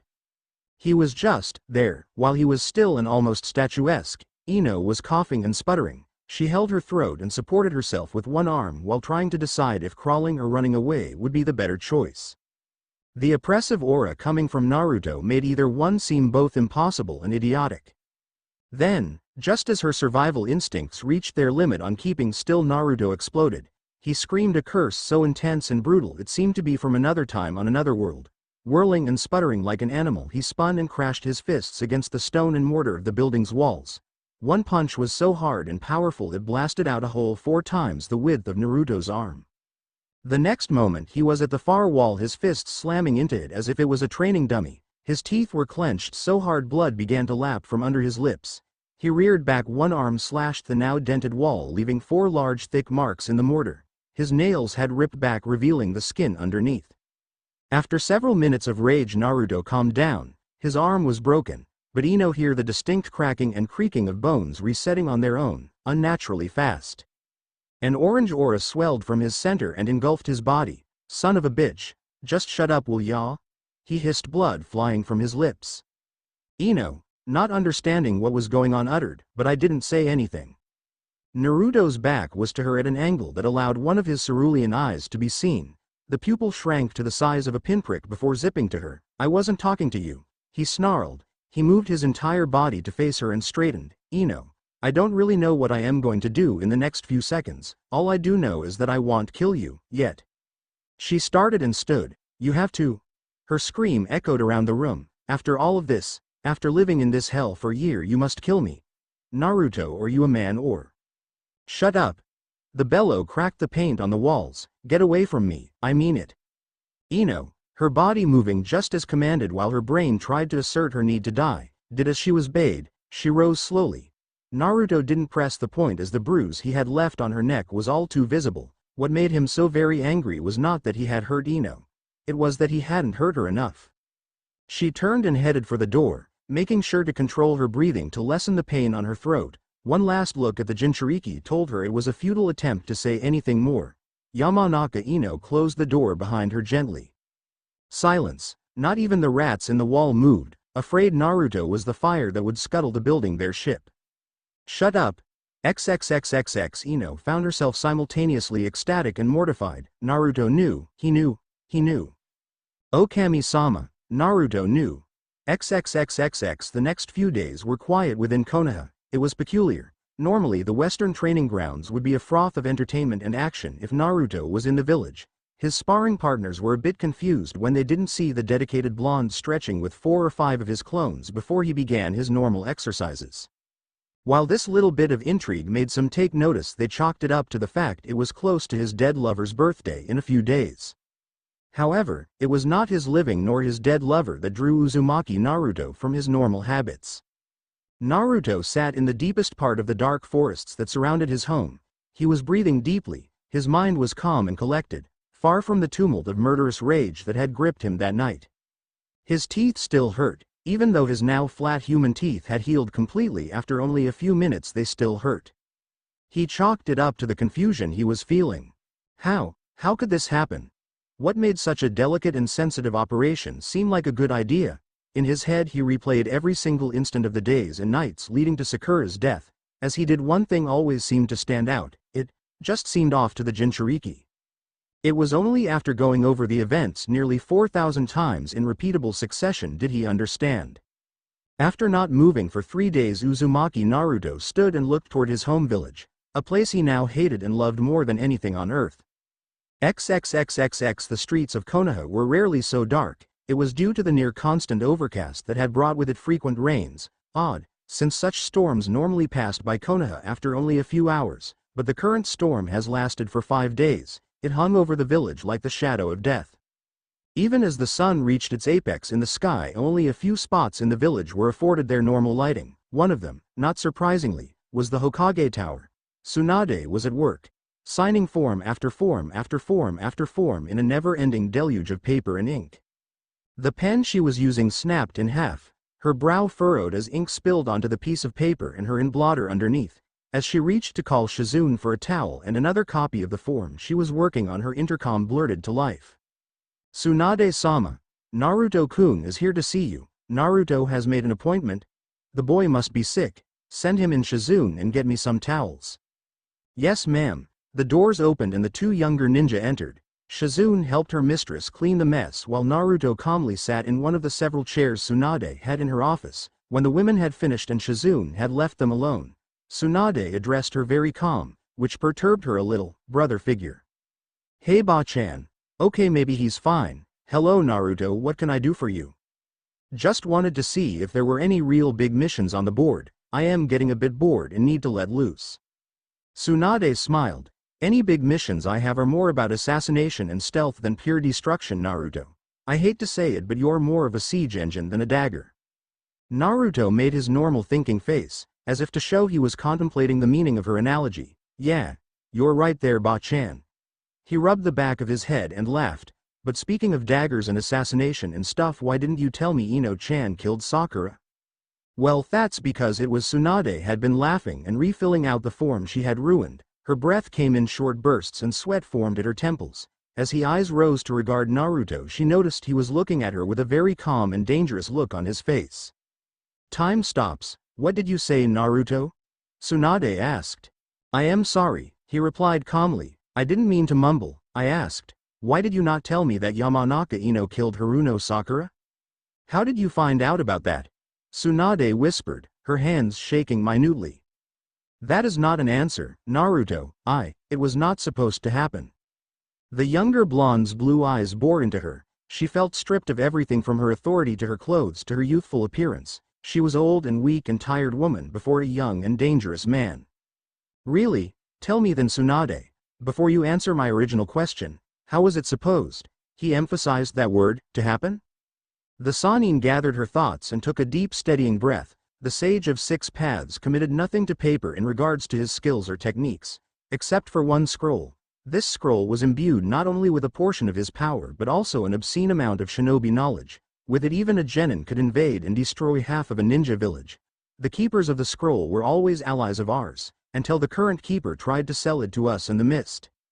In response to this we planned to steal the scroll and kill him, planting information that any that looked close enough would see the mist came to collect on the deal and betrayed him instead. The night of his deal, he hired us to protect it from a supposed bandit group in the area. We sent you and Sakura because there would be no reason to have Uzumaki Naruto and Haruno Sakura protect the thing and then have it stolen.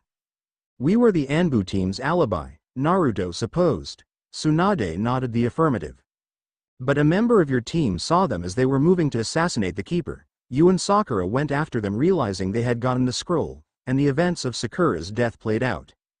Naruto was silent for several moments. Why was this not a joint venture? And have the chance that fool would realize you knew someone was coming on the same night he had arranged to sell the thing? No, too big of a risk, larger deniability to the rest of the ninja world. Naruto made a snorting noise. Soon his shoulders were shaking and after a few moments he was laughing. He held his face and sides as furious bouts of laughter assaulted him. Deniability, right, that's rich, best thing I've heard all week. Then in a flurry of movement that Tsunade could barely follow he was up, over her desk and had grabbed her by the throat. He slammed her against the large windows of her office. Tsunade coughed loudly as the wind was knocked out of her. She gazed backward with a look of equal parts anger and fear. No one would be able to see anything Naruto did due to the special genjutsu built into the glass and very stone of the building. Anyone looking in would see an empty room. Naruto, please let me shut up, he roared. She's dead, Tsunade. Do you know what about that makes me so angry? Tsunade's eyes flashed from the left to the right as she tried to answer. He squeezed her throat and made her focus on him. It isn't she died in a way that seems too perfect for your little plan. Tsunade shook her head as best she could to dissuade him from continuing the line of thought. It isn't that you forced Ino to keep it a secret to avoid the egg on your face and this little war you're worried about. No, what really pisses me off about her death is that you, Tsunade, didn't trust me with the knowledge of what really happened. His face contorted as if he was experiencing great pain. Shut up. He snarled to seemingly no one. His eyes, now a violent indigo, turned to her. I thought after I saved this fucking village from being completely wiped from history I would be allowed to feel things for what they were, be treated like a real member of the community, and even be told what was really going on, not be handled with kid gloves like some kind of living bomb. I am not your little brother, your lover, or your son Tsunade. He leaned in, pulling her close to him so his lips were next to her ear. His free hand played with the tie to her sash and pulled it off, letting her already loose shirt to fall open more. Nothing more of her save her bare belly was exposed, but it did even less of her massive breasts to be desired. No matter how much you'd want me to be. Naruto, she whispered, fear and despair evident in her voice. What happened to why? He leaned back and looked into her eyes. Tsunade saw the deep cunning Naruto normally hid. It had flashed at her sometimes, especially around April Fools or whenever he was in a particularly feisty mood, but this was what he really hid from most of the village, even her. That dark, deceptive empathy and intelligence he had been born with, the parts of Naruto that looked on the world as a hateful place. A place he now associated with Tsunade. Nothing, Tsunade, he said, dropping her. Nothing happened. I just realized a few things about this place I had tried to look away from like a little kid, but now my eyes are open and focused. Tsunade hurriedly grabbed the sides of her shirt and pulled them close. Suddenly shy, Naruto was looking straight ahead the entire time. After a few tenuous seconds in which Tsunade was slowly thinking of her final words, he turned from her. She gaped up at his retreating back. Is that all? She called. He opened the door and stopped. Tsunade stood and he looked out of the corner of his eye to regard her. He blinked once before turning from her fully. I am a bit disappointed really, Tsunade. I expected more from you. Rage engulfed the older woman. Like what? What do you expect when I run a village full of killers? We're on the edge of a knife here, Naruto. Pain did as much to cripple this village as you did to save it. No matter how much you think you did, there is still more that's ruined. And even if we were still as powerful as we were, she was going to die someday, Naruto. What does it matter if it was at a friend's blade of an enemy's? Her anger clouded her words. And what does it matter if anyone, her parents, her friends, or her lovers, if any of them knows the truth? If they don't, they aren't shinobi. Look underneath the underneath, remember. What does it matter now she's been dead a year? We only remember the shinobi who earned a nickname. Everyone else is the same as a thrown kunai or shuriken. cheap, flimsy, and easily replaced. She put emphasis on that last part. The young mont's eyes slowly returned to a blue color, before he shook his head, as if he was talking to a petulant child. You're right, what does it matter? Tsunade grew chillingly calm as he moved to leave. Before the door closed, Tsunade yelled, "You're the only one who still cares about that night, Naruto. So don't forget that promise of yours." "I never do." With the gentle sound of the lock sliding back into place, Tsunade felt Naruto leave. Her entire body shook violently and she collapsed against her chair. Deep purple bruises formed on her neck and a tiny pinprick from a kunai was visible just under her navel. Despite her rough treatment, despite her ragged demeanor after his assault, and despite her rage at being helpless before a child, Tsunade of the Sannin only felt hatred for one person and only one. Her face, beautiful to all but a scant few, was so contorted by her anger it appeared to be that of some sort of demon instead of a woman. "Yamanaka Ino," she hissed inside her mind, "I know it was you that told him."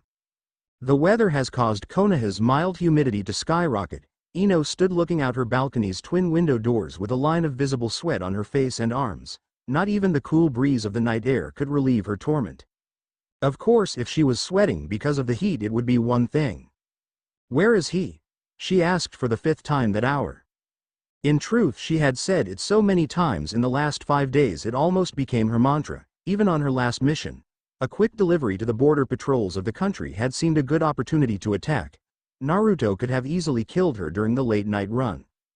But he hadn't, nor had he killed her when she started bathing during the hours when there were only 2 or 3 at the public baths, nor when she started doing her shopping at the late-night store down the street. Not even when she sat naked on her balcony in the middle of the night. What kind of assassin is he? "I won't kill you, yet." "Yet, fuck that word, yet," she scoffed. She tapped one finger against the inside of her crossed arms and turned away from the window in a huff. With a disgusted flourish she ripped off the tank top she had been wearing and the panties she also wore. Both were soaked through with sweat. Enveloped in a sleeve of the greasy stuff, Ino skulked to her shower and let the hot spray cloud her vision and the glass in her bathroom and bedroom before stepping out. Not bothering to dry herself, she crawled to her bed and slid under the top layer of thin cotton sheets, kicking the rest off. Yet, XXXXX darkness is an odd concept, Naruto realized as he stood on the balcony. The dark is usually a scary place, mostly because of the unknown or the true meaning of fear. Naruto had been told by Jiraiya that all fear comes from the fear of dying, and that spans from the fear of the unknown of what happens after death. So to be scared of the dark is to be scared of death, is to be scared of the unknown. Made perfect sense to the Sannin, but Naruto never really got it. He was more afraid of losing people. And look at him now, his best friend lost to the sands of time, dead or fighting some battle against an enemy he never really had.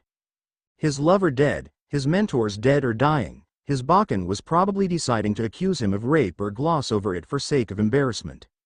His newest lover was expecting him to kill her, the boogeyman, the wolfman, vampires, monsters. No, those weren't the things in the dark that scared Naruto. He had faced men and women who were worse than monsters and beaten them, usually in their own dark holes. What scared Naruto about the dark was when there was nothing but dark, when he was all alone. Well, not completely. XXXXX Ino realized she was being assaulted when she felt her bed was 4 inches lower than normal. As an Anbu, Ino had subconsciously memorized everything about her home, from the time it took for the lights to go on in a particular room to the number of cookies in her secret stash behind her headache medicine.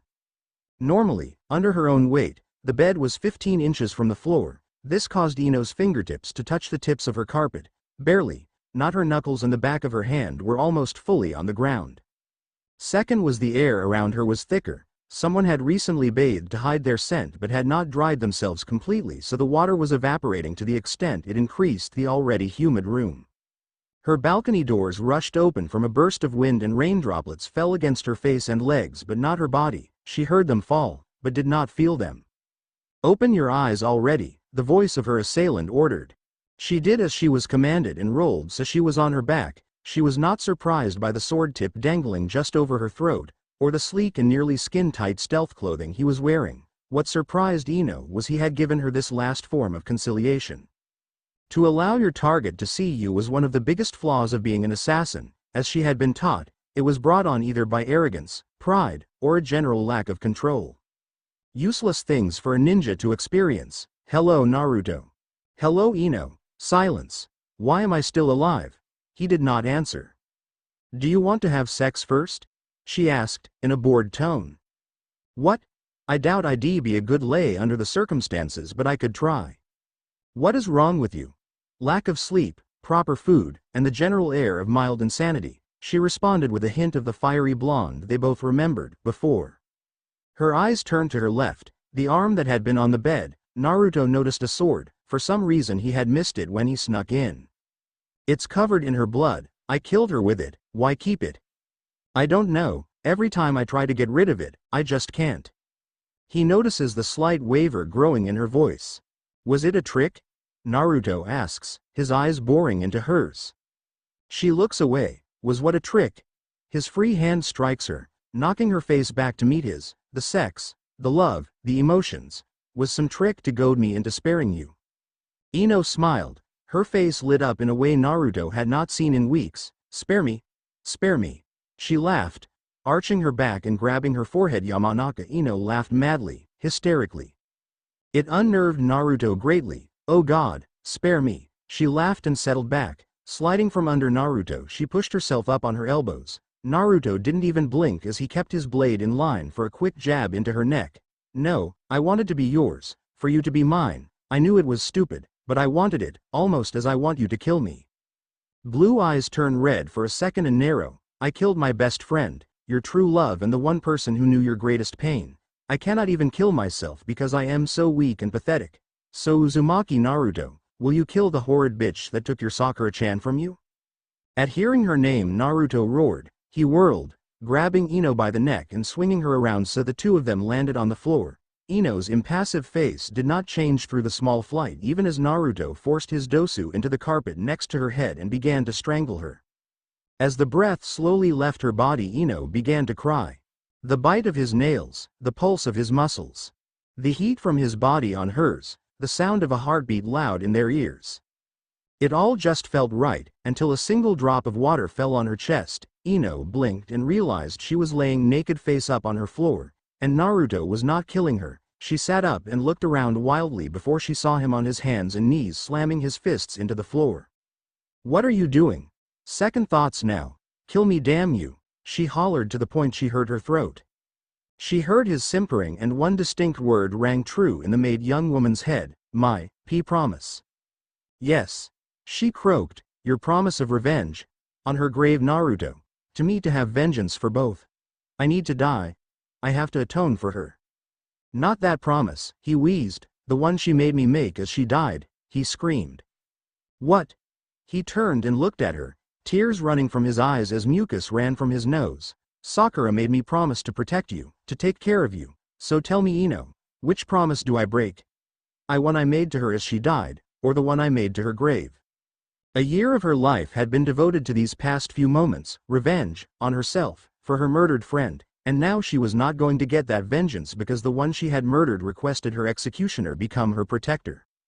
Ino vaguely considered joining a theater group. No other drama could top what had just transpired. A sniffle from Naruto brought her out of her reverie. You're serious? What? He asked. After all this? After that big show at the deserted building? Now you tell me about it, she screamed. Leaping at him, she rammed him into the wall and grabbed Naruto's stealth suit, or at least tried to. The material was so tight her fingers continued to slip across without getting any hold. Damn you, Uzumaki. She hissed, her voice full of venom. You stupid shit. A year, an entire year. I've been waiting for this. Waiting for someone. She jabbed her finger into his chest, with a spine to punish me for what I've done. The anger and fury slowly ebbed as she started to beat his chest with her clenched fists. And you just fail me. She cried, her own tears pouring down her cheeks. No longer able to support herself, Ino tumbled to her knees. Naruto merely watched her, his own face an odd mix of fear and mild revulsion. She was right. Even though it was born of whatever pain she alone held as Sakura's killer, she was right. Naruto had planned to avenge his love for all this time, and Ino had been awaiting that vengeance. But I promised, he sighed, barely a whisper. Ino grabbed at her own hair and pulled. Naruto always keeps his promises. The specter of her victim spoke into her mind, always. Get out, Ino whimpered. Ino, he stammered. I said. She rose, her eyes a dark and cold blue. Get out. She grabbed his sides and forced him to her balcony as rain and buffeted his back. You are worthless to me. She roared. What good is your rage? Your power if it leaves such a disgusting thing as me alive? What good is the love you had for Sakura if it is defeated by some words uttered to a beaten corpse? She hissed. Naruto, who had been flabbergasted at Ino's display of emotion, narrowed his eyes at her. He stood against the rough shoving she continued to throw in his direction and grabbed her wrists. His grip, a powerful vice, held her fast. I am worthless. Worthless to you, he bellowed. The laugh he gave reminded Ino too much of a certain immortal masochist who had killed her mentor. I am worthless to the admittedly worthless. That's rich. Sounds like one of Ero Sanin's poems. He turned her own strength against her and forced her into the wall, this time beside the balcony doors so they were just outside the boundaries of the moonlight shining inward. What do you even have to live for? He asked, startling her out of her fuming. What made you stop the first time you thought about seppuku? She turned away from him, her face scrunching. After a few moments of silence, answer me. She snapped to glare at him. You. It was always you, Naruto. He kissed her, releasing her hands. He grabbed her face and held her fast to keep her from breaking it. She tried, desperately, to rip her lips from his, but he was still too strong. Slowly, as if he was somehow devouring or draining her anger, she gave in, too tired to fight anymore. Because that was why she had relented in the end, wasn't it? Because she was tired? Tired of lying? Tired of being alone? XXXXX. She awoke the next morning to find herself alone in her bed, still naked. The events of the night would have been a dream to her if she did not catch a pair of panties with a distinct sandal imprint on them. Shit, Ino grunted. Just my luck I get laid on the night I am supposed to die. XXXXX. Dealing with children is an act that takes more than any single person believes they have, patience, confidence, and above all, the rational mind to listen to what the child needs and wants. As a young girl, Tsunade had been told she could do anything she wanted. When Nawaki died, she thought that was a lie. When Dan died, she knew it was a lie. She wanted to save them, to be with them forever, to bear Dan's children and raise a strong and happy family that would live in the peaceful Konoha Sarutobi and Jiraiya were always writing poems about. So why couldn't the greatest medical mind of her generation heal two simple wounds? For how long did she mope about Dan's death? How many men found themselves sprawled on the street outside a bar after hitting on her? How many nights alone did Tsunade sat her own lust while pretending her hands were his? How long did she wait? Her cynicism when she met Naruto and Jiraiya was founded on these many questions, but it was while watching the young boy force himself beyond the limits she herself had placed on him that she understood the phrase her grandfather and great-uncle always told her. You can do anything you want to do, Tsunade, but not everything you need to do. She needed to protect her country and home. She needed Dan to be her husband. She needed Jiraiya to always be there to support her. She needed to be able to save more than a handful of people at a time. It took more than 25 years as a wandering vagrant for Tsunade to realize she could never save her entire village by herself, or even with an entire army. She could save a few. Only a few, under her own power. So when a certain daimyo needed funds to rebuild the struggling economy of his province and found his grandfather's most secret treasure trove and decided to sell a certain scroll, Tsunade realized certain measures had to be taken to save her village from certain doom in a war with the mist. Someone had to die. XXXXX. Shizune peered into her master's office. The room was almost pitch black save for a small light on her desk. The only way Shizune knew Tsunade was awake was due to the subtle movements of her hands as she wrote on a scroll. You called Tsunade-sama? Shizune asked quietly. Yes. The Sanin's reply was curt and short. She held up a second and third scroll. Deliver the red one to Nyose immediately. And the blue one to the address on it. Mail is fine. No rush. Tsunade ordered. Doing as she was told, Shizune bowed and left. She sighed openly after she closed the door and headed down the hallway to the small mailport in the building. The late hour in which she was doing this made it unlikely the scroll would reach its destination before the day after tomorrow, but she understood that if it was urgent, Tsunade would have her deliver it herself. She dropped the scroll and closed the port before turning to head to Nyose's apartment, a place she had been made to go more times than she cared to admit after the incident last year. A single tear welled in Shizune's eyes as she remembered the face of Sakura. So sad, she mused as she left the building. After several minutes a small plume of smoke erupted from the mail port as the scroll duplicated itself with a second address. XXXXX to me personally? Nyose asked as he flipped the wrapped piece of wood up and down in his hand. Shizune nodded. What's the old girl got planned? Wants me to hijack a wagon of orphaned pretty boys dressed like Orochimaru? He asked with a smirk. Don't be crude. Tsunade-sama has been under a lot of stress lately since the mist have become more aggressive toward Hidden Stone. They have to move through us or Suna to get to them, you know. The only pressure that old Bink is under is caused by 2 9-volt batteries. 4 if she's aging down there too. Nyose grunted, causing Shizune to flush terribly. When was the last time she got any? He asked, honestly curious. One of Nyose's fundamental beliefs in maintaining sanity in a ninja village revolved around crazy ninja sex. Jiraiya was Nyose's personal hero. How would I know? Shizune fumed. Nyose rolled his eyes in reply. It was well known Tsunade didn't get sick unless it was on the schedule Shizune made for her. Well, the flush returned threefold. She had a meeting with Naruto-kun yesterday, and when he left she had bruises on her neck and her clothes were ruffled. Nyose narrowed his eyes. Bruises? Wow, didn't think Tsunade was into that. Into what? Autoerotic asphyxiation, strangling herself to get off. Oh you pig, she hissed before finally leaving him. Says the woman who sleeps with little Raito-kun under her pillow. He called after her, causing the younger woman to roar in anger and throw a trash can at him. Nyose dodged it and deflected the blow before it dented his doorframe. All right, he mused mentally, I'll cut her some slack for a few days. Entering his apartment, he sat on the small love seat he used as a couch and unrolled the scroll. It had a detailed list of complicated instructions he had to fulfill in the next 3 days. Outside the village, outside the country, for 3 days. He closed his eyes and thought back nearly an entire year.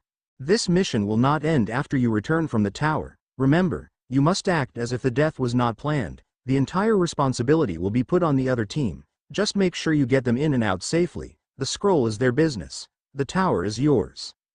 Nyose grunted as he recalled his debriefing on what would be the most spectacular fuck-up in his career.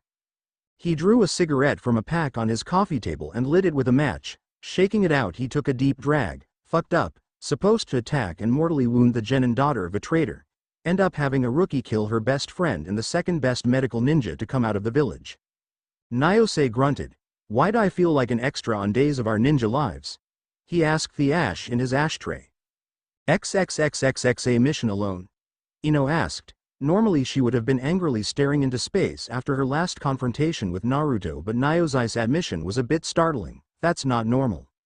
Neither is your bust size, but moving on. Nyose grunted. Yes, I'll be gone for the next 3 days. 4 or 5 depending on travel conditions, so if you'll be doing normal patrols, refer to the schedule on the main board in your locker rooms. Alright, move out.